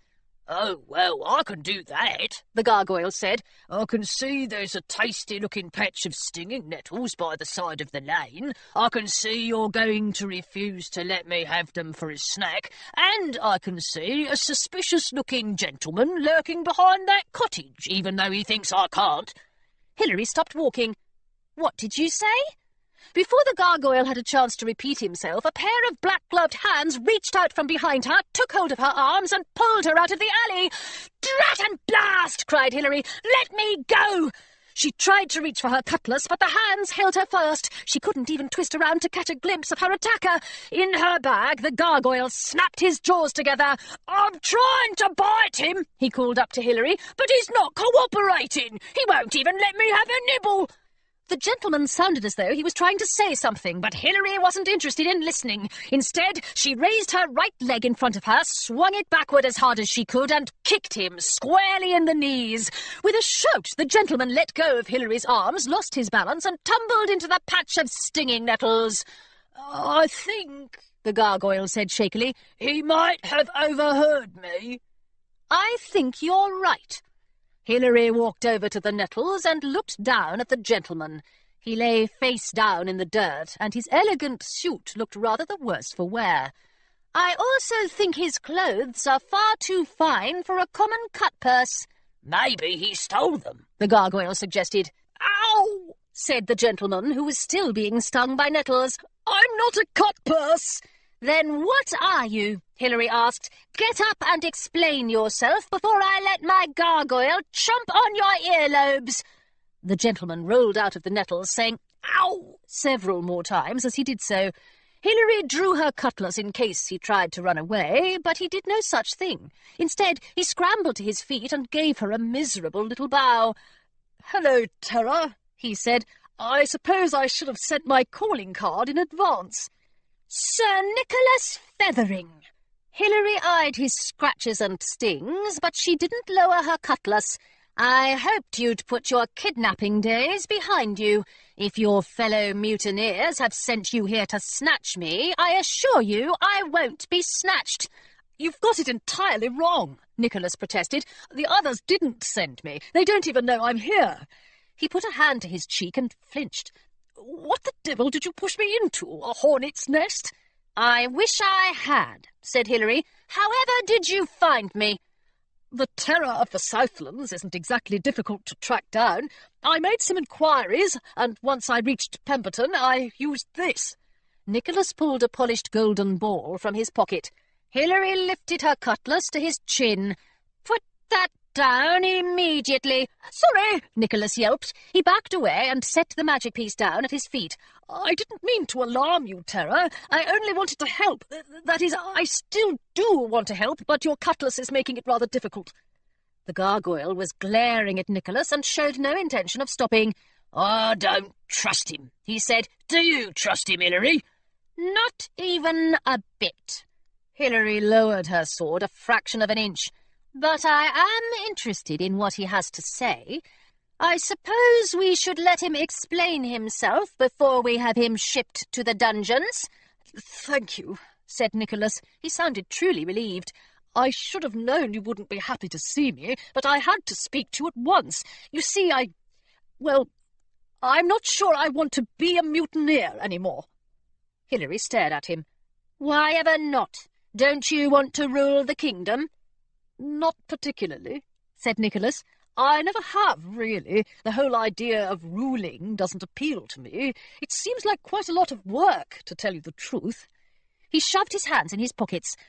"It appeals to Philomena, though, and when she asked for my help, of course I agreed. I didn't know there'd be kidnappings or battles." "But you've been a mutineer for ages now," said Hilary. "If you disapprove so heartily of kidnappings and battles, why didn't you leave the group at once?" "I couldn't. Mrs. Tilbury said she'd ruin me, ruin the good name of all the Featherings. She can do that, you know. That group of hers, the coalition of overprotective mothers, they spread rumours faster than the scuttlebutt can print them. And I couldn't leave Philomena. No one should have to face Mrs. Tilbury alone." Nicholas shuddered. "She's not a pleasant woman." "So I've gathered," said Hilary. Her arm was growing sore from holding up her cutlass, but she didn't dare put it down. "Go on. Don't you want to explain why you've had such a convenient change of heart?" Nicholas hesitated. "I was there," he said, "that night at Tilbury Park. I saw Philomena launch Alice out of that tree." From the look on Nicholas's face, Hilary guessed that being pushed into a patch of nettles was the nicest thing that had happened to him in quite some time. "I thought I saw you at the window," she said carefully. "I knew Philomena had a temper, but I never imagined she'd truly harm anyone. She swore to me that Alice wasn't hurt, but, well, is she all right, Terra?" "Her arm is broken," Hilary said. "You needn't look so horrified. She'll be perfectly all right in a few weeks. If you're fortunate, perhaps she won't have to wear bandages at your wedding." "I don't know if there's going to be a wedding." Nicholas slumped against the cottage wall. "I used to think I could rescue Philomena from her wretched mother, but now I'm not sure she's the rescuing type." He sighed.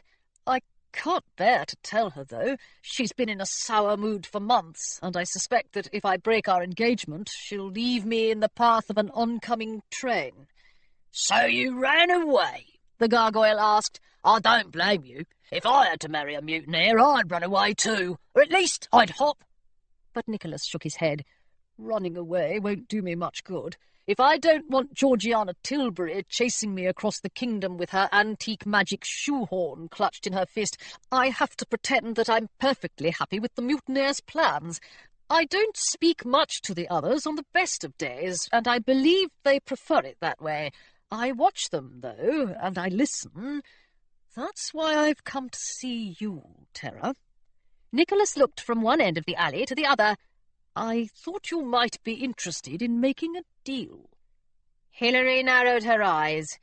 "In that case, I'm sorry you've gone to so much trouble. I don't deal with villains." "Not even villains who hope to reform themselves?" "Especially not them," said Hilary. "I'm acquainted with a few of them already, and they simply can't be trusted." Nicholas wiped his glove across his face, leaving a smudge of dirt and dust on his brow. "I could tell you what Captain Blacktooth is planning," he said. "I could tell you how to defeat him. Don't you think that information is worth having?" "Well, yes," Hilary admitted. "Despite what you may have heard from my father, I'm not entirely foolish, but I'm sure you'll be wanting something in return." "Only a bit of protection. I'll need your word that you and your crew will defend me from any mutineers who find out about our arrangement." "That's all you want?" Hilary frowned. "You really aren't very good at villainy, are you?"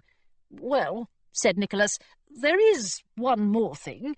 Could you put in a good word for me with Alice? She hasn't spoken to me for months, and I'm starting to miss her ridiculous stories. I know she'll do whatever you advise, Terra." Hilary was familiar with lies, for pirates lied frequently and well. She didn't think Nicholas was being untruthful, but she had trusted him once before, and he had tried to send her to the bottom of the sea as a result.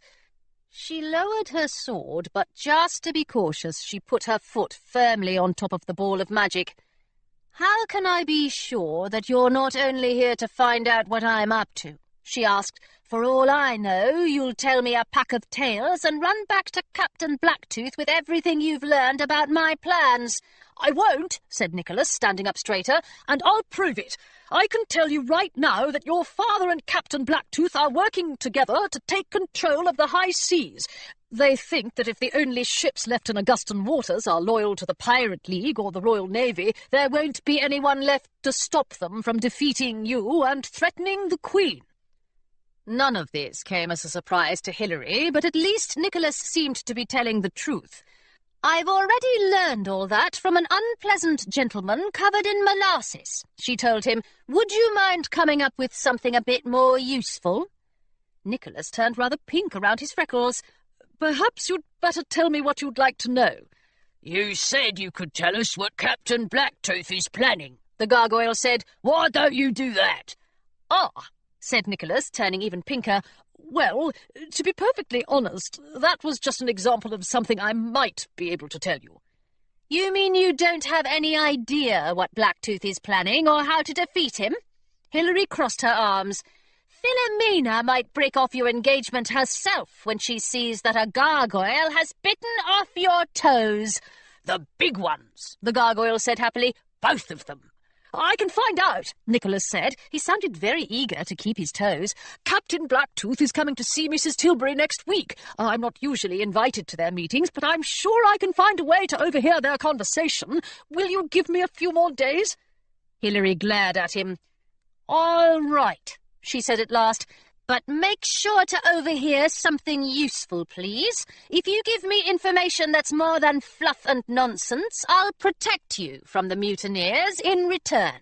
I suppose I can talk to Alice, too, though I can't promise she'll forgive you. Being related to a scoundrel isn't exactly a pleasant experience. Nicholas gave a solemn nod and extended his gloved hand. Shall we shake on it? Pirates generally prefer not to, Hilary told him, on account of the hooks. But if it would make you feel better, I suppose we can. She shook his hand and quite a bit of his arm as well. By the way, the next time you want to pay me a visit, please don't leap out at me from the shadows. It's not a polite way to greet anyone at all, not even a pirate. I'm sorry about that, Tara. I'm still getting accustomed to being a spy. Nicholas reached down and retrieved his magic piece from under Hilary's foot. I'm afraid I have a train to Norton to catch. Are you heading toward the station? Not today, said Hilary. The Gargoyle and I are on our way to watch the water ballet perform, aren't we, Gargoyle? That's right. The Gargoyle grinned, showing most of his teeth. Have a nice trip, Sir Nicholas, and give my best to the mutineers.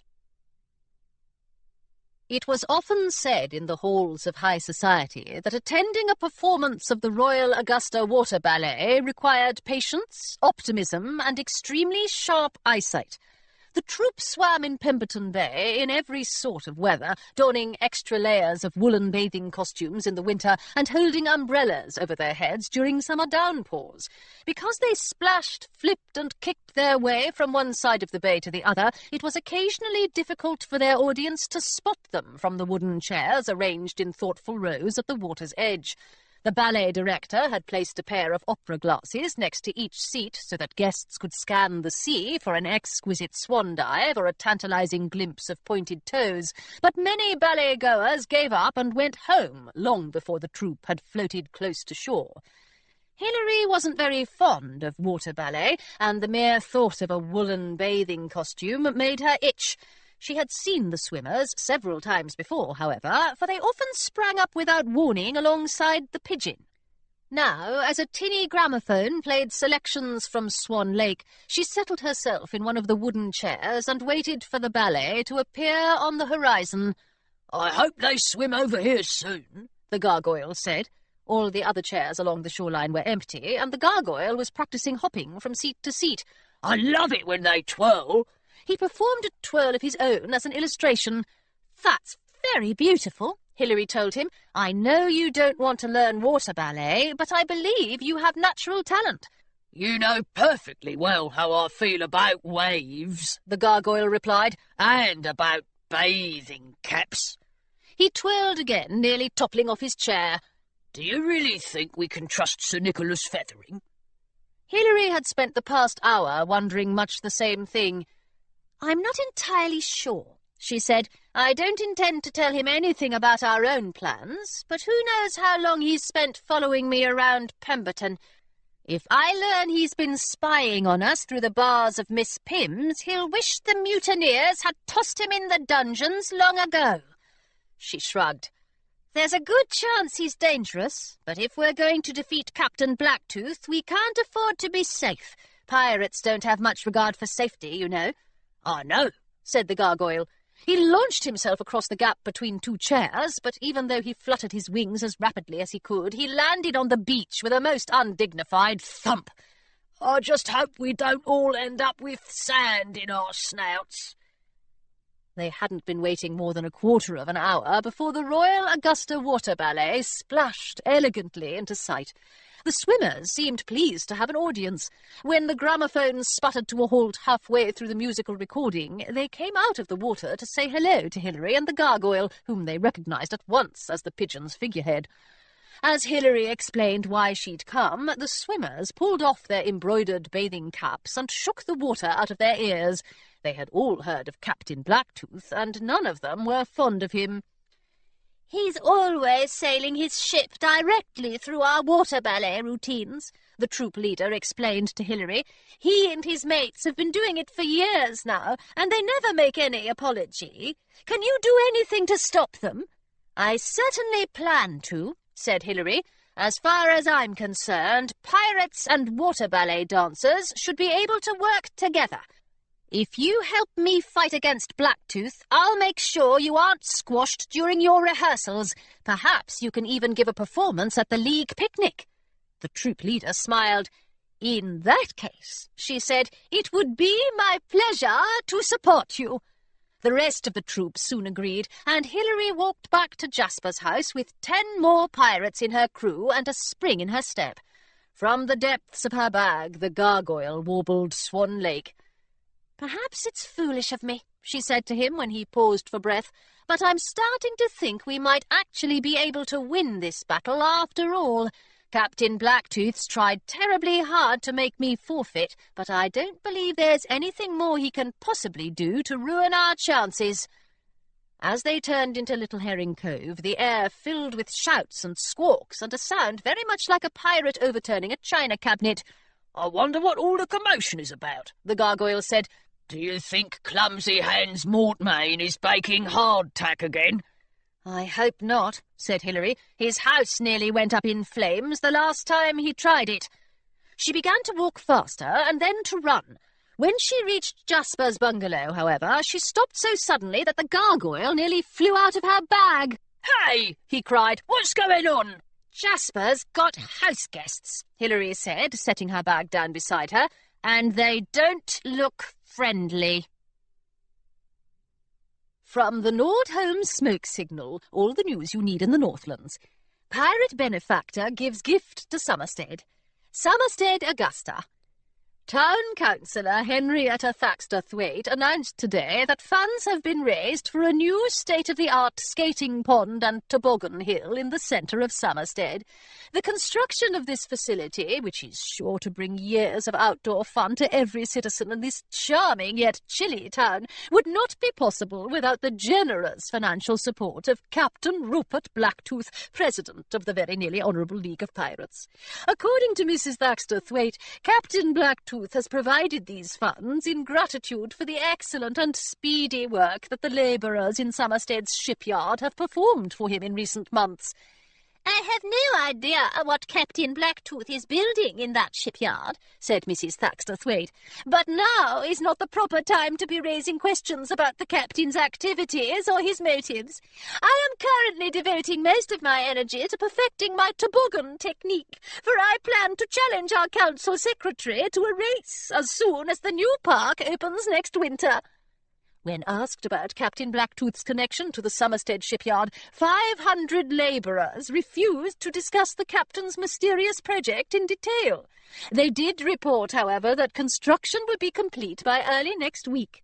Pirates who have overseen the project over the past 2 months responded to our reporters' inquiries by waving their cutlasses and shouting certain phrases that cannot be reproduced in the pages of this well-regarded newspaper. An ice sculpture of Captain Blacktooth himself will be displayed in the Somerstead Town Square next month, though viewers should plan to arrive early if they hope to see the pirate's shimmering likeness before it melts. Chapter 10. In all the time Hilary had been paying visits to 25 Little Herring Cove, she'd never seen so much commotion. Jasper was pacing up and down the front path, wearing an enormous scowl and making frequent exclamations to Fitzwilliam, who flew around his head like a small orbiting moon. Mr. Partridge stood on the grass, shivering in his stocking feet, and Hilary thought she spied Mr. Twiggett's elbow peeking out from behind a tree. Most of her other mates were huddled in front of the bungalow door, looking on as Miss Grayson stood on the front step and waved her knitting needles furiously at Captain Blacktooth. No one paid any attention to Hilary. "You've done quite enough damage already," Miss Grayson was saying. "Attacking a pirate ship is one thing, but destroying one's home is quite another, and I simply won't allow it to continue. Please gather your men and depart at once." Captain Blacktooth looked thoroughly uninterested in what Miss Grayson had to say, though he did step back when her knitting needles came perilously close to his nose. "I apologise for the inconvenience, madam," he said, "but I had to investigate whether the rumours I've been hearing are true." A half-dozen rusty cutlasses, 3 tins of oatmeal, a corset, and a lacy petticoat flew out of the bungalow's front window in quick succession. Then a pirate stuck his head out and looked around for Captain Blacktooth. "We've found plenty of odds and ends, Captain," he called, "but we haven't turned up any schoolgirls yet." "Keep looking," Blacktooth replied. From deep inside the bungalow, something let out a long, dejected wheeze. "Curses!" cried Jasper. "That's my concertina!" He still hadn't caught sight of Hilary standing by the mailbox, so she planted herself in his path. "What's happened?" she asked. "Why are pirates throwing Miss Grayson's underthings out the window?" "It seems," said Jasper darkly, "that the VNHLP has learned about our plan to recruit schoolgirls to our crew. As you can see, our friend Blacktooth doesn't care for the idea, and he's decided to put his usual charms on display." A chamber pot flew out of the window and landed by Jasper's left boot. "He seems to be under the misconception that these girls are living in our wardrobes and cutlery drawers." "How foolish," said Hilary. "Why in the world hasn't anyone stopped him?" She frowned. "And where's your sword?" "Locked in a treasure chest, blast it all," said Jasper, "along with all the other cutlasses, cannons, daggers, mousetraps and magic pieces we've got." He nodded toward an enormous wooden box at the edge of the property. "One moment we were running sword-play drills in the garden, and the next our swords had flown from our hands and our magic coins had fled from our pockets. Blacktooth must have had 20 men working the enchantment." He stopped pacing to let Fitzwilliam settle on the brim of his hat. "They weren't clever enough to whisk away Eloise's knitting needles, though. If you want to know the truth, I believe she's quite enjoying herself." "Well, I've still got my sword, and I intend to keep it." Hilary made her way through the crowd and stomped up the bungalow steps. "Thank you, Miss Grayson," she said. "I think I can handle matters from here." She held out her magic coin. "Perhaps you can use this to pick the lock on that treasure chest." With great reluctance, Miss Grayson tucked her knitting needles away and accepted Hilary's magic piece. "Very well," she said. "I shall turn our visitors over to you, Terra. If I discover that they've touched a single piece of my grandmamma's good china, however, I won't hesitate to pull out my sewing shears." As Miss Grayson and her knitting needles retreated, Captain Blacktooth seemed to relax.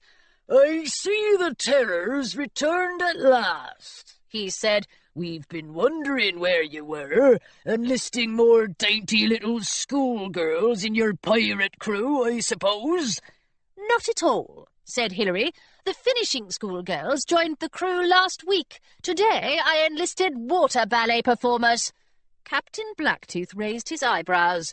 "So the rumours are true," he said. "You are turning schoolgirls into pirates."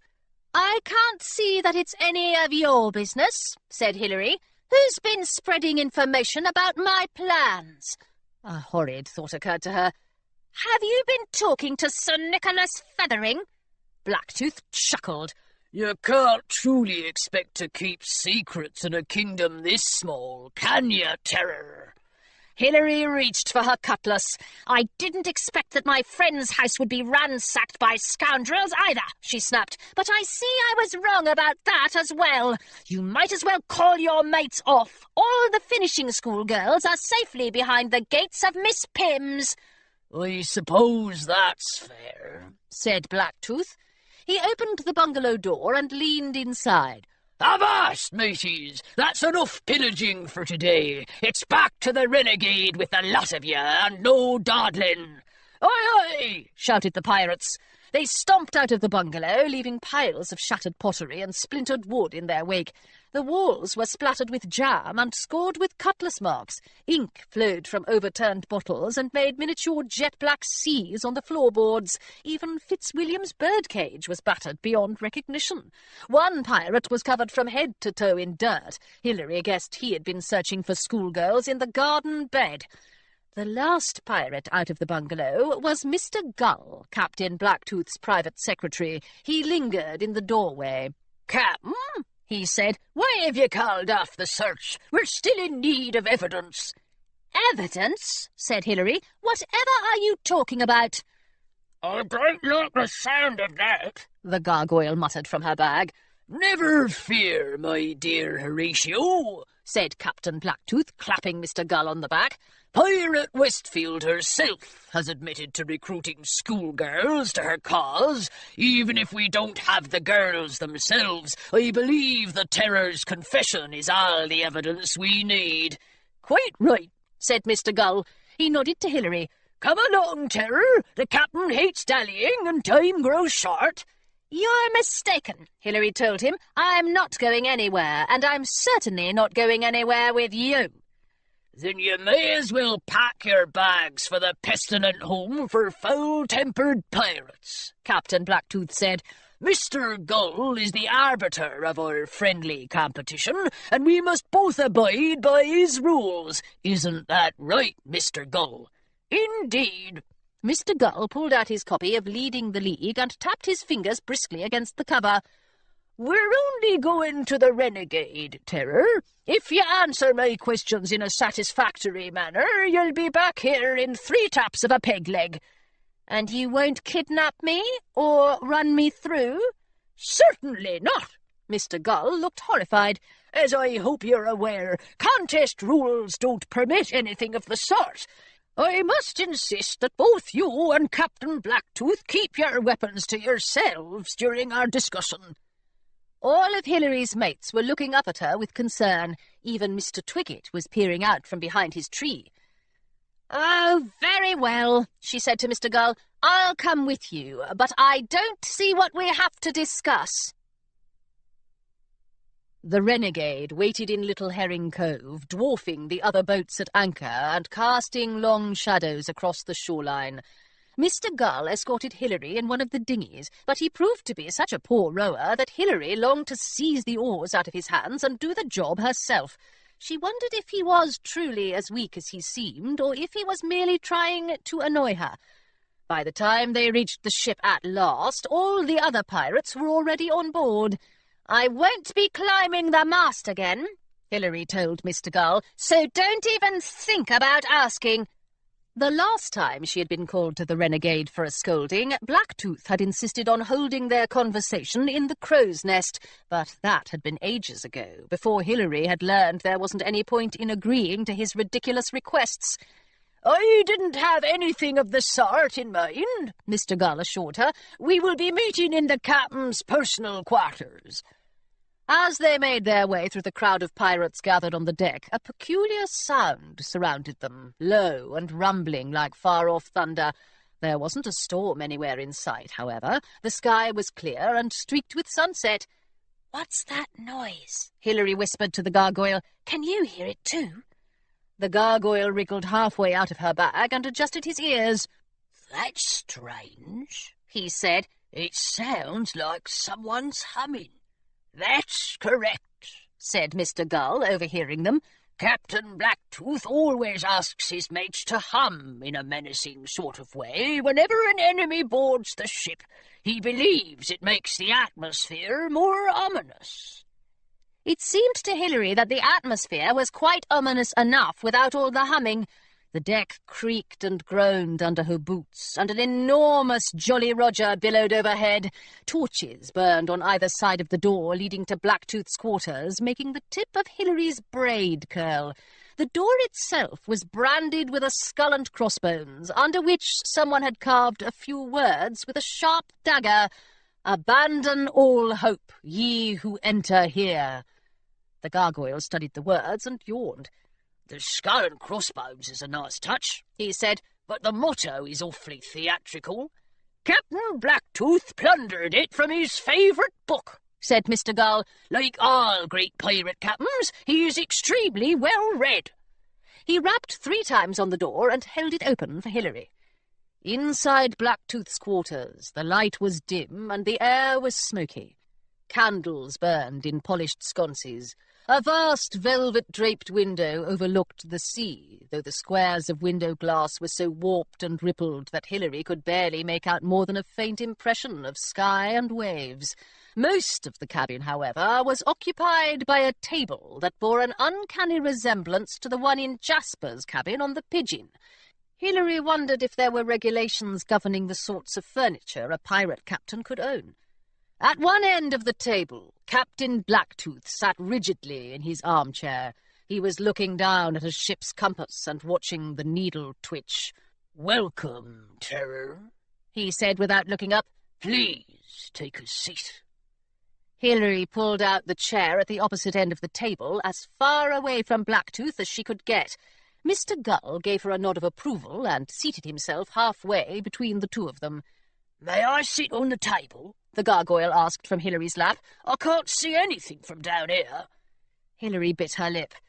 "All right," she said reluctantly, "but you mustn't hop away from me. I don't want anyone to snatch you up." Captain Blacktooth raised his gaze from the compass. "You must think I'm terribly dishonourable, Pirate Westfield," he said. Hilary blinked. "Yes," she said, "I do." "I, however, am not the pirate who stands accused of breaking League rules," he said.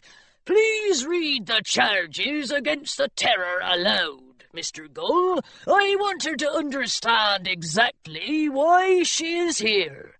"Certainly," said Mr. Gull. He unfolded an ink-splattered sheet of parchment and cleared his throat. "Hilary Westfield, Terror of the Southlands and candidate for President of the Very Nearly Honourable League of Pirates, has violated the guidelines set forth in Leading the League 17th edition by inviting non-pirates to join her crew.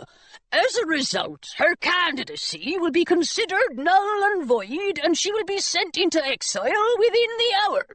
He set down the parchment and looked at Hilary. "It's all rather straightforward, Terror. Do you wish to challenge these charges, or shall we prepare a ship for your departure from the kingdom?"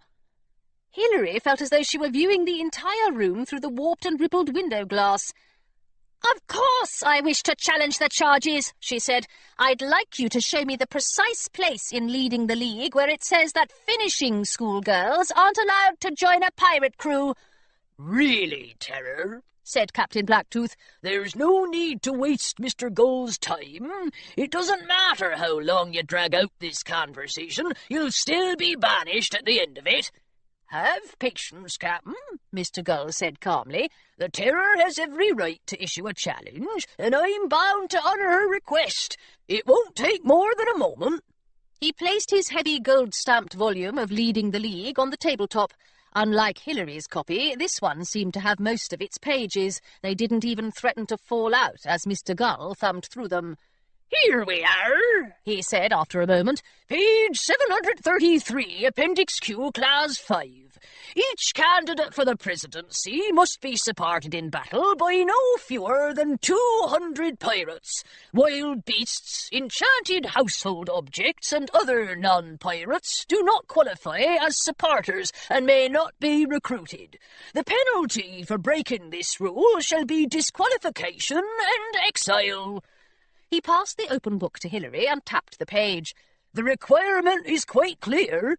"That's right," said Blacktooth. "No finishing school girls, and no water ballet performers either. It's right there in the text." Hilary scanned the page that Mr. Gull had pointed to. Then she shut the book. "I'm afraid I don't agree," she said. Blacktooth folded his hands over his stomach.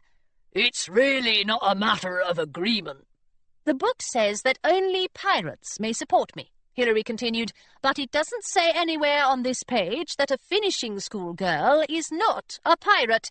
In fact, I'd wager it doesn't say such a thing anywhere in this entire volume. Does it, Mr. Gull?"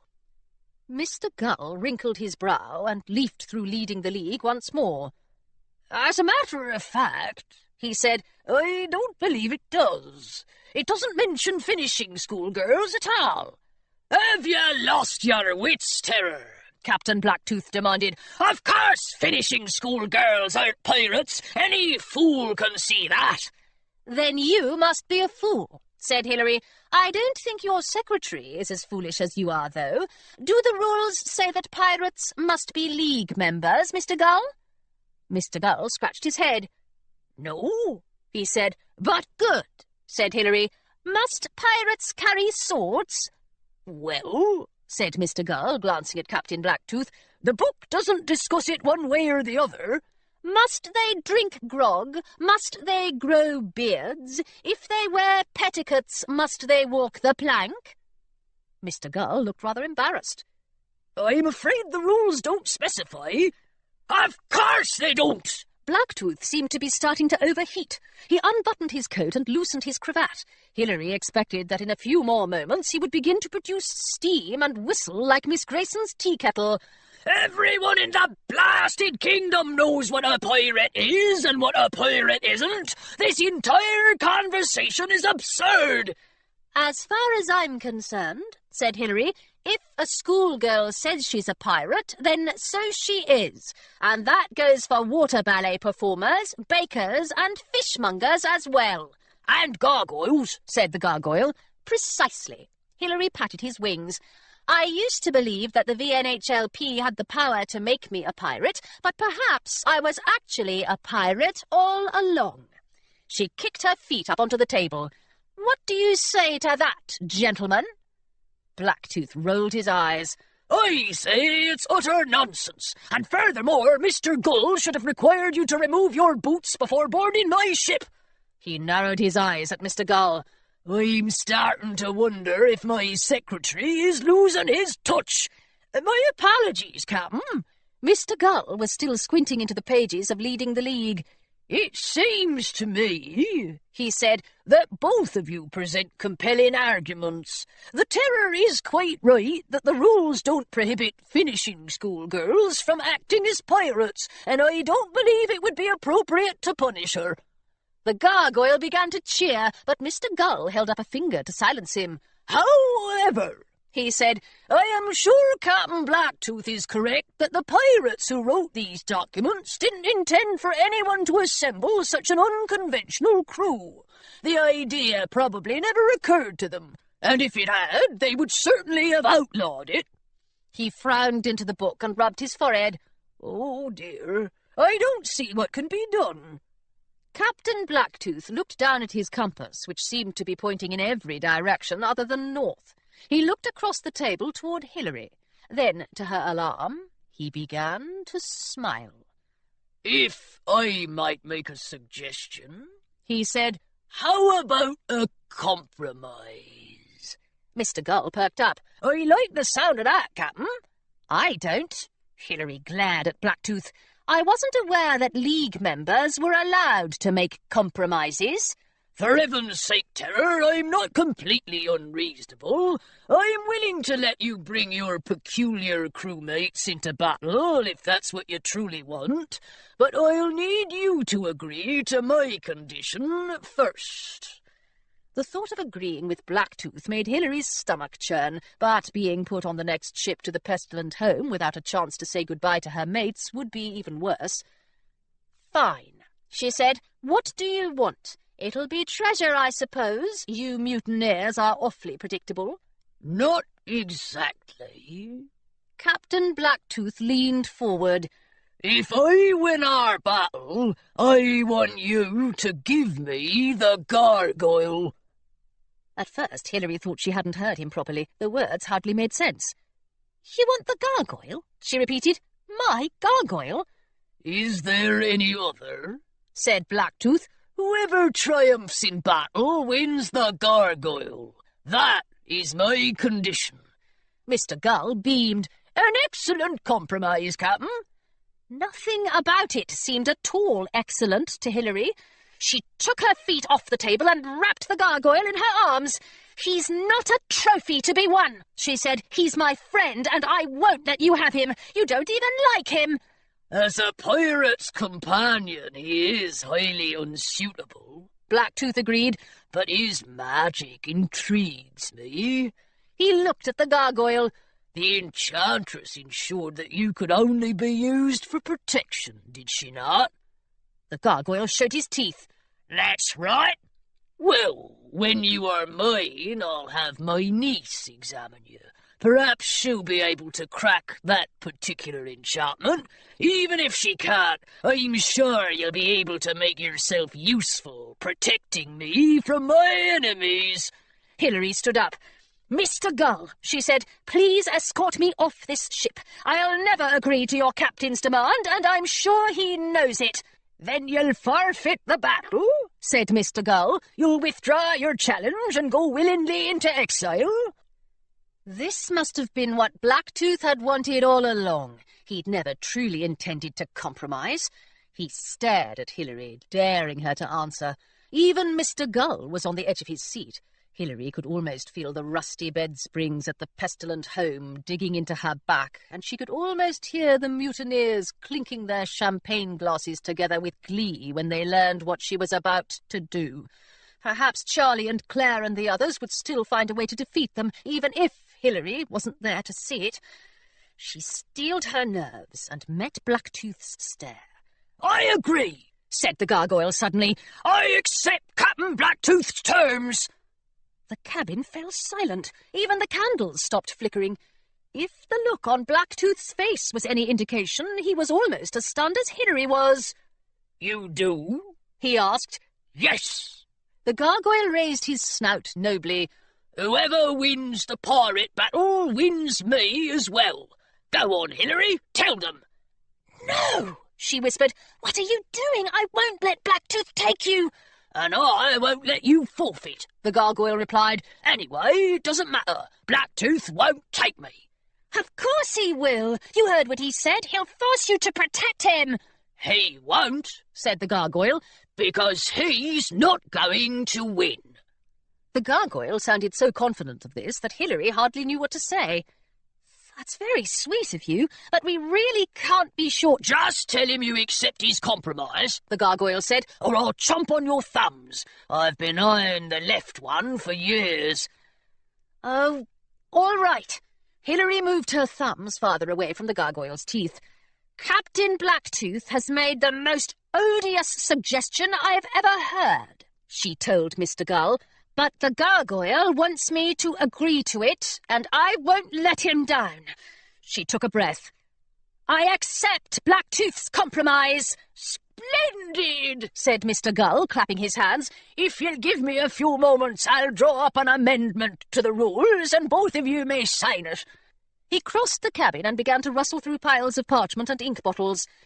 Captain Blacktooth remained in his seat. Hilary could tell he was furious, for he looked just the way the archery mistress at Miss Pym's had looked on the first day of piracy lessons. "I know you don't care for our agreement," she told him. "Neither do I. But you have more of a right to be cross than I do, because even if you do win our battle, the gargoyle will make a snack of you." "I shall do my best to avoid his jaws," said Blacktooth dryly.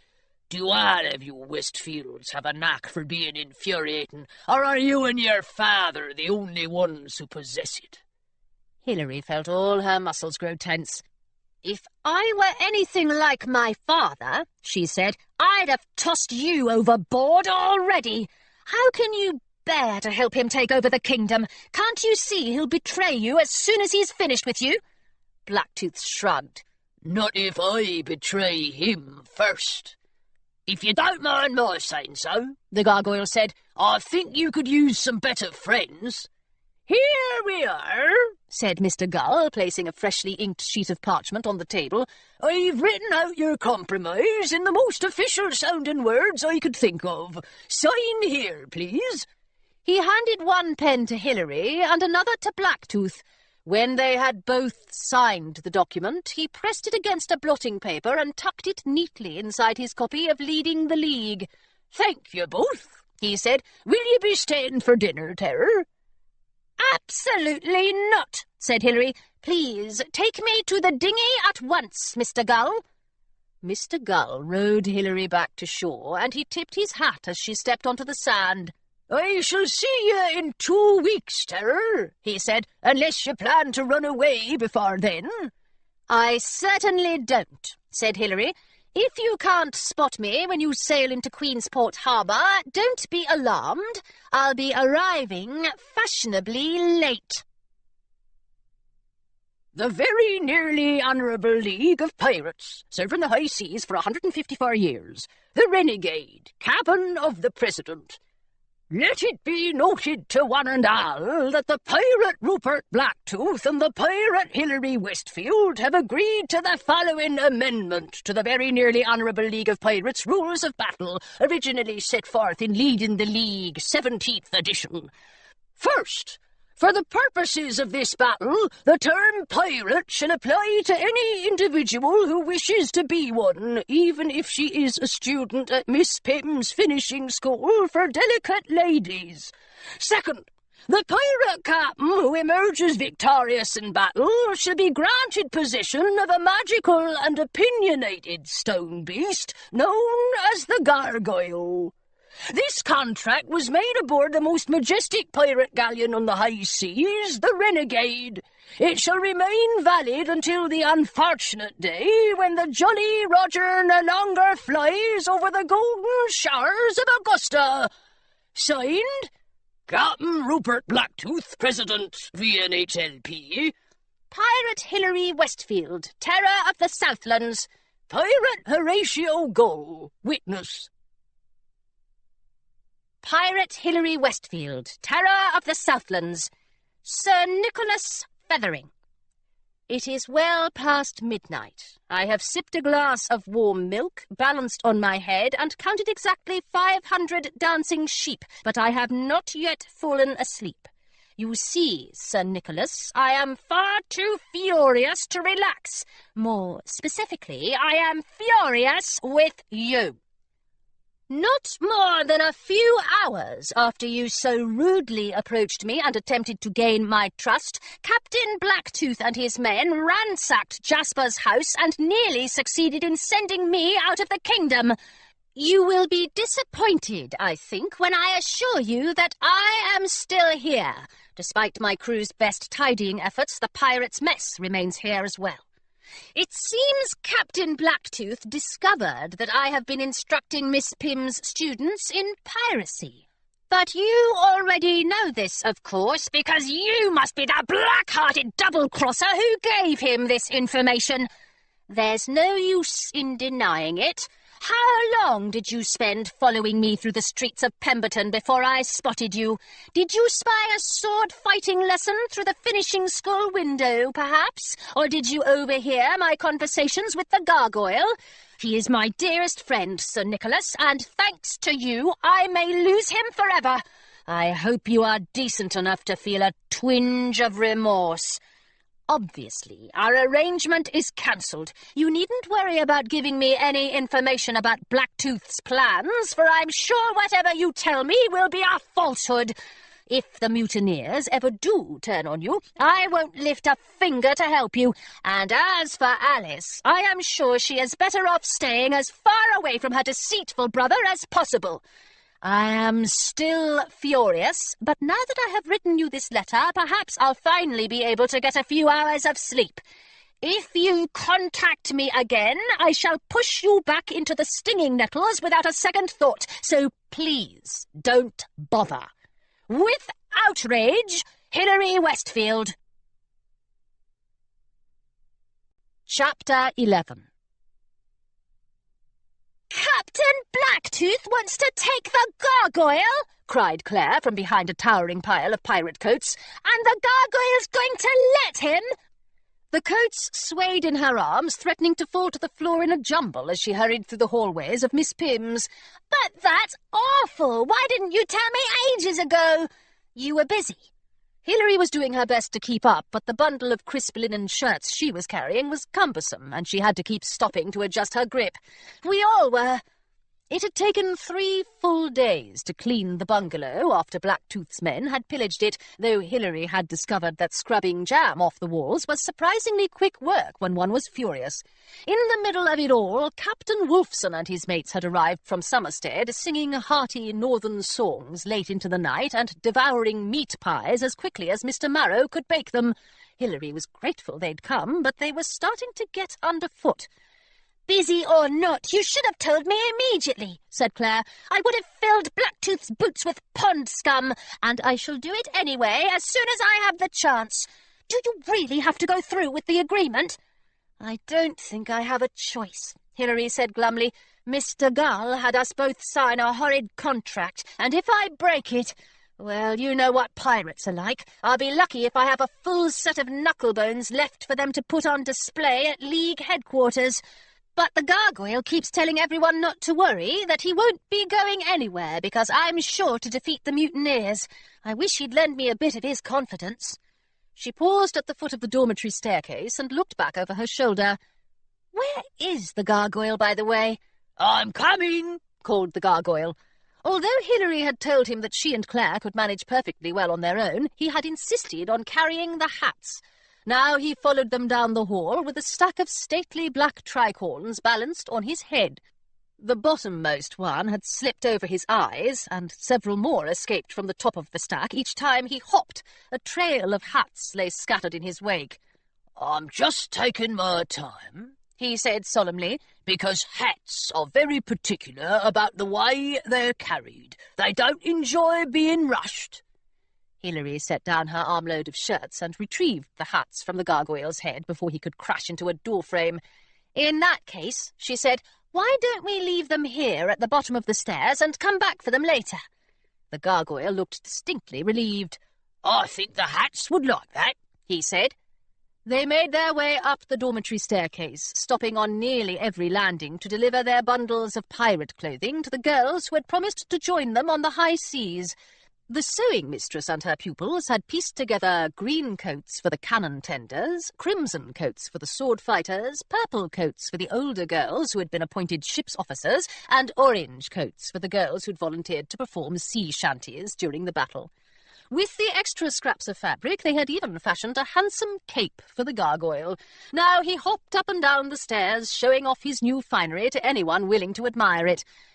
We've got nearly enough supporters now, Hilary confided to Claire as they collected the last few scattered hats from the floor. Charlie's keeping count on the bungalow wall. I checked last night, and he'd carved 195 marks. That's good news, said Claire, isn't it? You look about as cheerful as a thundercloud. I've been feeling a little peculiar ever since I met with Blacktooth, Hilary said. My stomach has been leaping about, my mouth is too dry, my hands are too damp, and every time I close my eyes I see the renegade firing its cannons. It's all very unsettling. She sat down on the staircase. Do you think I'm ill? Claire sat down next to her. I think you're nervous, she said kindly. It's perfectly normal.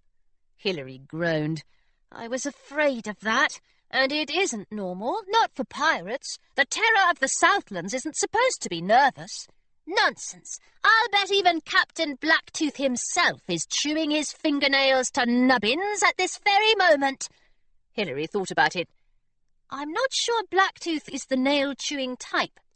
Perhaps he isn't, Claire admitted. Still, you should try to look on the bright side of things. It's been days since anything's gone disastrously wrong. Terror? Charlie came through the doorway, looking grim and pale. I'm sorry to interrupt, but there's a sort of commotion going on outside, and I thought you ought to know about it. Hilary sprang up from the steps and reached for her cutlass. What's happening? She said. Is it the mutineers? Actually, said Charlie, it's your mother. By the time Hilary reached the finishing school's front gates, Miss Pym was already standing there.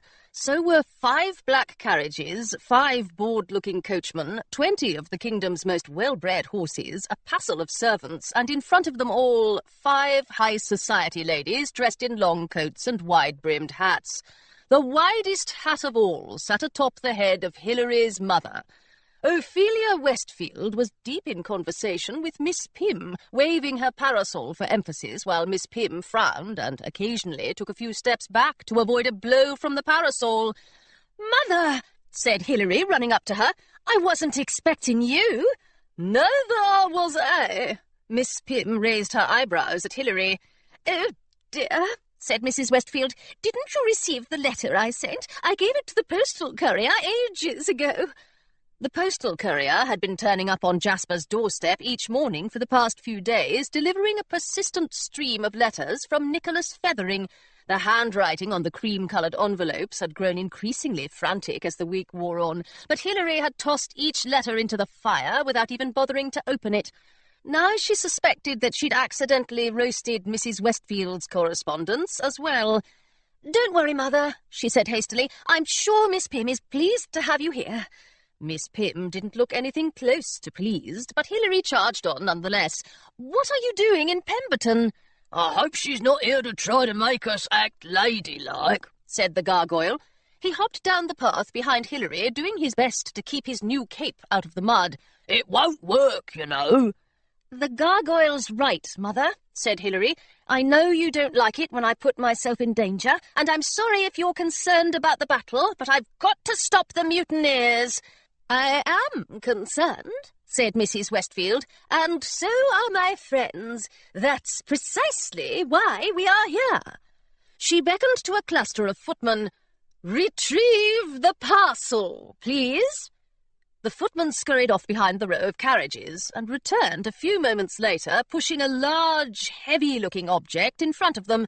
It was draped in a cloth and balanced on wheels that shuddered, squealed, and threatened to fall off altogether as the footman strained to move the object over the cobblestones. Finally, the footman gave up pushing.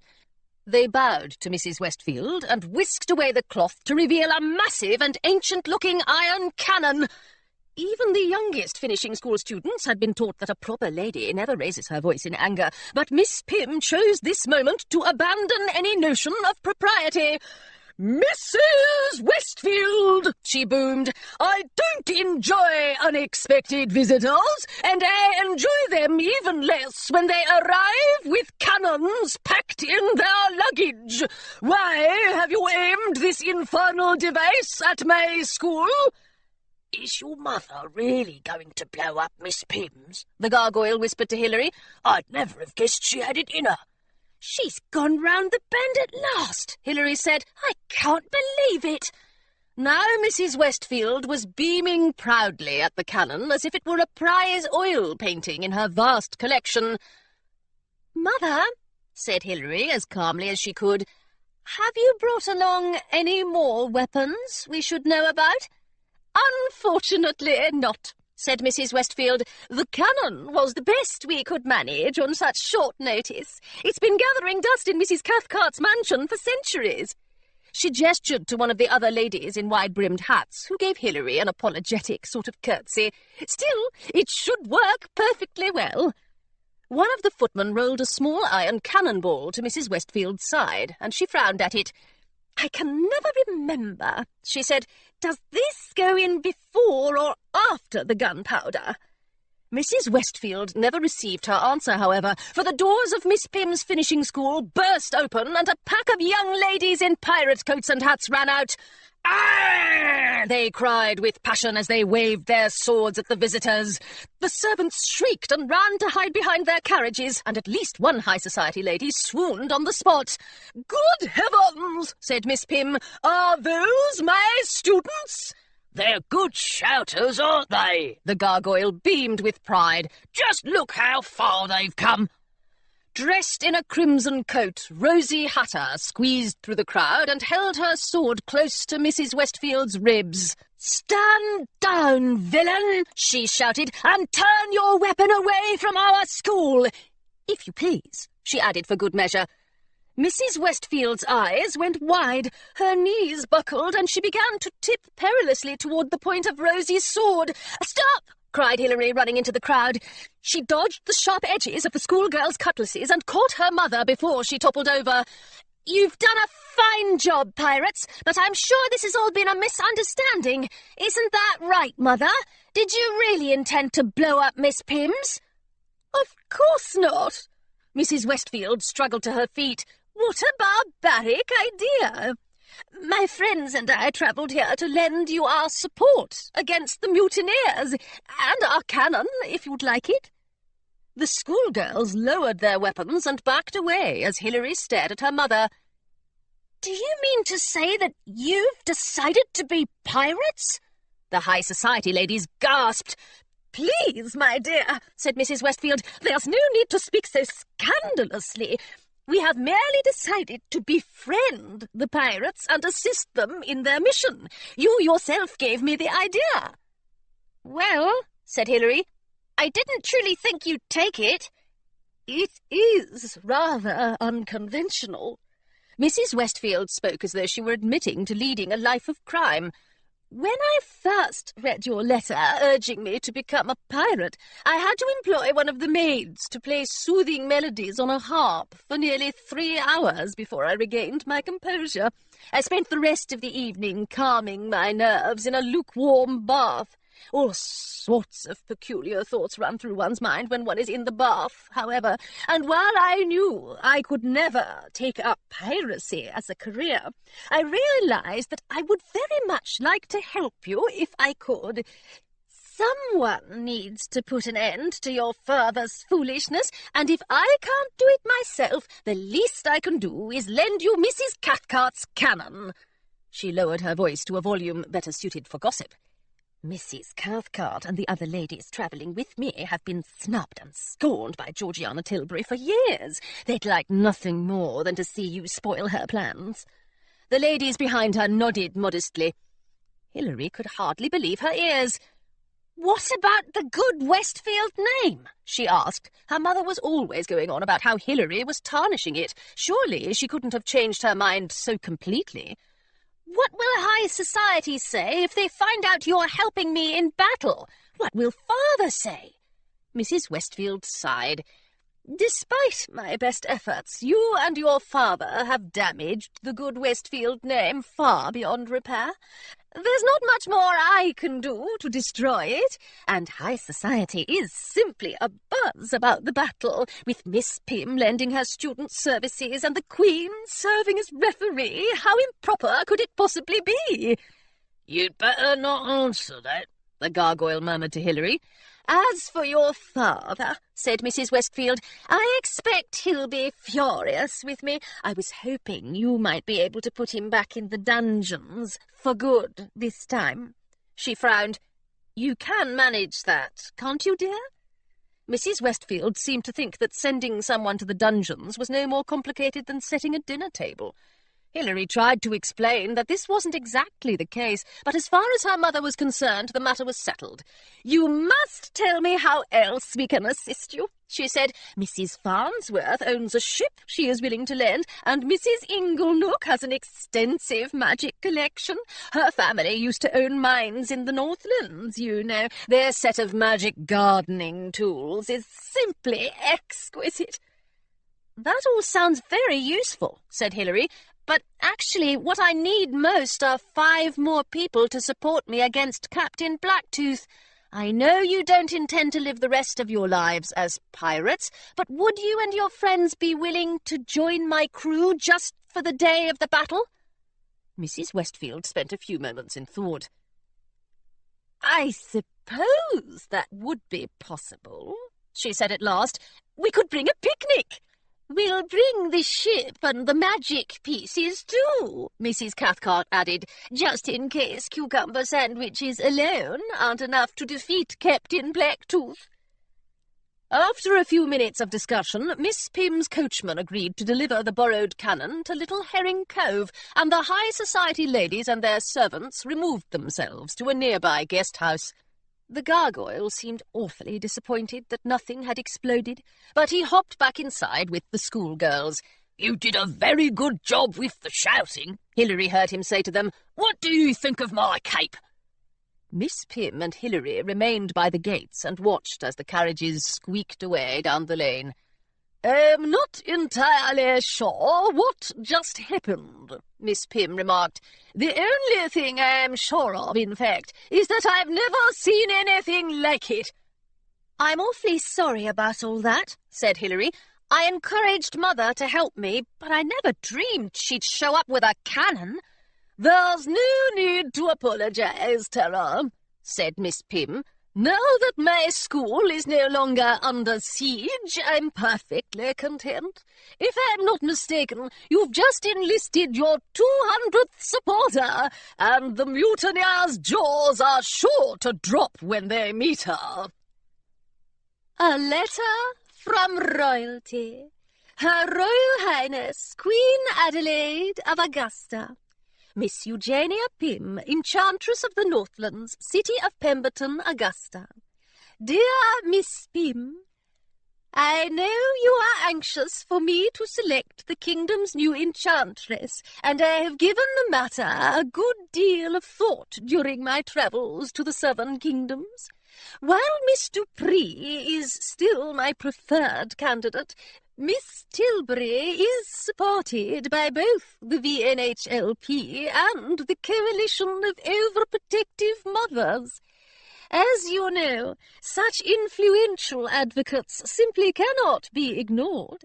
The pirates are still threatening to attack, and the mothers refuse to give my royal advisers a moment of peace until their demands are met.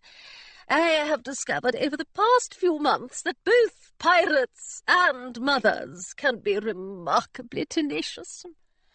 I am currently travelling home from my goodwill tour, and I do not plan to make a final decision on this matter until I return to Augusta.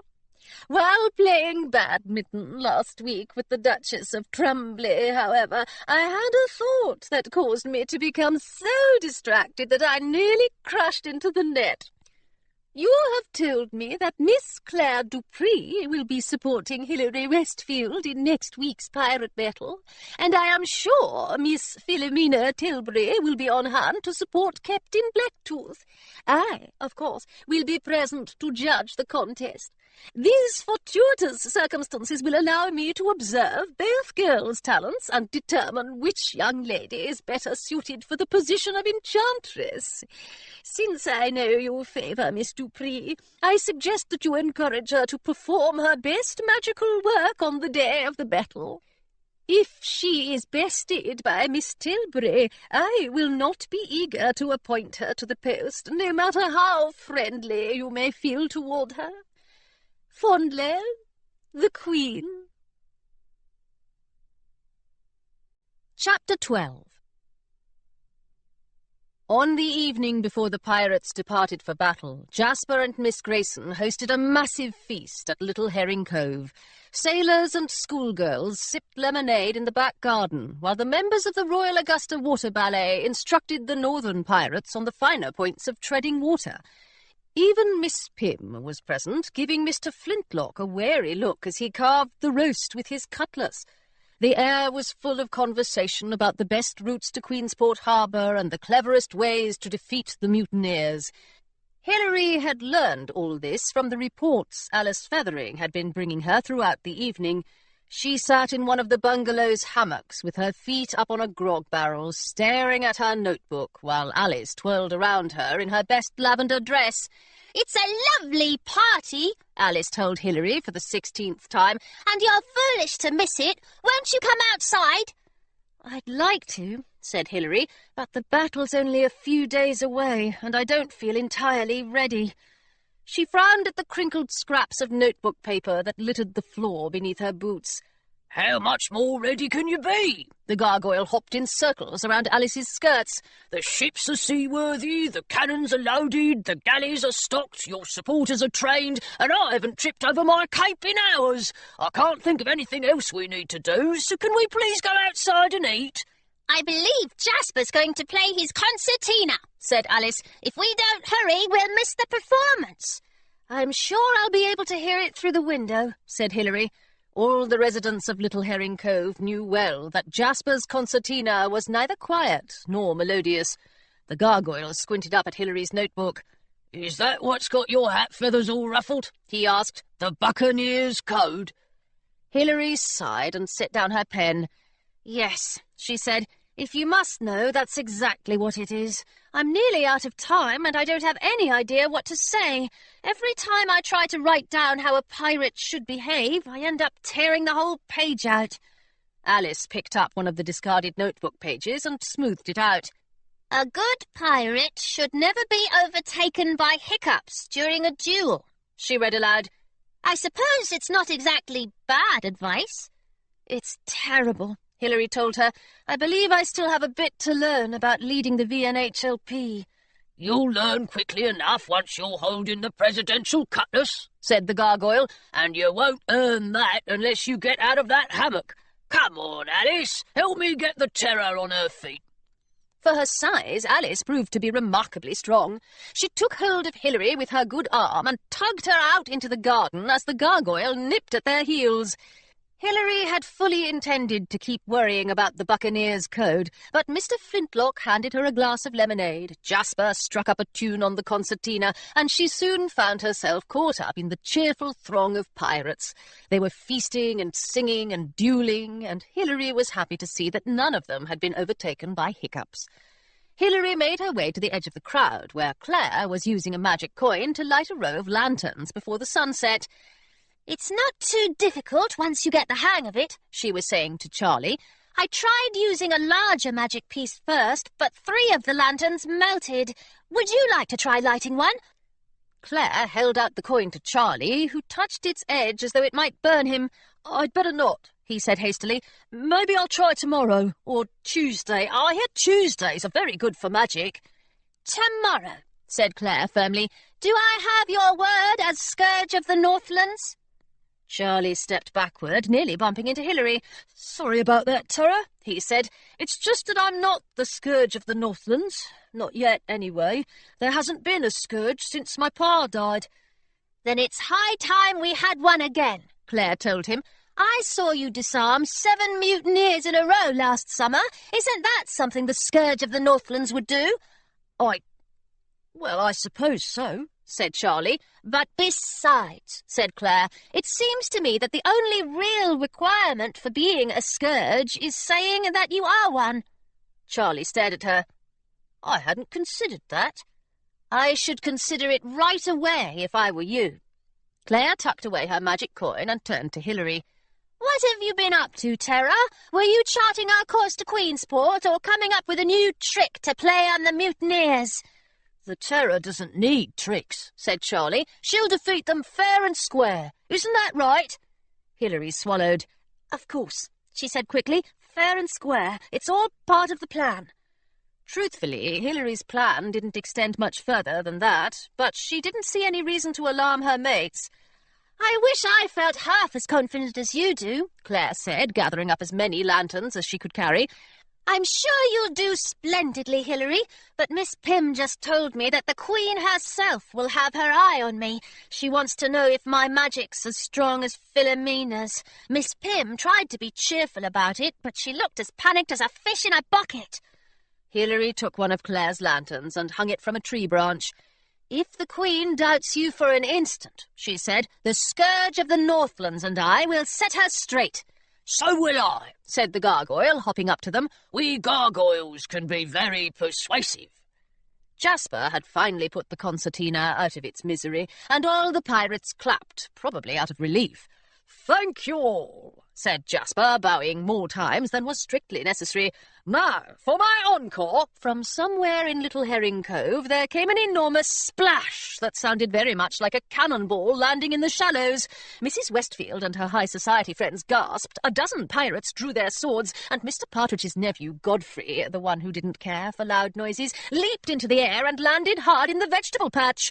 "Oh, drat!" someone cried from the water. "Help!"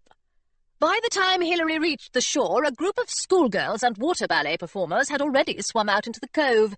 Now they towed a shivering and sodden young man back through the waves and dragged him onto dry land.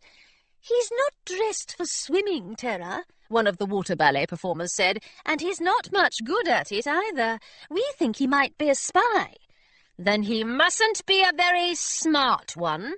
Hilary glared down at the young man. Salt water dripped from his tailcoat, his cravat, and his nose. "Nicholas Feathering," she said, "you've got seaweed on your head." Nicholas spit out a mouthful of waves and brushed off as much of the seaweed as he could.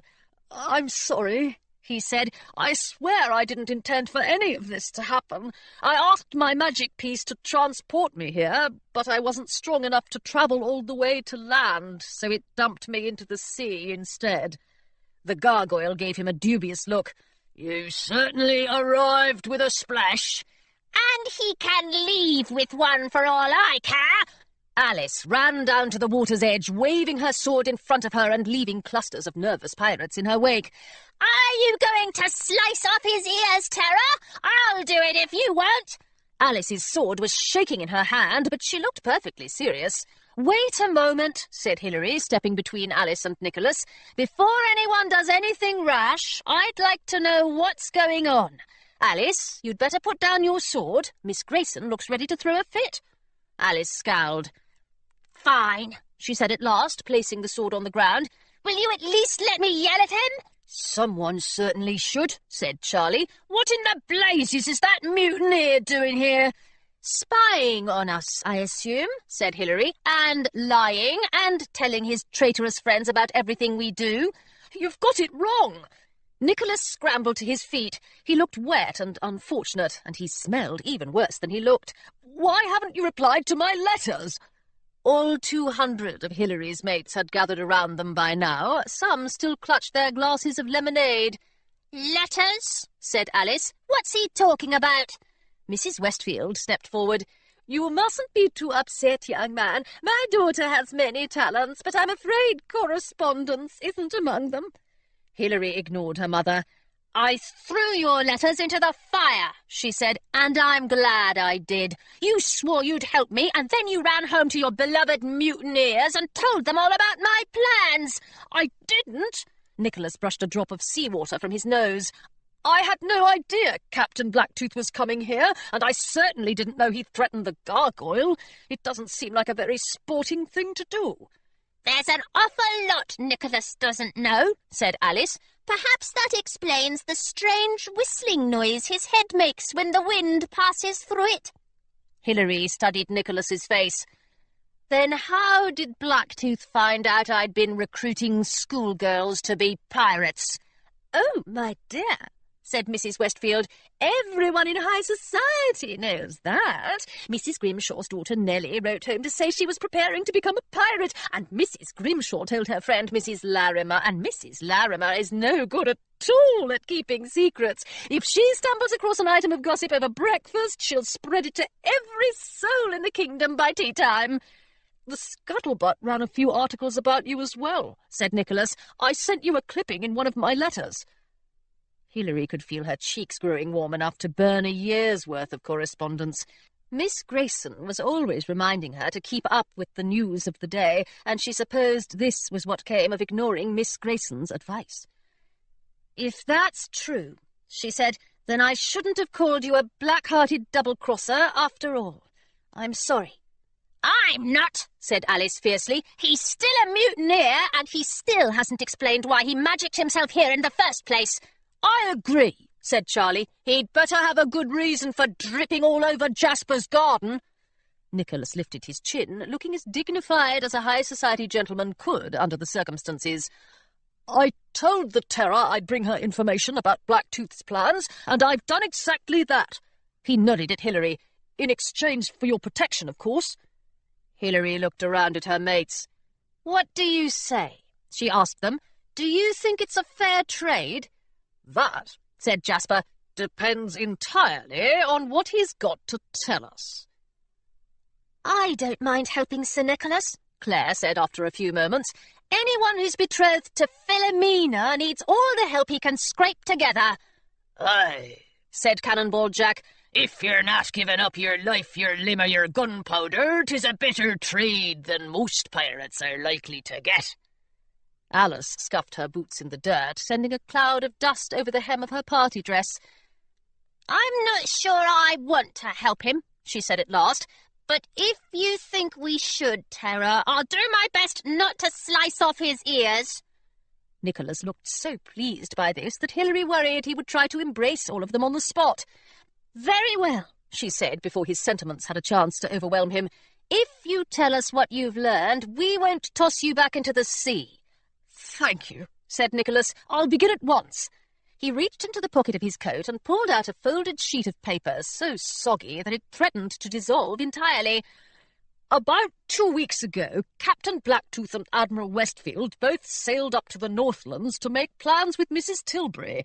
Philomena and I weren't allowed to join the meeting. We were supposed to take a stroll with that tiresome Oliver person. "You don't like Oliver either?" the gargoyle asked. Maybe there's more than wind between your ears after all." I knew I wouldn't get a chance to overhear Captain Blacktooth discussing his plans if I was on a forced march around the mansion. At first I thought I'd pretend to be ill, but Mrs. Tilbury simply wrapped a scarf around my neck and pushed me out the door. She said there was no better cure for a fever than a bracing gust of cold air. Nicholas shivered a little just speaking about it. Before I knew it, I was trapped outside with Oliver and Philomena. They're both very fond of long, wintry walks, or at least they claim to be. Truthfully, I think Philomena is too frightened of her mother to disobey her. "I can't believe Philomena is frightened of anything," said Claire. "Just be glad you're not a Tilbury," Nicholas told her. I walked nearly 2 miles through Nordholm, trying to come up with a plan. The others still thought I was ill, so they didn't seem to mind that I was lagging behind. I was just about to make a run for it when the postal courier hurried up behind us and gave me a letter, a furious one from Pirate Westfield, as a matter of fact. Hilary bit her lip. "I apologise for that." "Anyway," said Nicholas, "I told Philomena that the letter was from Alice. I said she'd changed her mind about fighting the mutineers, and she'd agreed to pass information about the Terror's plans to us instead." "I'd rather eat slugs," said Alice. "Why would you say such a thing? They couldn't have believed you." Nicholas shrugged. "They seemed to," he said. "I told them you'd sent me some news that I had to share with Captain Blacktooth immediately, and I ran back to the house as quickly as I could. The mutineers were meeting in the drawing-room, and I tried to listen at the door, but I couldn't make out most of the words. I'm fairly sure Queen Adelaide was mentioned more than once, though." "Please tell me you heard more than that," said Jasper, "or I'll be tempted to throw my concertina at your head." "Sorry." Nicholas gave the concertina a nervous sort of look. "The eavesdropping wasn't going as well as I'd hoped, so I summoned my courage and went into the drawing-room. Captain Blacktooth was saying something about a new ship he was building in Somerstead, but I'm afraid he stopped talking as soon as he noticed me. I don't think anyone was terribly pleased to see me, and I still had to pretend I was delivering news from Alice." Hilary crossed her arms. "What did you tell them?" "Well," said Nicholas slowly, "I had to make something up. So I said that the Terror of the Southlands had ordered some fancy long-range cannons from the next kingdom over." He hesitated. "And Captain Blacktooth decided to order some fancy long-range cannons himself in response." "Of course he did," Hilary sighed. "Now he'll be even more difficult to defeat."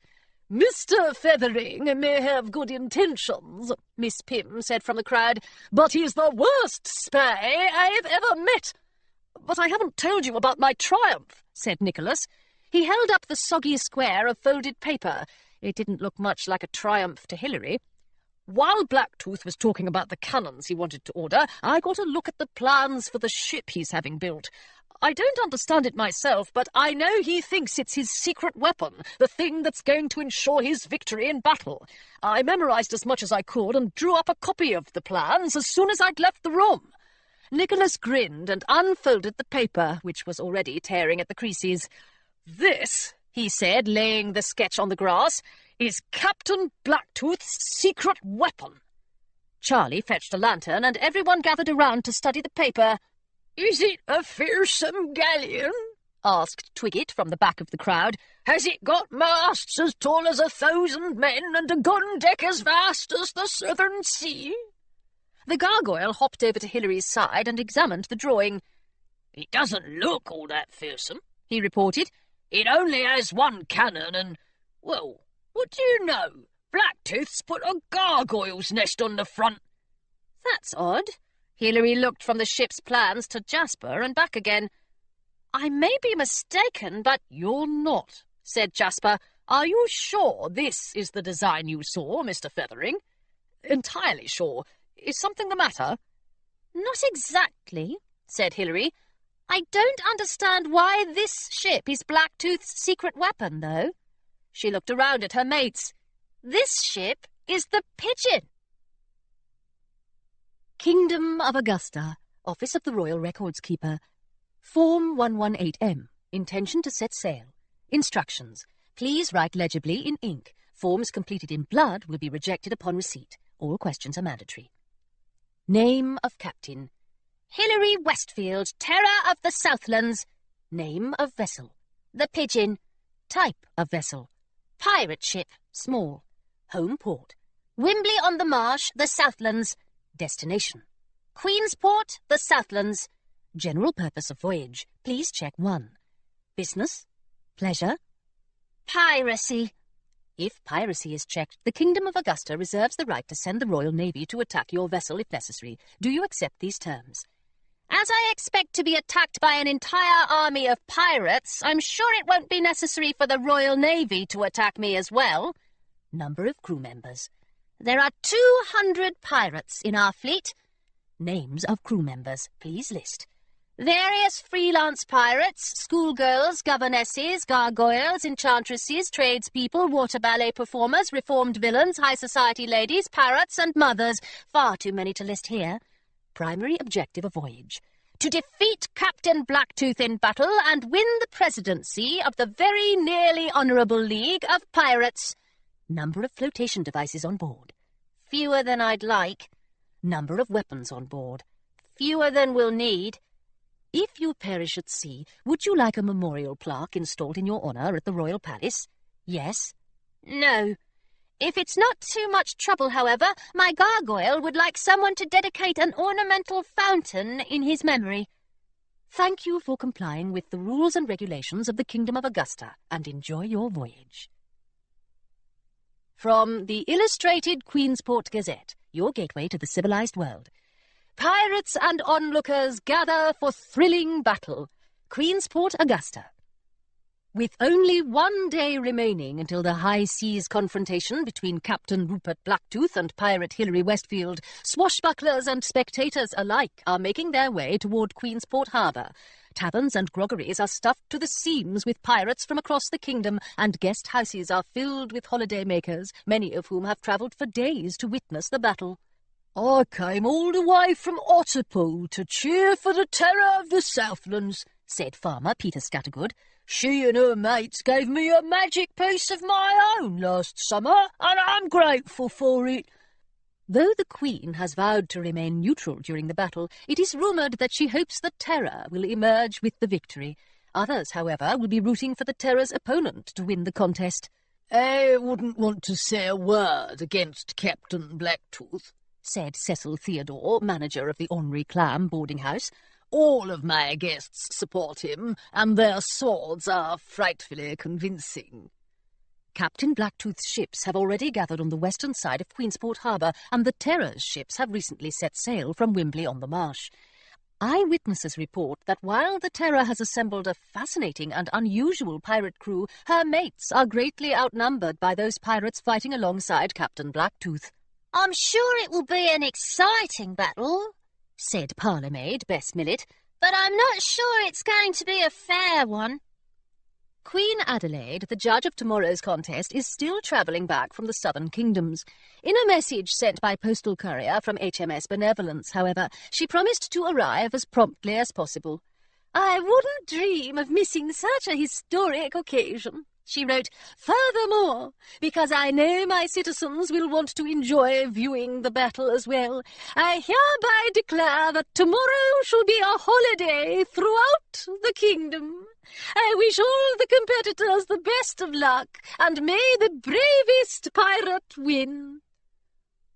The Royal Guards, Kingdom of Augusta, the first name in vigilance. Warning! It was discovered today that convicted criminal Georgiana Tilbury has escaped from her home in the Northlands.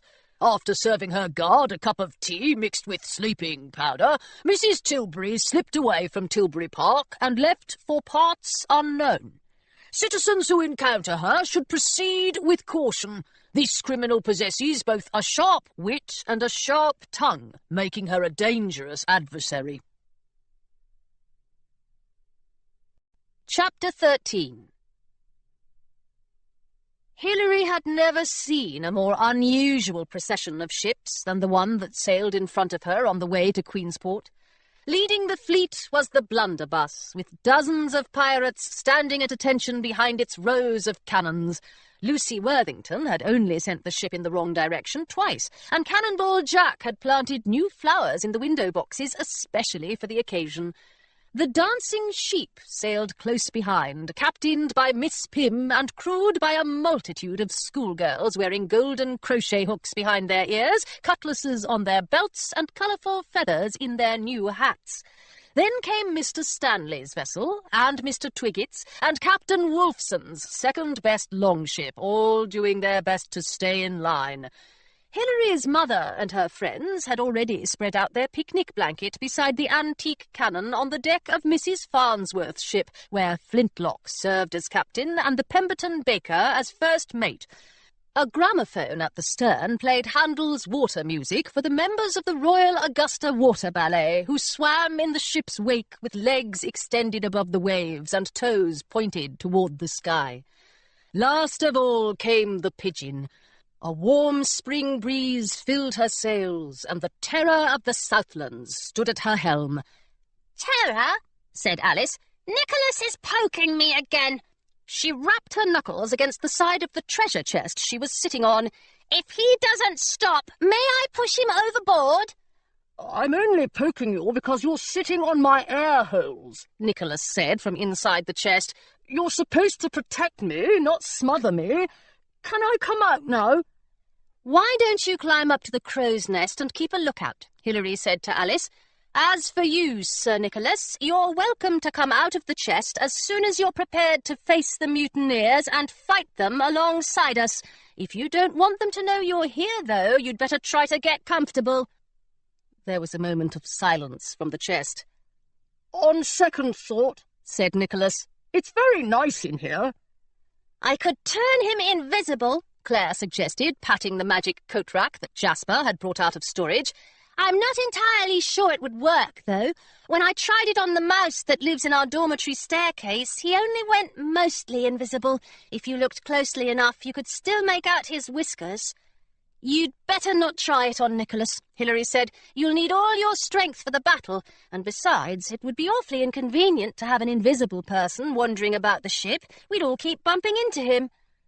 The door to the captain's quarters swung open, and Charlie, Jasper, Miss Grayson, and the gargoyle filed out, each looking more exhausted than the last.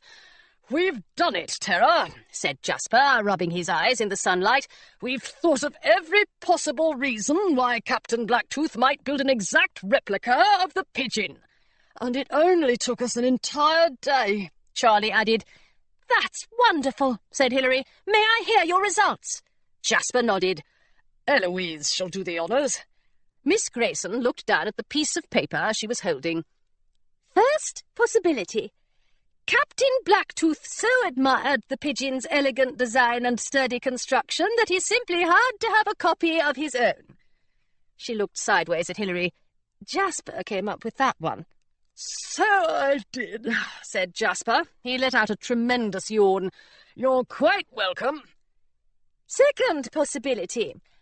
Captain Blacktooth wants the battle to be as fair as possible, so he has abandoned the Renegade for a smaller, less powerful ship that happens to be identical to his enemies." Miss Grayson looked proud of this suggestion, but Jasper shook his head. "My dear," he said, "you're entirely too optimistic." "Oh, very well. I admit it's not likely. Third possibility. Captain Blacktooth believes he will win the battle, and he is preparing to take ownership of the gargoyle by building a ship with a gargoyle's nest on the bowsprit." Hilary frowned. "That doesn't make much sense." "I'll say," said the gargoyle, "if he thinks he can win me over with a gargoyle's nest, he'd better think again." Miss Grayson cleared her throat. "Our fourth and final possibility is that Captain Blacktooth has a nefarious plan we know nothing about, and that plan somehow involves the Pigeon." "That was my idea," said Charlie proudly. "To summarise our findings," Miss Grayson said, folding up the paper, "we have absolutely no idea what Captain Blacktooth is going to do, but whatever it is, we assume it won't be pleasant." Claire applauded politely, and the gargoyle bowed. A true pirate would never admit how worried she felt, so Hilary held her tongue. "Thank you for trying," she told the others instead. "We'll just have to do our best to thwart Captain Blacktooth's plan when he unveils it." As the Pigeon drew closer to Queensport Harbour, Alice called down from the crow's nest that she could see the crowds gathering along the shore. "They've got flags," she said giddily, "and banners as well. I think the black ones are for Captain Blacktooth, but the red ones must be for you, Terra. There's a stall selling flowers and a few others selling food, and my goodness, is that the Otterpool Royal Orchestra? I can't imagine how they expect to be heard over the cannon fire." "Really?" Hilary fanned herself with her hat. The air was beginning to feel thick and uncomfortably warm around her, like a woolen bathing costume she couldn't wriggle out of. "I didn't realise we were going to have such a large audience." "Can you see Blacktooth's shapes?" Charlie asked. "Has he brought his secret weapon and his 200 pirates?" Alice raised her spyglass. "The Renegade is at the far side of the harbour," she said. "I don't see any ship that looks like the Pigeon, but as for the other pirates—" She looked down at Hilary. "It looks like there are a good deal more than 200 of them." "Oh dear," said Hilary. "I was afraid of that." Claire tightened her grip on the magic coat rack, and Charlie tugged at his collar, but the gargoyle simply rolled his eyes.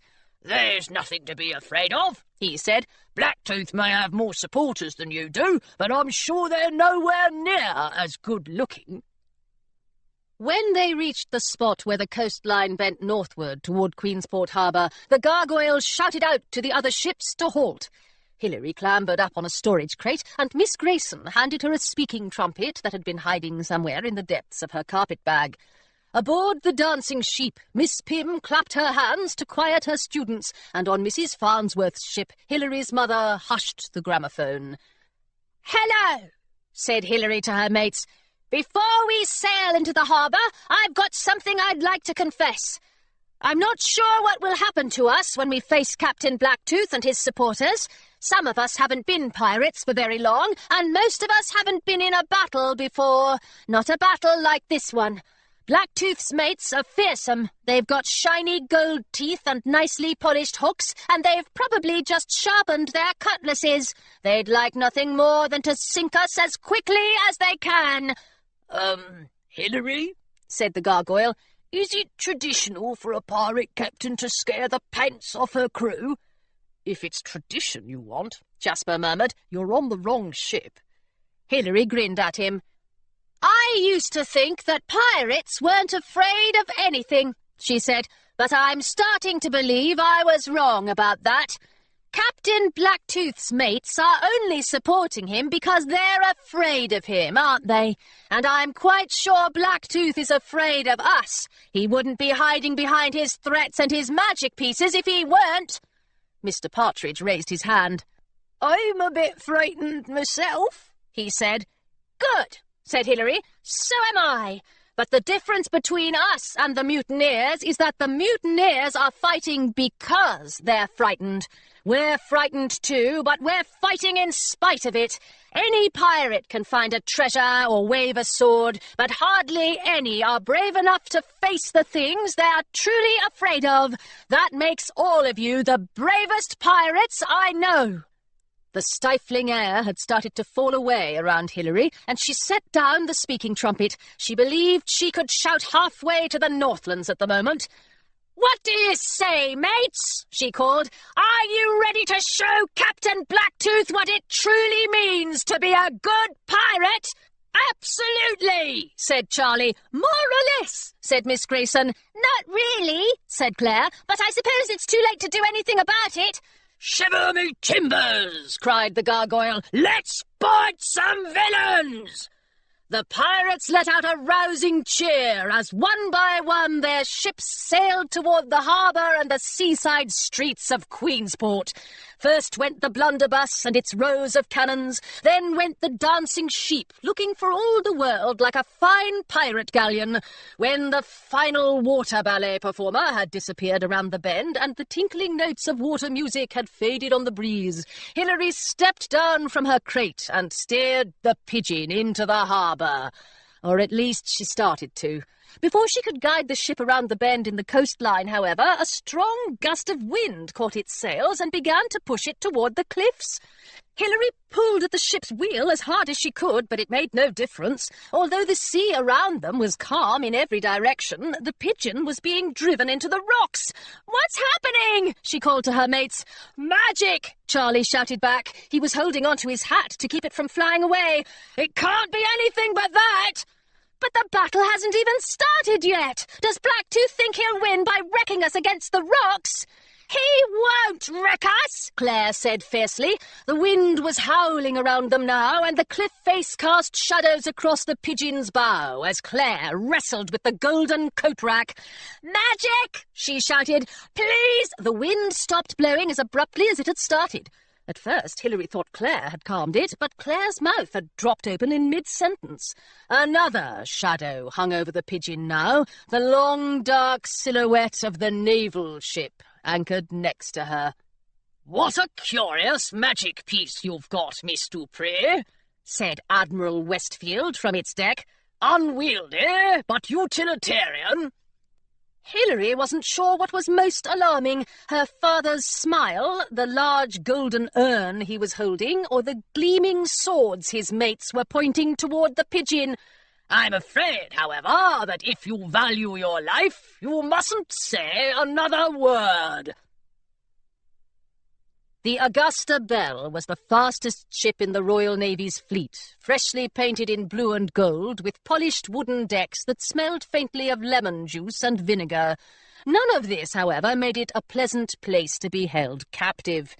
"I'd rather be stashed in the dungeons," Hilary said, as two naval officers pushed her against the Augusta Belle's mast, and a third tied her to it with a long coil of rope. "At least the jailers there don't spend their holiday afternoons yanking pirates off their ships." "Then I pity them," said the officer holding the rope, "for it's one of my favourite pastimes." He pulled a knot tight around Hilary's middle, and she clenched her fists. "I've still got molasses in my boots, thanks to you."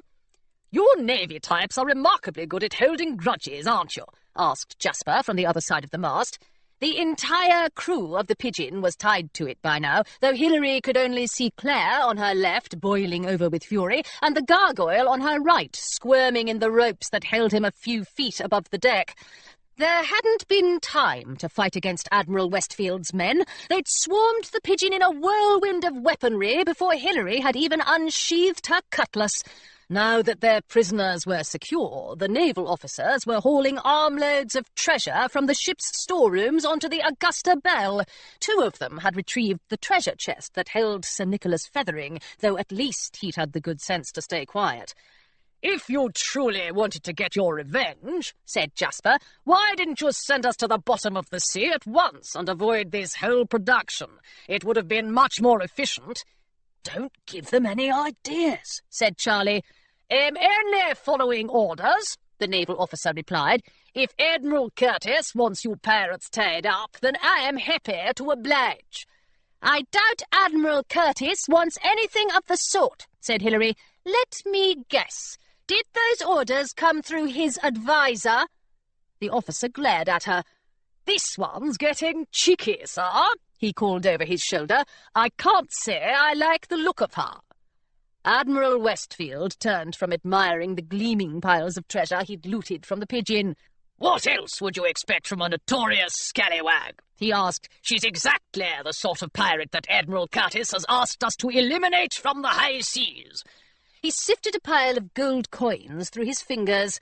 "As for why we didn't sink you, Mr. Fletcher, as hard as it may be for you to believe, I want nothing more than to keep you all alive." "How charitable of you," Hilary said. "You're not usually so kind to your enemies, father." "But I've reformed," said Admiral Westfield. He looked about as sincere as a sneak thief. "Quite frankly, Hilary, I'm disappointed that you haven't done the same.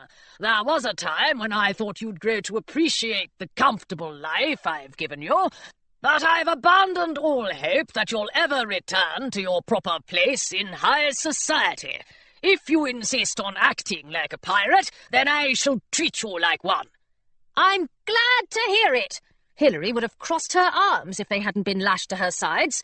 If you wanted to capture me, though, you should have chosen a more convenient time. We've got a battle to attend, and if we don't arrive soon, our mates will come looking for us. She hoped very much that this was true. No spectators stood nearby to send a warning.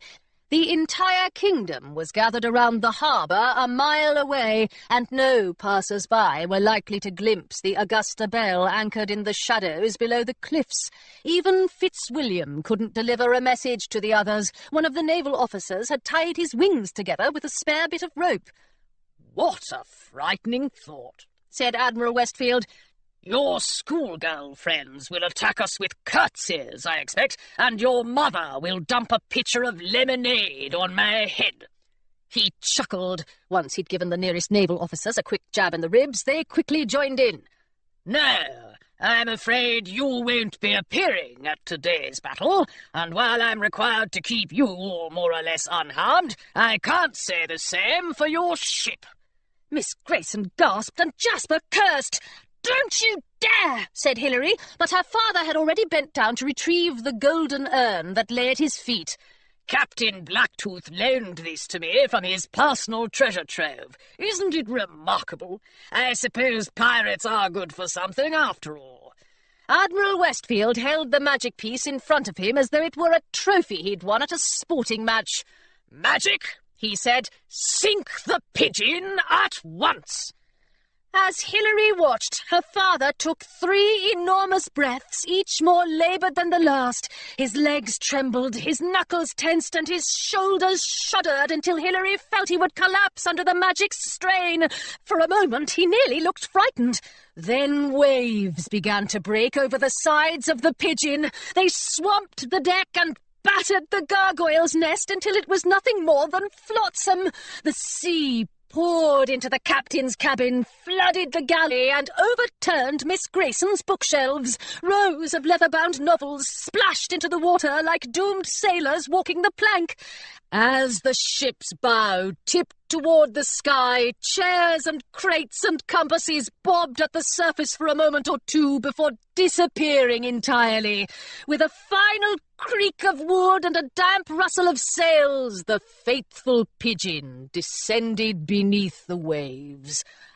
"Oh, Hilary," the gargoyle whispered, "how can we be pirates if we don't have a ship?" Hilary couldn't answer. Instead, she stared at the spot where the pigeon had been and willed it to come back, though it stubbornly refused to resurrect itself. She had promised Jasper she'd take good care of his ship, and now it was lost for good. Admiral Westfield relaxed his grip on the golden urn. He wiped his brow with a trembling hand and bent over to catch his breath. "That's better," he said. "I can't imagine why you pirates look so glum. Your vessel was practically a wreck already." Hilary couldn't see Charlie tied to the other side of the mast, but she was sure he was shaking. Claire, however, had suddenly become still. "Your father's used more magic today than most people use in a month," she whispered to Hilary. "I'm sure he doesn't have much strength left. Isn't there anything we can do to overpower him?" Hilary did her best to search her pockets, but the naval officers who'd taken her cutlass and plucked up her magic pieces hadn't missed a single coin. The knots that bound her to the mast were impressively tight, and there was no room to squirm out from under the coils of rope. She tried to imagine what the heroes in her favourite books would do if they found themselves in such a dire situation, but that only made her think of the floating bookshop and all the stories that were drifting down to the ocean floor with only snails and seahorses to turn their pages. A trumpet fanfare rang out from the direction of the harbour, and Admiral Westfield clapped his hands. "It must be time for the battle to begin. How fortunate we are all to have a front row seat." "But there won't be a battle if we're not there to fight it," said Alice. "I don't know who you are, little girl, but you show a surprising lack of imagination." Admiral Westfield raised a finger.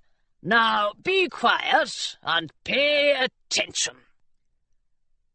Mr. Gull must have been using a magic piece to strengthen his voice, for although Hilary couldn't see him around the bend in the shoreline, she could hear him all the way from the Augusta Bell.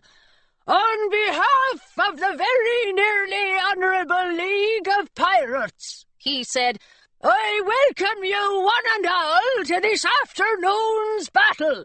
I am your humble servant, Horatio Gull, and I will serve as the announcer for today's festivities." A ripple of applause floated over the waves. "The pirate who emerges victorious in this contest will win the presidency of the VNHLP, while the losing pirate will be forced to leave the Kingdom of Augusta immediately and forever. The contestants will try not to blast, behead, or otherwise injure the spectators, but if you fear for your life or safety, I recommend scampering away as quickly as possible." Miss Grayson clicked her tongue. How impractical. "I agree," said Jasper. "Why run away from a battle when you can run into it?" "It's hard to run anywhere when you're tied to a mast," Charlie pointed out. Admiral Westfield glared at them. "Quiet! The contest," Mr. Gull continued, "will be judged by none other than our beloved monarch. Queen Adelaide, would you please step forward?" Hilary waited for cheers to erupt from the spectators, but there was only silence. "Well," said Mr. Gull at last, "it seems the Queen hasn't yet returned from her travels, but I'm sure she'll be here shortly. In the meantime, why don't we introduce our contestants? On the starboard side of the harbour is Captain Rupert Blacktooth, the most fearsome pirate in Augusta, the owner of the finest beard in 16 kingdoms, and my personal employer. Please give 3 cheers for Captain Blacktooth." A round of huzzas rose up from the crowd, but none of the prisoners on the Augusta Bell joined in. "I'd rather eat my boot leathers," said Hilary. "So would I," said the gargoyle. "I hear they're good with marmalade. Do you have any marmalade, Admiral Westfield?" "I do not," said the Admiral icily. "And on the port side," said Mr. Gull, once the huzzas had faded away, "is our challenger, Pirate Hilary Westfield, the terror of... Pardon me." He paused. "Where is the terror, and where are the rest of her supporters?" "I suppose this is Blacktooth's grand plan," Hilary said to her father. "If I don't show up at the battle, I'll be forced to forfeit, and Blacktooth will win without even having to raise his cutlass. Is he really too cowardly to face me?" Admiral Westfield's mouth conspired with his eyebrows to create an expression that looked something like amusement. "Blacktooth is a coward," he agreed, "but I assure you, Tara, that's not his plan." He looked hastily at his officers. "Not that I would know anything about the captain's intentions, of course." "This is most unusual," Mr. Gull was saying. "My assistants have taken account of the Terror's supporters, and 6 are missing, not to mention the Terror herself. Her mates assure me that she is on her way, and her mother has graciously offered me a glass of lemonade. If Pirate Westfield does not appear within the next few minutes, however, she will have to surrender her gargoyle and travel at once to the pestilent home for—" He broke off. "What's that on the horizon? Where did I put my spyglass?" Just beyond the harbour, a tall ship decorated with pennants and ribbons was approaching with tremendous speed. "It's the Benevolence," said Mr. Gull. "Queen Adelaide has arrived." The spectators cheered, and Claire twisted her neck to get a better view. "Can you see her, Hilary?" she asked. "Is it really the Queen? I ought to curtsy if it is, but being tied up by villains makes it difficult to bend one's knees."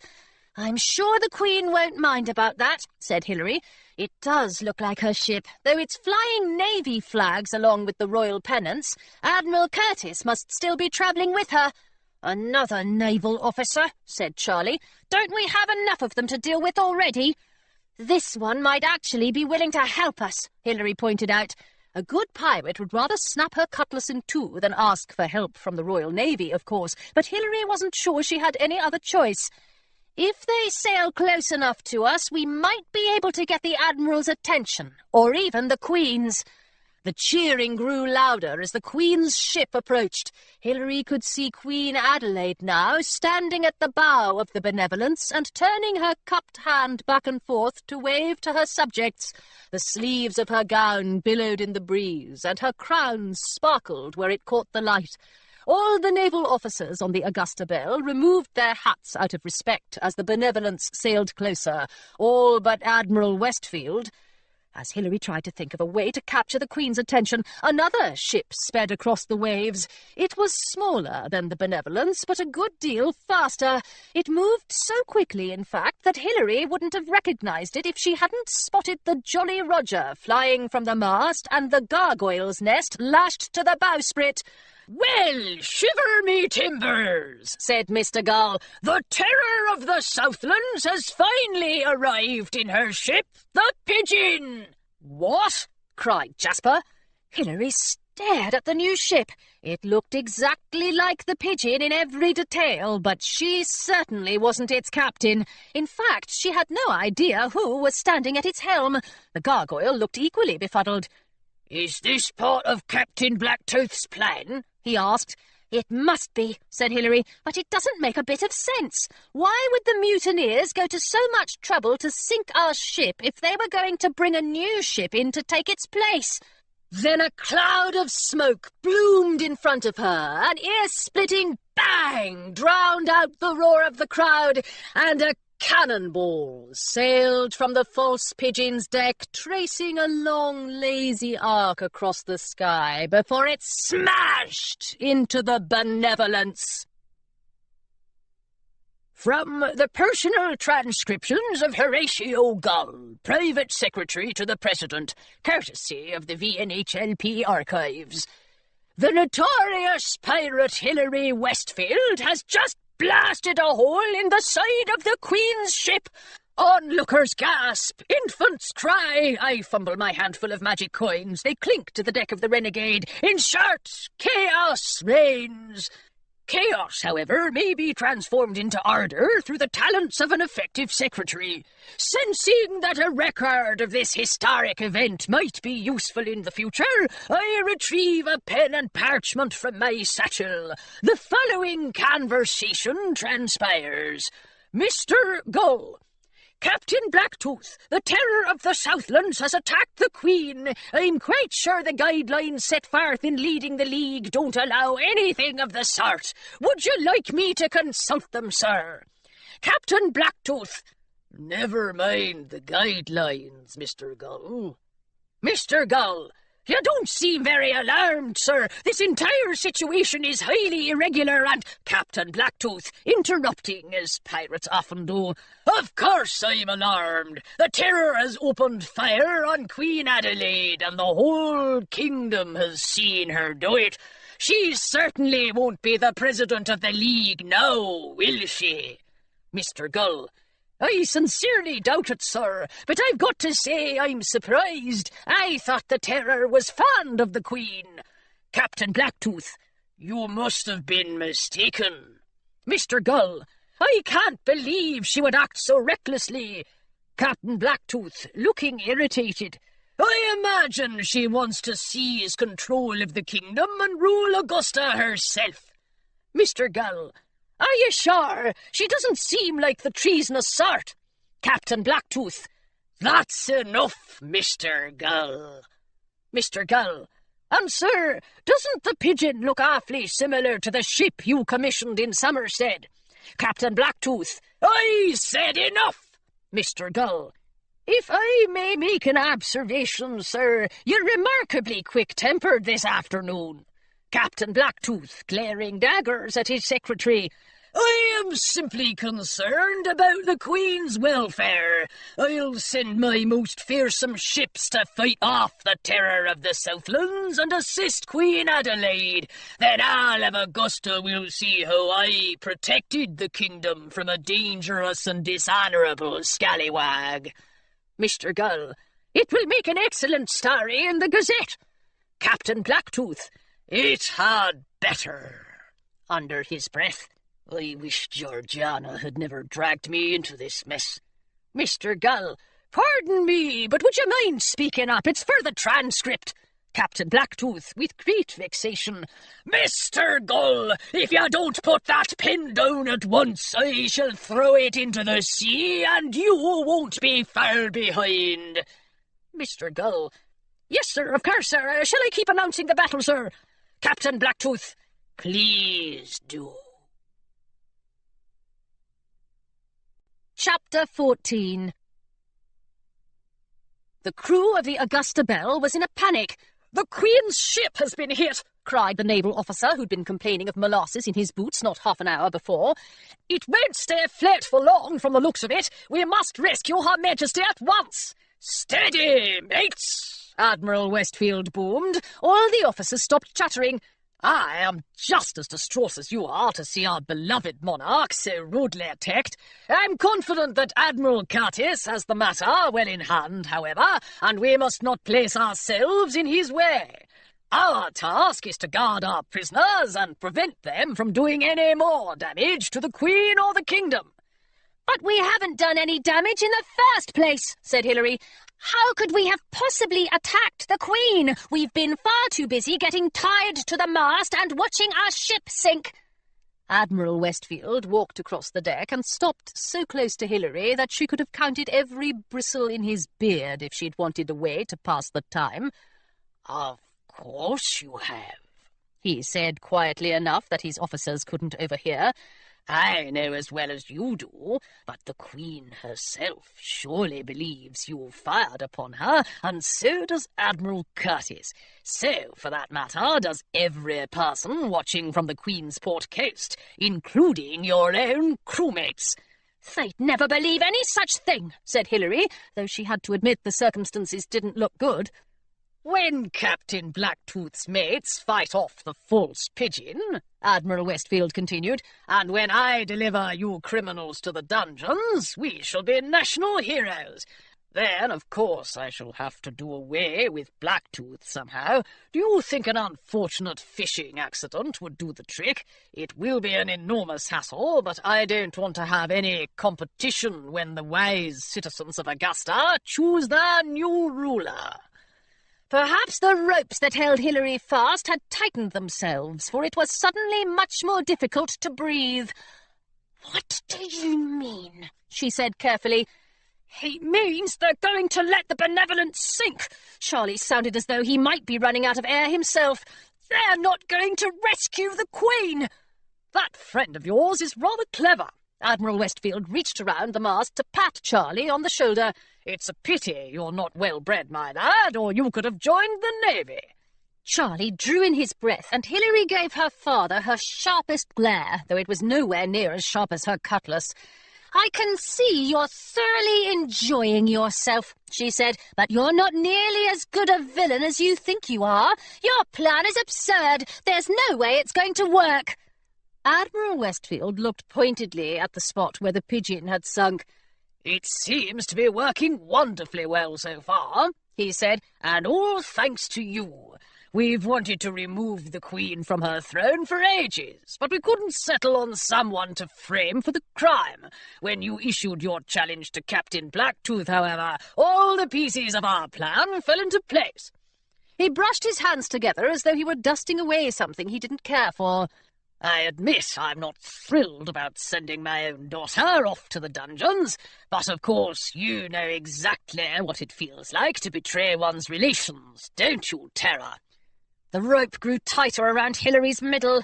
"Don't answer him," the gargoyle whispered. "He's just trying to make you mad." "In that case," said Hilary, "he's succeeding." "If I may ask a question," Miss Grayson said from the other side of the mast, "won't these charming naval officers unravel your plot? They know perfectly well that Hilary didn't attack the Queen." Admiral Westfield's shoulders stiffened the way they often did around governesses. "You have an inquiring mind, madam," he told Miss Grayson. "I can't say I care for it. As for my mates, I'm sure they'll piece things together sooner or later. He glanced behind him where the officers were taking turns peering through a spyglass at the sinking Benevolence. They're only half as dull-witted as they look. I expect, however, that a few crates of magic from the royal treasury will convince them to keep their ideas to themselves. And if they don't, well, the sharks aren't too terribly hungry this time of year. With a bit of luck, these fellows might survive for weeks. Did you hear that, gentlemen? Alice called to the officers. Admiral Westfield plans to feed you to the sharks. A few of the officers frowned at her, and the others didn't even bother to turn around. "Don't waste the air we've granted you, scallywag," one of them said. "Pirates lie. Everyone knows that." "You'd think they'd be more concerned," the gargoyle remarked. "Sharks are the second most fearsome beasts in the kingdom." "After sea monsters?" Claire asked. The gargoyle rolled his eyes.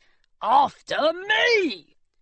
Hilary looked over her father's shoulder and out toward the sea, where a large portion of the Queen's ship had already sunk below the surface. Admiral Curtis was returning the false pigeon's fire, and a number of other vessels of all shapes and sizes had sailed into the fray. Although most of them belonged to Blacktooth's allies, Hilary spotted Captain Wolfson's longship as it bounded over the waves toward the Benevolence, followed closely by Marrow, Slaughter and Stanley. All the thick rope bonds in the world couldn't hold her back from smiling at the sight of them. Admiral Westfield removed his hat and fanned himself with its brim. "Why do you look so pleased with yourself, Terra?" he asked. "You can't be enjoying this." "I'm not," Hilary assured him. "I'm simply wondering what will happen if my mates are able to rescue the Queen. That will put a cramp in the mutineers' plans, won't it?" "It will never happen," said Admiral Westfield. "Mr. Sanderson is at the False Pigeon's helm. He happens to be the most talented young sailor on the high seas, and why wouldn't he be when I trained him myself?" Of course Oliver was the villain sailing the Pigeon. Hilary should have guessed. "He does excel at treachery," she said, "but Admiral Curtis is delivering a good defence. Doesn't that worry you?" "Hardly." The very corners of Admiral Westfield's eyes twitched. "Trust me, Terra, Admiral Curtis doesn't worry me at all." When Hilary was growing up in Westfield House, her mother had warned her not to provoke her father, most especially not when his jaw was tight and his eyes prone to twitching. In all those years she had never dared to disobey. Now, however, Hilary's magic piece was out of sight and her cutlass was out of reach. A good pirate had to use any weapon in her possession, she reasoned, and provocation was the only weapon she had left. She stood up a little straighter against the mast. "I've heard people say that Curtis is the finest naval admiral this kingdom has ever seen," she said more boldly this time. "Who knows? He might even be the finest admiral in any kingdom." The twitch returned to Admiral Westfield's eyes. "Who says that?" "Oh, everyone," said Hilary. "The Queen, the Enchantress, most of high society." "Nonsense," said Admiral Westfield. "It's true," Claire chimed in. "Curtis seems very impressive to me. I'm sure he'll win this battle." "You can't even see him," said Admiral Westfield. "You're facing the wrong way." "We don't need to see him to be impressed," Jasper said calmly from behind the mast. "That's how talented he is." "The Pigeon has fired its cannon once more," Mr. Gull was shouting over the din of the battle. "But Admiral Curtis has dealt another blow to the attackers. Will he manage to save the Queen from peril?"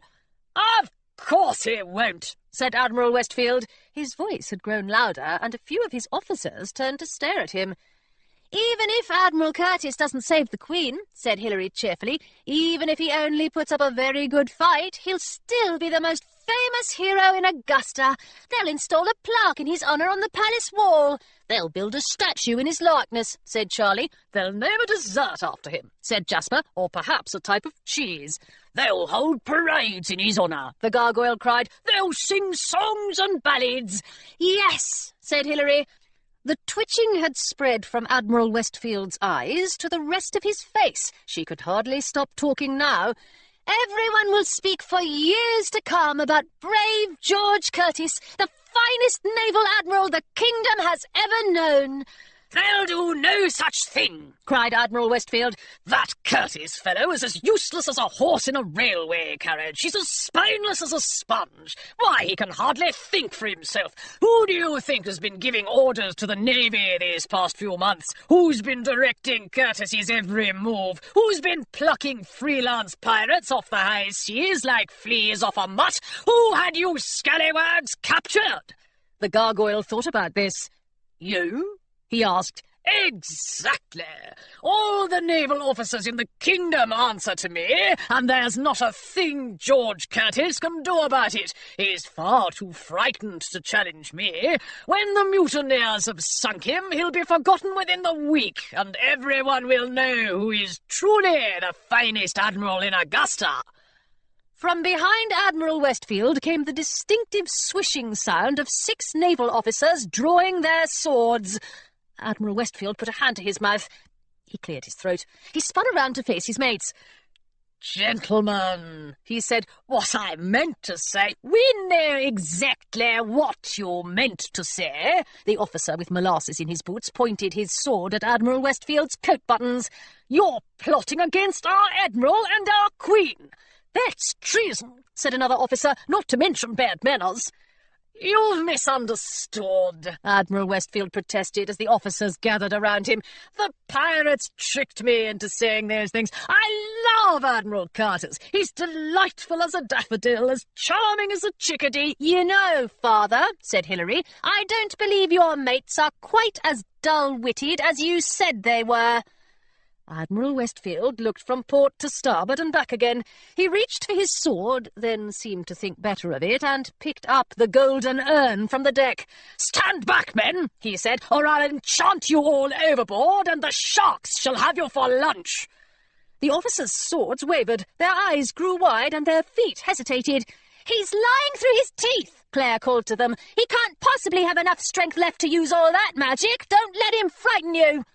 The officers exchanged glances. They began to lower their swords. "Blast it all," said Hilary. "What are you doing? A true pirate never backs down from his enemies." "But we're not pirates, miss." At least the officer who said this had the good sense to look embarrassed.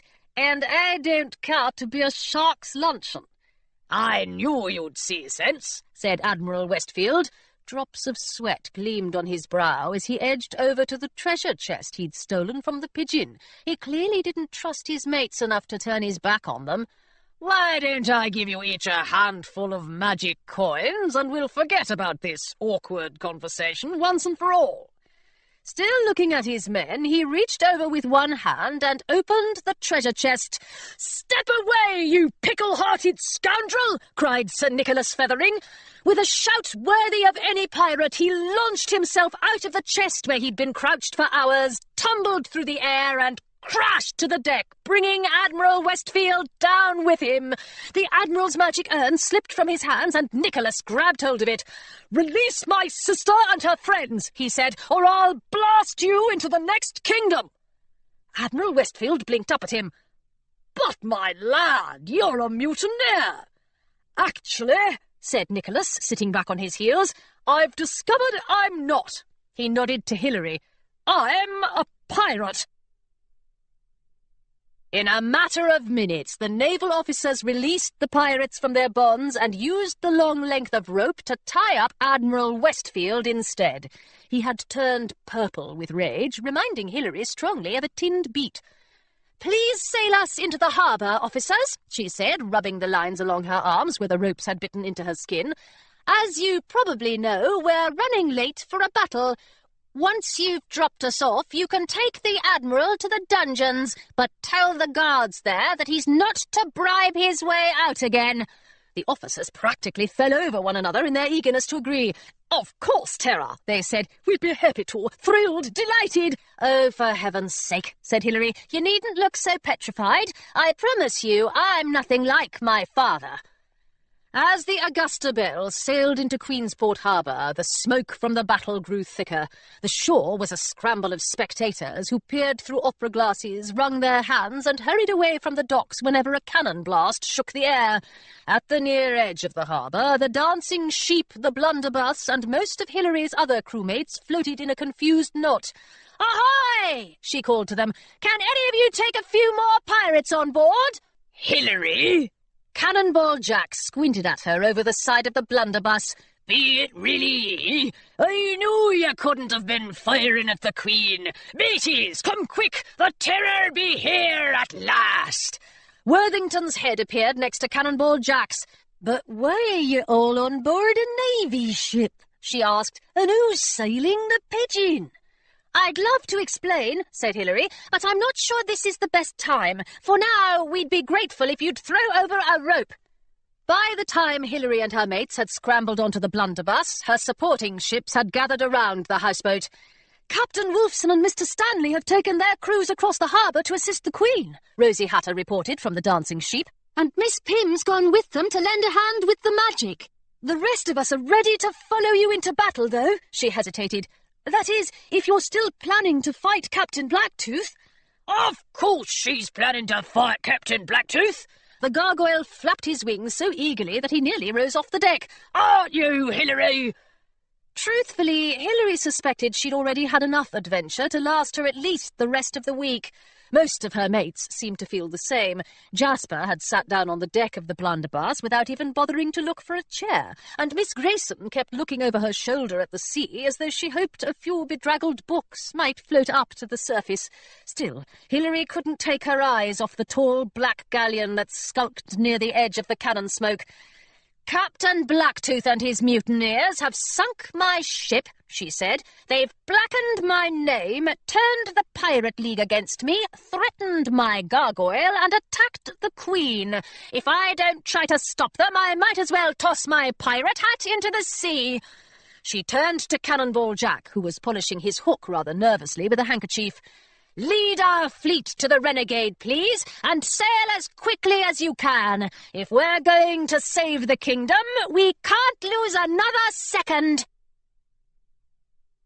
From the personal transcriptions of Horatio Gull, Private Secretary to the President, courtesy of the VNHLP archives. A curious fleet approaches the Renegade. I study it through my spyglass and take up my pen and parchment once more, for I anticipate that my employer's response to this sight is likely to be noteworthy. Mr. Gull, Captain Blacktooth, a houseboat approaches. Captain Blacktooth, a houseboat?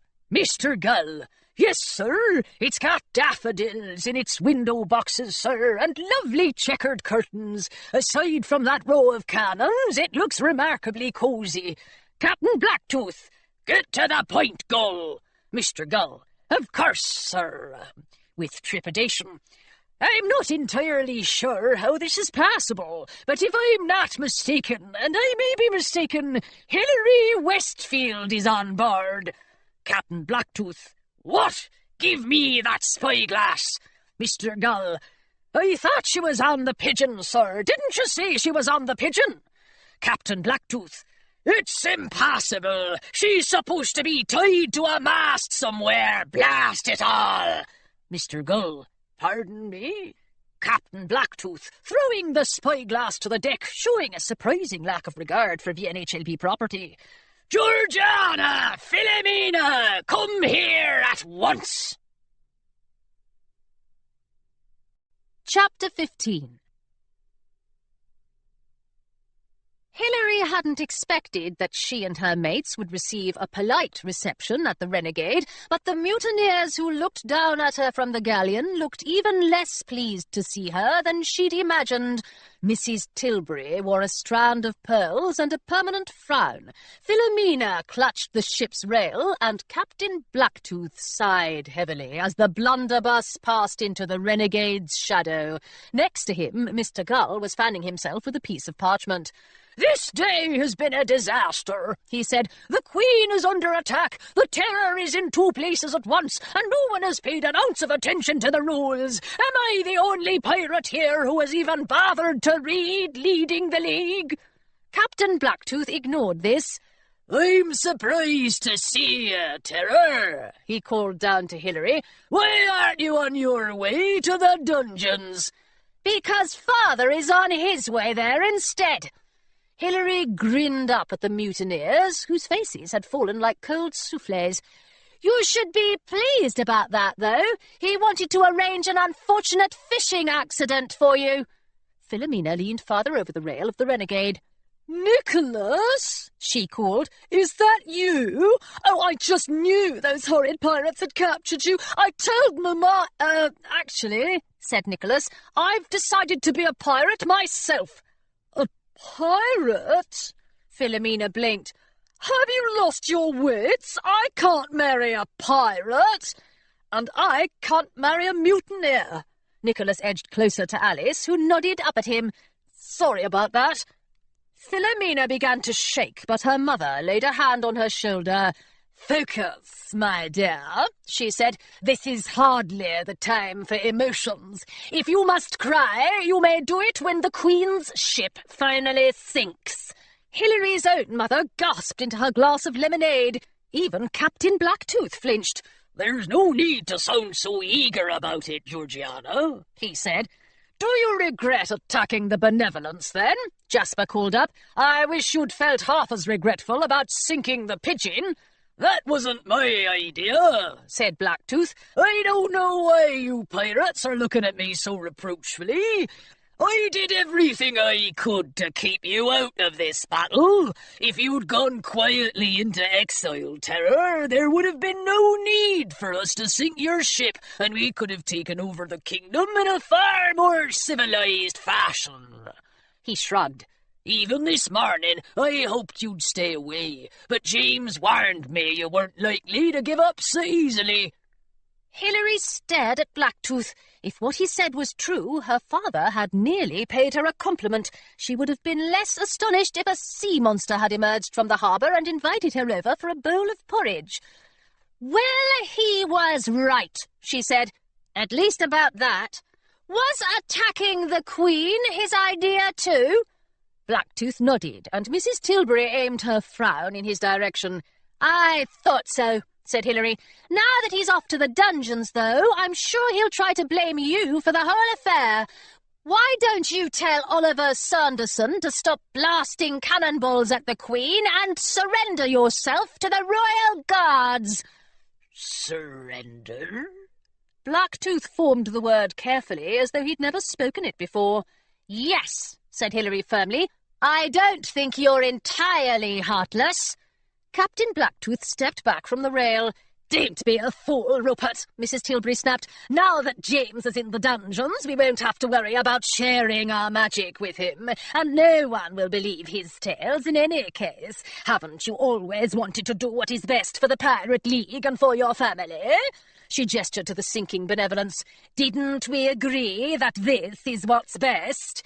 "It seems an awful lot like worst to me," said Charlie, but Captain Blacktooth was nodding his head. "I'd rather sink my own ship than surrender, Terror," he said. "I'm a pirate after all, and pirates don't simply give up." Hilary sighed. She'd expected as much. "In that case," she said, "we'll stop you." "That's right," cried the gargoyle. "We'll roast you nicely, carve you up, and serve you on a bed of lettuce." "Oh, my," Miss Grayson murmured. Mr. Gull stopped fanning himself with his parchment. "Are you ready to begin your battle, then?" he asked. "I thought this moment would never come." He hurried away and reappeared a moment later with his thick copy of Leading the League. "Since the Queen is busy with other matters at this moment," he said, "I shall judge the competition. The usual rules apply, of course. The winner of this battle shall be president of the VNHLP, and the loser shall go into exile, etc. The winner shall also be granted ownership of that curious creature." He pointed to the gargoyle, who hopped closer to Hilary's feet. And if I understand what you all have been chattering about, if Captain Blacktooth wins, he is likely to seize control of the kingdom, though I'm absolutely certain League rules don't permit anything of the sort. When my daughter is enchantress, Mrs. Tilbury said to him, perhaps she'll turn you into a lamppost. Philomena crossed her arms. I don't see why any of this is necessary, she said. If anyone should be surrendering, it's Miss Westfield and her friends. Do you really think you can defeat my uncle, Hilary? Do you truly think you'll be able to lead an entire league of pirates? Hilary didn't answer right away. She looked over at Charlie, with his wrists sprouting from the sleeves of a pirate coat he'd been swimming in only last year. She looked at Claire, who was meeting Philomena's gaze without blinking, and at Alice, standing in front of Nicholas to shield him from the mutineers.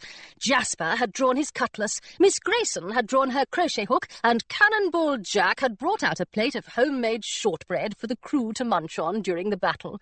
The finishing school girls let their hair ribbons blow defiantly in the wind on the deck of the Dancing Sheep. The water ballet performers pointed their toes, the high society ladies raised their forks, the gargoyle ground his teeth, and Mr. Twiggett's men sharpened their swords. All of them waited for Hilary to speak.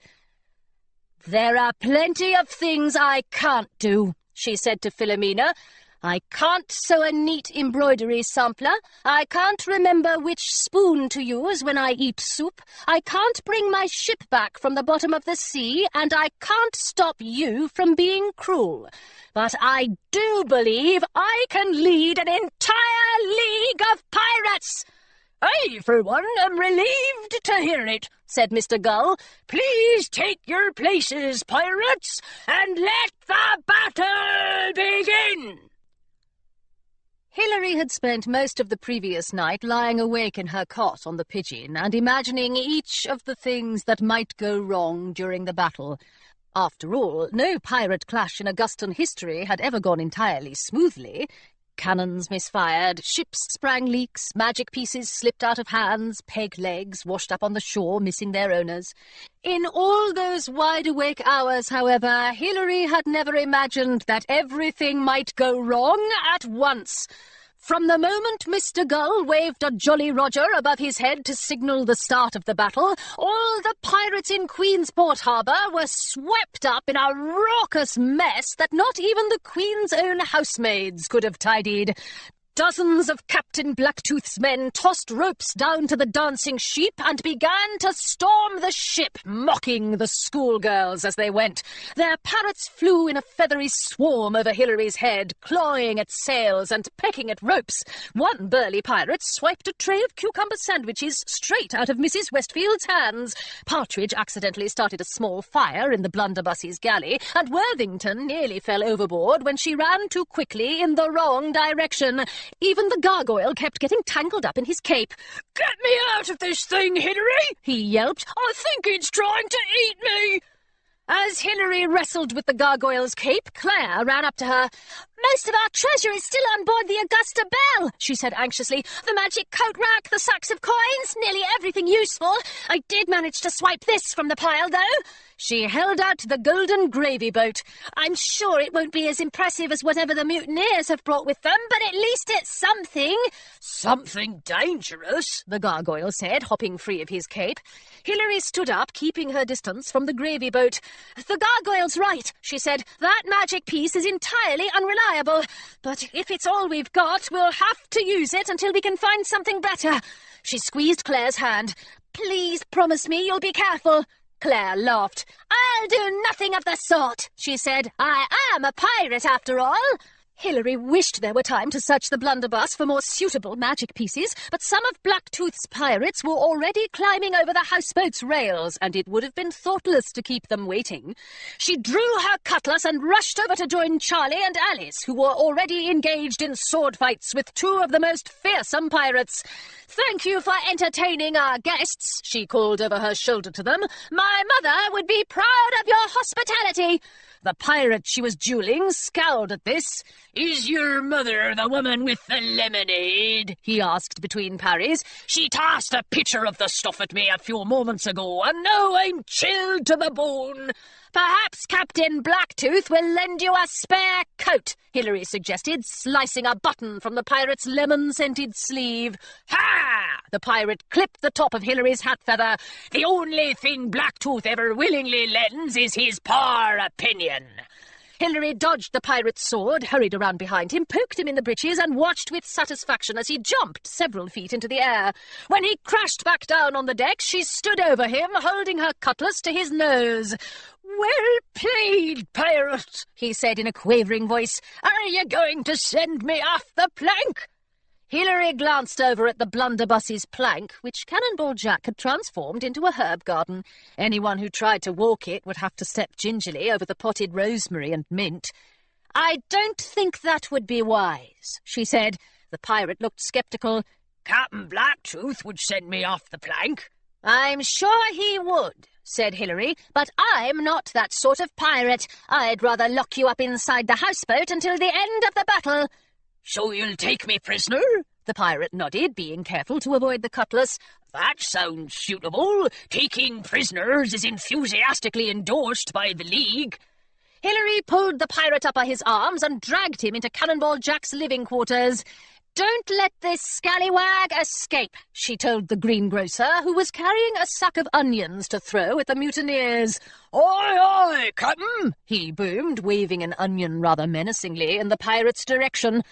As the battle wore on, Cannonball Jack's cabin took on more and more prisoners. Charlie defeated 8 pirates in a row so convincingly that one of them asked him for swordplay lessons if they both survived the battle.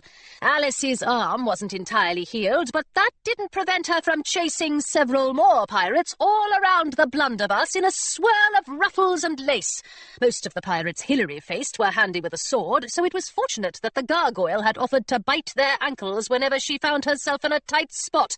By the time she'd fought off 5 or 6 pirates, she had nearly perfected the swordplay figure she'd used to slice up the drapes in Westfield House. One pirate made the grave mistake of insulting Miss Grayson, who was now employing her crochet hook to dangle him upside down until he had learned his lesson. Fitzwilliam busied himself by pecking the enemy's ears. Nicholas proved to be surprisingly handy with a borrowed sword, and Jasper ran through the crowd waving a net and shouting something about a parrot. Even Mr. Partridge and Miss Worthington were fighting admirably. Partridge confused 2 of the ship's ropes and accidentally lowered the boom on top of 6 of Blacktooth's men, and Worthington sent several others in confused circles by giving them poor directions. The crew of the Dancing Sheep was still locked in battle, and cannonballs from the Renegade were flying uncomfortably close to Hilary's head, but she was beginning to wonder if it might be possible to beat the mutineers after all. "Horse feathers!" cried Claire. She stood behind the blunderbuss's long row of cannons, or at least what used to be cannons. "I should never have used that gravy boat," said Claire miserably. "I wanted the enchantment to stick to the Renegade's cannons, but it seems to have stuck to ours instead." Hilary looked down at the things that had been cannons. They looked back up at her. Then they ruffled their wings. "I don't mean to be insensitive," she said to Claire, "but why did you ask the magic to turn them into chickens?" "I didn't. All I wanted was to stop Blacktooth from firing on our mates, so I told the gravy boat to make sure the pirates' cannons couldn't be used." Claire stared at the chickens. "I suppose I should have been more specific." "What's going on?" said the gargoyle, coming up behind them. "Why are all these feathery things here? I don't like the look of them." One of the chickens made a noise very much like a cannon being fired. "What do we do with them?" asked Claire. "We can't launch them at the Renegade." "Never mind the chickens," said Hilary. At her feet, one of them had laid a small, perfectly round cast-iron egg. "Run as quickly as you can and ask the others if anyone has a magic piece you can borrow. And for heaven's sake, toss that gravy boat into the sea." Claire nodded and ran off, nearly crashing into Jasper, who was running in the opposite direction with a large red parrot tucked under his arm. "Eloise," he shouted as he dashed past, "I need a pen and an ink pot." The gargoyle shook his head. "This battle is entirely too full of birds." Hilary brushed the chickens out of the way and hurried to the stern of the houseboat. "Mr. Twiggett," she called, "how are you faring?" "Not too well, Terror," Twiggett replied from his ship. "One of Blacktooth's cannonballs grazed us, and I think we're taking on water. What should we do?" Hilary rolled up the sleeves of her pirate coat, breaking 6 different rules in the League dress code in the process. "Keep your cannons firing as long as you can," she said, "and then climb aboard the Dancing Sheep. They should have room for you there." "Thank you, Captain," said Twiggett. "We'll get Blacktooth yet. Just you wait and see." The air at the far end of the harbour had become so thick with smoke that Hilary couldn't make out the Queen's ship or the ships her mates had taken to offer their assistance. She had no idea how their battle was progressing, but then again she could barely keep track of the pirates who were fighting all around her. Blacktooth's men were still tossing ropes over to the Dancing Sheep, but the schoolgirls on board were cutting the ropes with sewing shears and waving politely as their attackers splashed into the sea. Several girls confronted the remaining pirates with cutlasses and crochet hooks, while others bandaged up scrapes, mended torn breeches, and shouted loudly enough to crumble the walls of any finishing school. Aboard the Renegade, Philomena had gathered an entire armful of magic coins, and now she was conjuring up more problems than Hilary could count. A tiny whirlwind spun across the deck of Mr. Twiggett's ship, a respectably sized crocodile floated in the middle of the harbour, and a flurry of regretfully declined party invitations fell on Mrs. Westfield and her high society friends. But Claire had found a magic piece in Cannonball Jack's storeroom, and she hastily unwhirled the whirlwind, sent the crocodile home to warmer waters, and changed all the declined invitations to joyful acceptances. Philomena created a thick grey storm cloud. Claire ordered it to rain rose petals. Claire made Blacktooth's shipmates trip over their bootlaces. Philomena made Hilary's crew lose their boots altogether.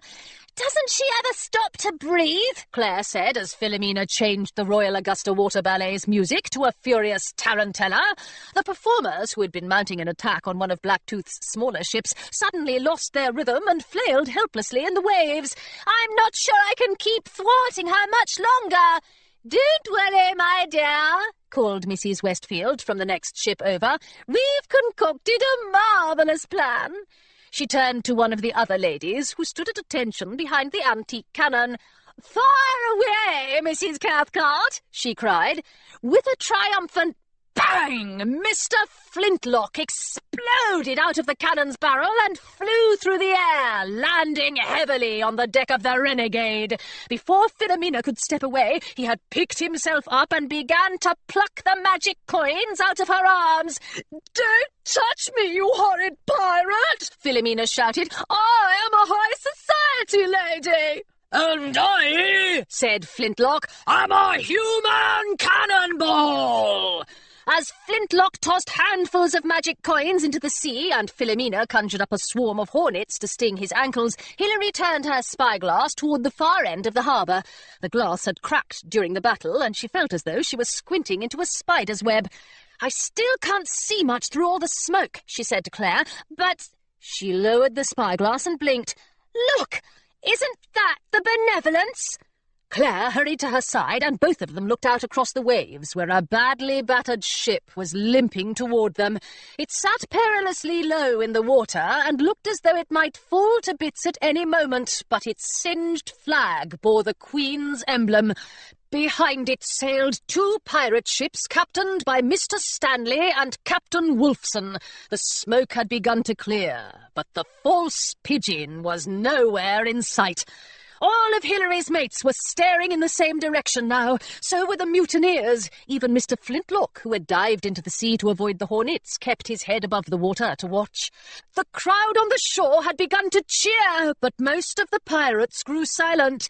"What's this?" shouted Mrs. Tilbury from the Renegade. "How has the Queen survived? It's impossible!" "Where's that fool Saunderson?" Captain Blacktooth scanned the horizon. "He's gone home," said Jasper happily. His hands were splattered with ink, and bright red parrot feathers clung to his sleeves. "But you mustn't blame him. He was only following your orders." Blacktooth glared at Jasper.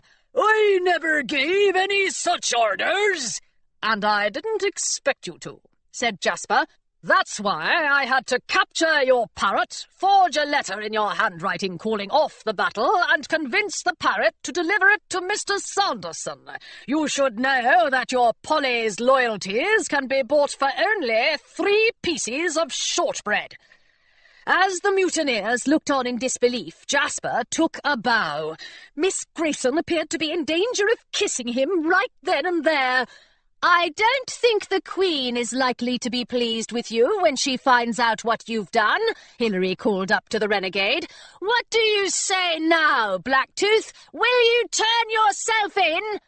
Captain Blacktooth buried his head in his hands.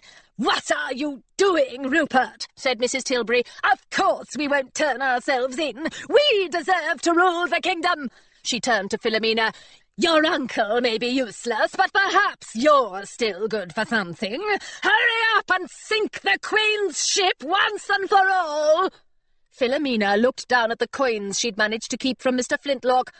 "But I don't have enough magic." "Never mind that," Mrs. Tilbury snapped. "Use the cannons, then." Hilary grabbed Claire's shoulder.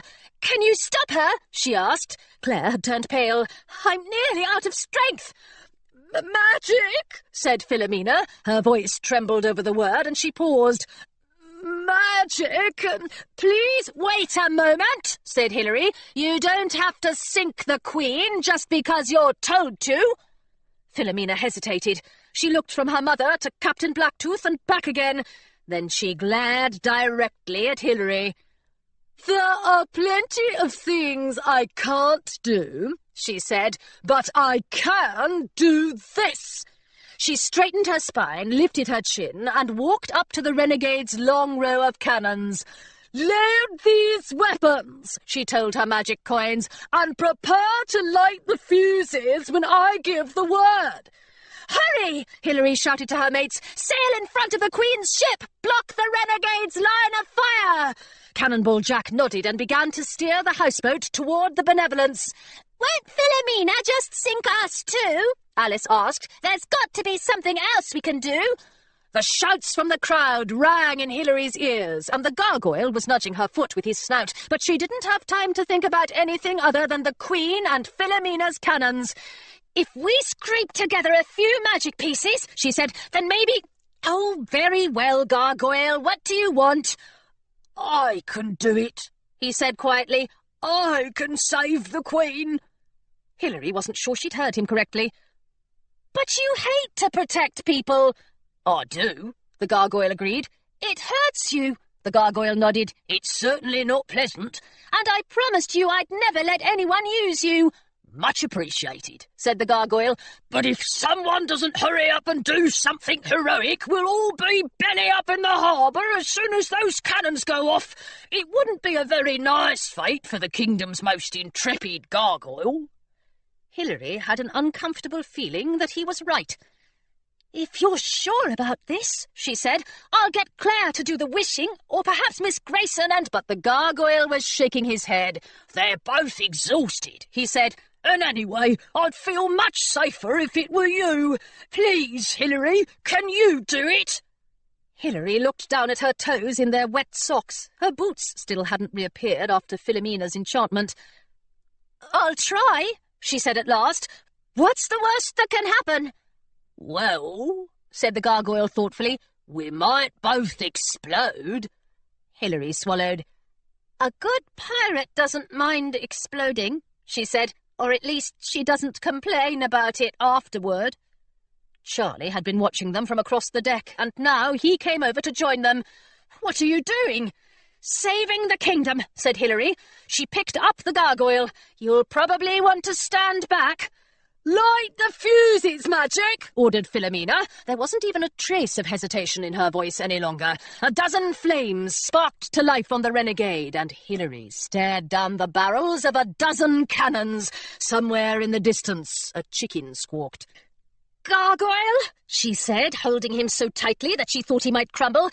"Please protect Queen Adelaide from the mutineers, and protect the rest of us too. The pirates, I mean, and Admiral Curtis, and all the spectators on the shore." The gargoyle's eyes widened. "Hold on," he said. "You want me to protect everyone? Not even the Enchantress is strong enough to do that." But the magic was already pulling Hilary's breath away and knocking her backward against the houseboat's rails. It crashed through her arms and rolled out through her fingers. She nearly dropped the gargoyle. "It's not working," he cried. "We're doomed." Hilary tried very hard not to think of cannon fire or sinking ships or the pestilent home for foul-tempered pirates. She tried not to imagine the Queen's flag washing ashore, or how pleased Captain Blacktooth would look when he plucked the gargoyle from the wreck of the blunderbuss. "We'll just have to find a way to be stronger then," she said. "We're pirates, aren't we?" "Of course we are," said Charlie. Before Hilary knew what was happening, he'd placed the palm of his hand on the gargoyle's back. Then he sucked in his breath as though he'd run straight into somebody's cutlass. "Pirate Dove," Hilary said, "whatever are you doing?" "Helping you save the kingdom." Charlie's teeth were gritted, but he smiled at her. "It's my duty as the scourge of the Northlands." He took another long breath and raised his voice. "Claire," he called, "Miss Grayson, Jasper, come here and help the Terror." Claire and Miss Grayson gathered up their skirts, and Jasper skidded across the deck in his stocking feet. "Hold on to the gargoyle," Charlie ordered them, "and think protective thoughts." Hilary thought she could feel the magic beginning to pull at the others as they placed their hands on the gargoyle, but it kept on tugging at her too. "Do you really think this is going to work?" she said in between breaths. "Honestly," said Charlie, "I've got no idea." "Are you crazy?" the gargoyle cried. "This is no time for experiments. We're about to be turned into gunpowder soup." Then the cannons went off. A dozen cannonballs soared through the air. They passed over the high society ladies drinking lemonade, water ballet performers with their arms extended upward, pirates lifting their eye patches to get a better view, and Miss Pym's girls with their hands clasped to their chests. They curved toward the sea, toward a houseboat with cheerful checked curtains and a royal ship with tattered sails. In Hilary's arms, the gargoyle blinked. "Well," he said, "what do you know?" As the pirates on board the houseboat watched, the air above their heads began to shimmer. A noise like a thunderclap echoed over the harbour as the cannonballs collided with the shimmering stretch of air. For a moment they seemed to stop entirely. Then, as gracefully as waltzing schoolgirls, the cannonballs reversed their course and curved back toward the renegade, picking up speed as they flew. "Oh, blast!" said Mrs. Tilbury. "The Queen's inspectors, Kingdom of Augusta, diligence, logic, discretion. Report to HRH Queen Adelaide regarding the adventure of the mutineers. Report number 1. Field Inspector John Hastings. Location, Queensport, Augusta. Case status, closed. Inspector's comments. Your Highness, I was summoned to Queensport Harbour last week when our agency received word of a vicious attack on your royal person. Though eyewitnesses originally reported that the attack was launched by the pirate Hilary Westfield, I soon discovered that the real attackers were a group of villains known as the Mutineers. Miss Eugenia Pym, who is watching over my shoulder as I write this report, says that she has been trying to warn me about these mutineers for nearly a year now.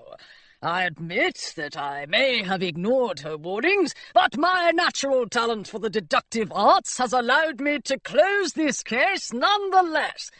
Thanks to the efforts of Pirate Westfield and her crew, the mutineers have now been captured and your Highness's safety has been secured. I believe the mutineers were intending to take control of the Royal Navy, the Very Nearly Honourable League of Pirates, the Office of the Enchantress, and indeed the throne itself.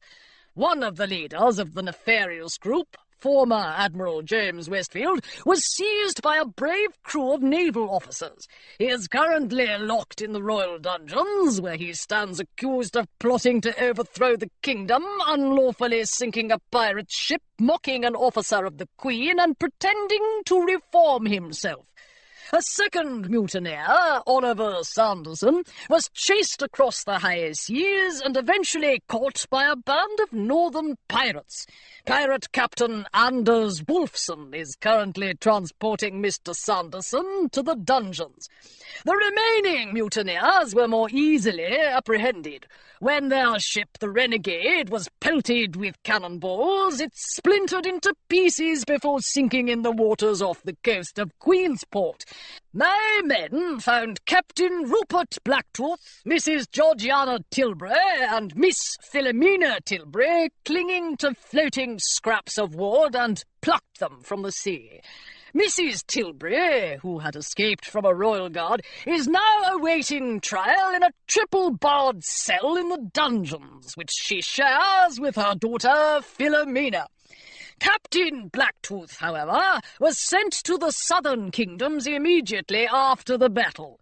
He will live in exile at the pestilent home for foul-tempered pirates, and must never return to Augusta. As for the rest of Blacktooth's crewmates, my investigations have convinced me that they had no knowledge of the mutineers' treacherous plans. I believe they are loyal Augustan citizens who should be given a chance to redeem themselves under the leadership of a less villainous captain. I hope you are feeling well, Your Highness, and I trust the singed edges of your royal hairstyle will make a full recovery. Signed, John Hastings, Captain, Queen's Inspectors. A royal decree. Let it be known that today, in the city of Queensport, in recognition of her magical talents and her services to the kingdom, Miss Claire Dupree has received the title of Enchantress of the Marsh. A luncheon will be held at the Royal Palace in Miss Dupree's honour. Tea and fish sticks will be served. Her Royal Highness, Queen Adelaide of Augusta. With great regrets, Miss Philomena Tilbury and Sir Nicholas Feathering announce the cancellation of their wedding. Wedding funds will be used to purchase furnishings for Miss Tilbury's cell in the royal dungeons. Gifts will not be returned. The pestilent home for foul-tempered pirates, where scallywags itch to stay. Dear Rupert Blacktooth, welcome to the pestilent home. We look forward to serving very few of your needs and attending to none of your whims during your years in exile. As a resident of the pestilent home, you will make new enemies, take up dull and unpleasant hobbies, and develop mysterious, incurable illnesses. There is so much to look forward to. Please be advised that the pestilent home is a parrot-free lodging. Sheets, blankets and pillows are not provided by our housekeeping staff. We do, however, furnish each room with one lumpy mattress and plenty of bed bugs. Gruel is served promptly at 5 o'clock every morning. On Thursday evenings, the entire pestilent home community gathers to share hardtack conversation and regrets. A small library of improving works is available for you to browse at your leisure. We are confident that in no time at all you will feel uncomfortably at home here, and we are thrilled to count you among our residents. Most sincerely, Miss Vitriola Barnes, Manager. From the Picaroon, being the official newsletter of the Very Nearly Honourable League of Pirates. VNHLP welcomes new leader. Polish your boots and groom your parrots. All scourges and scallywags from every corner of Augusta are cordially invited to attend the investiture of our new league president, Pirate Hilary Westfield. The ceremony will take place this Saturday afternoon in Gunpowder Square, with Scourge of the Northlands, Charlie Dove, and Enchantress of the Marsh, Claire Dupree, rumoured to be planning appearances. A rollicking Pirates' Ball will follow the ceremony, featuring Cannonball Jack's famous chocolate mousse, fireworks over the bay, and special performances by the Otterpool Royal Orchestra and the VNHLP Shanty Chorale. Treasure found in Queensport Harbour. A large collection of books washed up last night on the Queensport shore. The books themselves are damp, sandy, and inhabited by sea creatures, but the stories within are still thoroughly enjoyable. If you are the owner of these fine volumes, please contact the Picaroon to collect your treasure. Wildlife Sanctuary planned. The lawn behind VNHLP headquarters will soon be transformed into a permanent home for 10 fortunate chickens. Until recently, these chickens served as cannons on the pirate ship Blunderbuss, but a plan to return them to their original state was thwarted when the birds rose up in protest. They will now spend their days grazing on the green pastures of Gunpowder Island and laying free-range cannonballs, which pirates may purchase from the League by the dozen. Former Presidential Secretary Horatio Gull has been chosen to serve as head of the VNHLP Cannon Chicken Initiative. Chapter 16. The Gunpowder Island roses had just come into bloom, and the rented rooms above the Sword and Seahorse groggery bustled with pirates. Jasper hurried through the hall in search of his cufflinks, Charlie grudgingly ironed his best shirt, and Miss Grayson tricked the gargoyle into a washtub, where, against his wishes, she proceeded to give him a bath. "Hilary!" he cried from the washtub. "Rescue me! I feel very undignified." "I'm afraid there's nothing I can do," said Hilary. "Miss Grayson made me bathe too, you know." "So I did."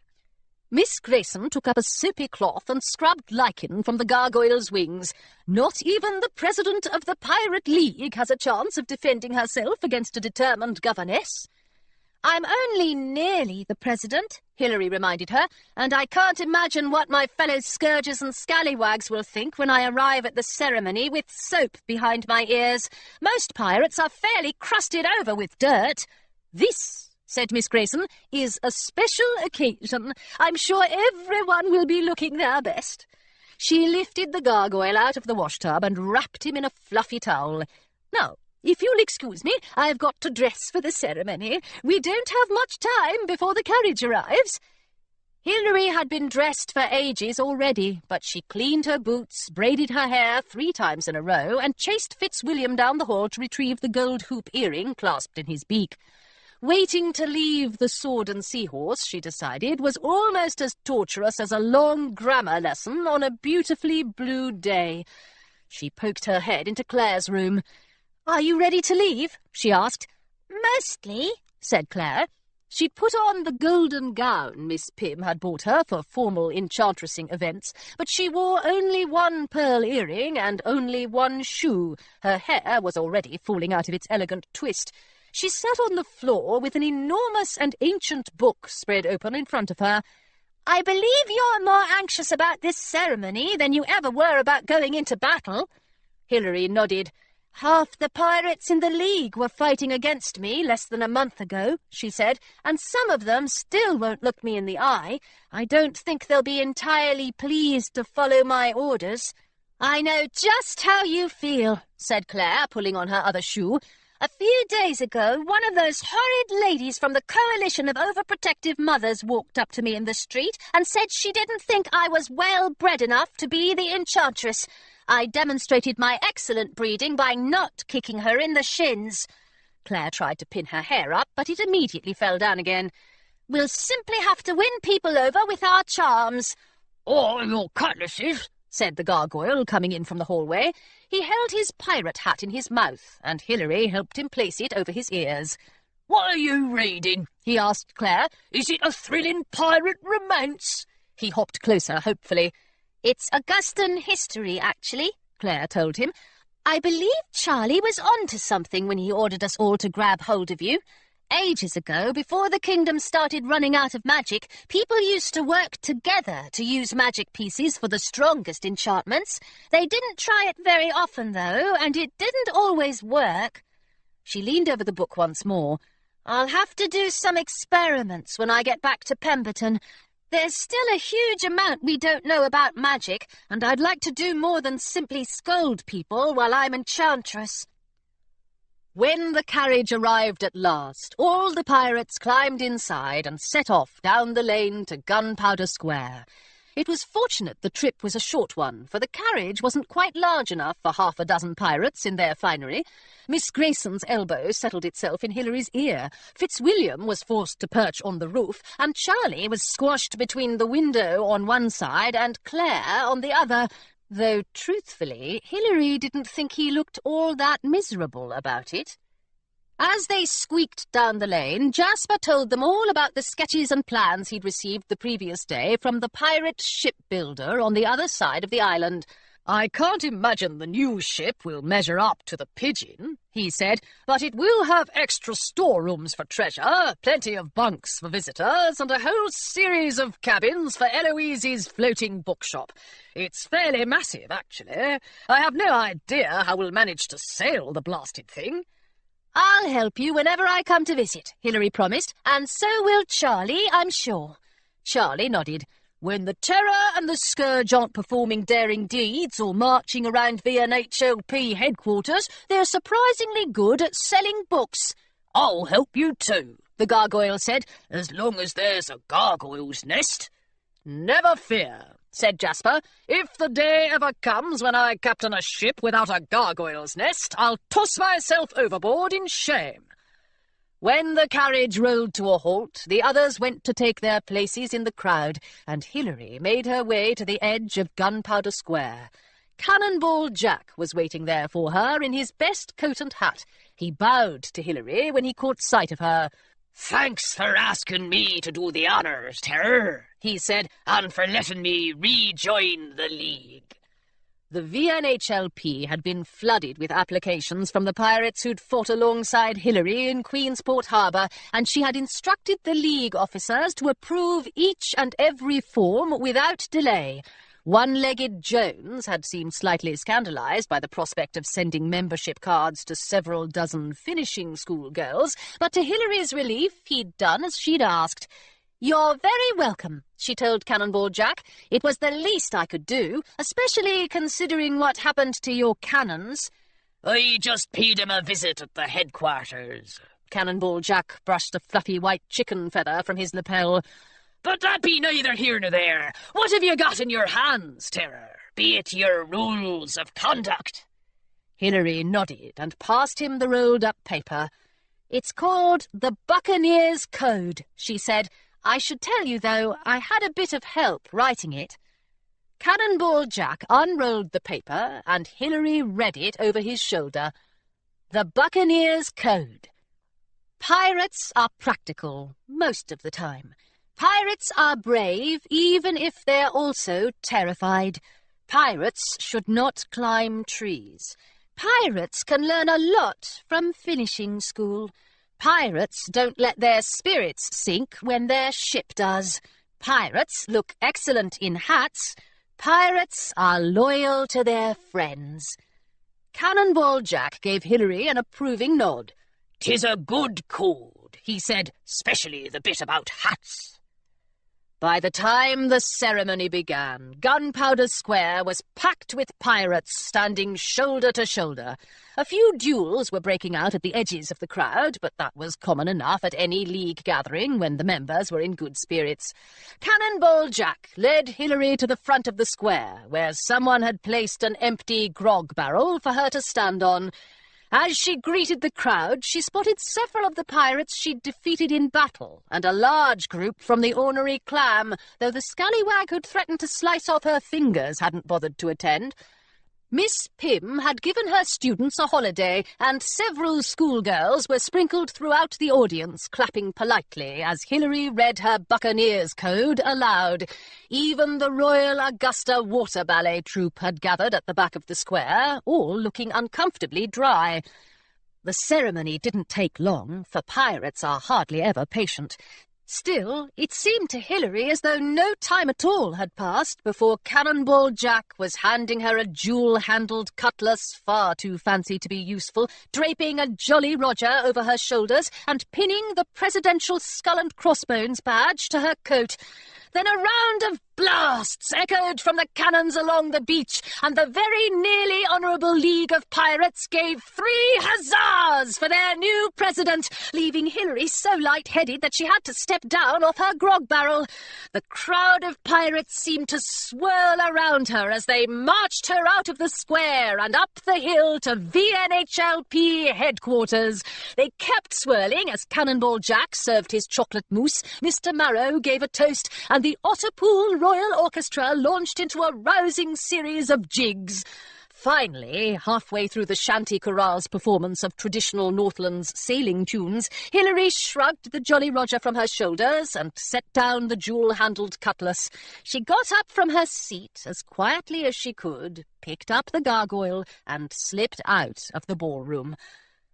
From the rocking chair on the headquarters front porch, Hilary could see halfway across the island. She could see the sun setting over the bay, the statues standing in Gunpowder Square, and the strange walled garden where Miss Pym's family estate had stood before the days of pirates.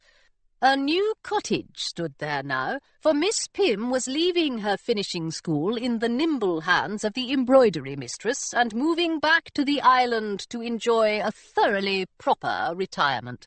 The gargoyle had already promised to bring her a plate of spiders as a housewarming gift. "Is everything all right?" the gargoyle said. He frowned up at Hilary. "Don't you like your fancy cutlass?" "It's lovely," said Hilary. "So were the songs and the dances and the chocolate mousse, but I still feel like something's not quite right." She looked out at the waves. "What's the opposite of seasick?" "Landlocked," the gargoyle said knowingly. "I felt that way the whole time I was stuck on my wall." The porch door swung open and Claire burst through it. "Here she is!" she called. Jasper, Charlie and Miss Grayson all tumbled out the door after her. "We've been looking for you everywhere," Claire said, sitting down on the arm of Hilary's chair. "Jasper thought you might be practising treading water in the swimming pool, and he dragged us all the way there, even though I said you certainly wouldn't be practising since you're already so good at it." She took a breath. "Anyway, we've found you at last." "And we've got a gift for you," said Jasper. "A good one," said Charlie. "A gift?" the gargoyle asked. "I don't know anything about a gift." "That," said Miss Grayson, "is because gargoyles can't be trusted to keep secrets." The gargoyle sighed. "It's true," he said. "We can't." "The gift can't come to you, Terra," said Jasper, "so we've got to bring you to it." He tipped Hilary's rocking chair forward until she slid out of it. "Come along, everyone. If we don't move quickly, I'll die of suspense." "I can't believe you tipped the president of the Pirate League out of her chair, Mr. Fletcher," Hilary said as she followed the others down the lane. "I'm sure leading the league has quite a few things to say about that." The pirates filed down the hill, across the square, and through a tangle of narrow cobblestone streets. At last they arrived at the wall that encircled the island. A small iron gate was hidden away behind a rose bush, and Jasper pushed it open. Beyond the gate was the shore, and beyond the shore was the sea, and anchored in the sea was a ship with battle-scarred sails, long rows of bookshelves, and a basket tied to the bowsprit just big enough to fit a gargoyle. For a moment, Hilary was sure she'd imagined it. "But the pigeon sank," she said. "I saw it happen." "It was thoughtful of the mutineers to build us a replica," said Jasper, "and even more thoughtful of Captain Wolfson and his men to patch her up once they'd chased Oliver Sanderson halfway around the kingdom. I'm afraid you'll still need to give her a good scrubbing to get the villainy off her, though." "She's a good size for setting out in search of buried treasure," said Charlie. "And for visiting friends," said Claire. "She's perfect," Hilary said. She set down the gargoyle and ran across the sand to the dinghy that sat ready to take her out to the pigeon. Waves lapped at her ankles as she dragged the dinghy into the water, climbed inside and took up the oars. Gunpowder Bay was still cold enough to numb Hilary's toes, but even when she finally noticed the chill, she didn't mind it a bit. Then she looked back at the others, who were still waiting by the gate. "Are you coming?" she called. Her mates glanced at one another. "You want us to come with you?" Miss Grayson asked. "Of course," said Hilary. "If we start right away, we'll have just enough time for a sail around the island before the fireworks begin."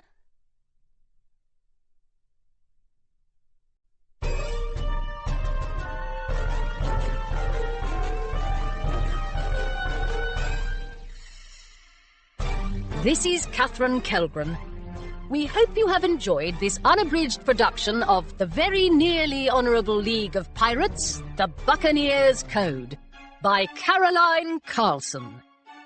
This programme was produced by John Marshall Media. Executive producer, Caitlin Gary.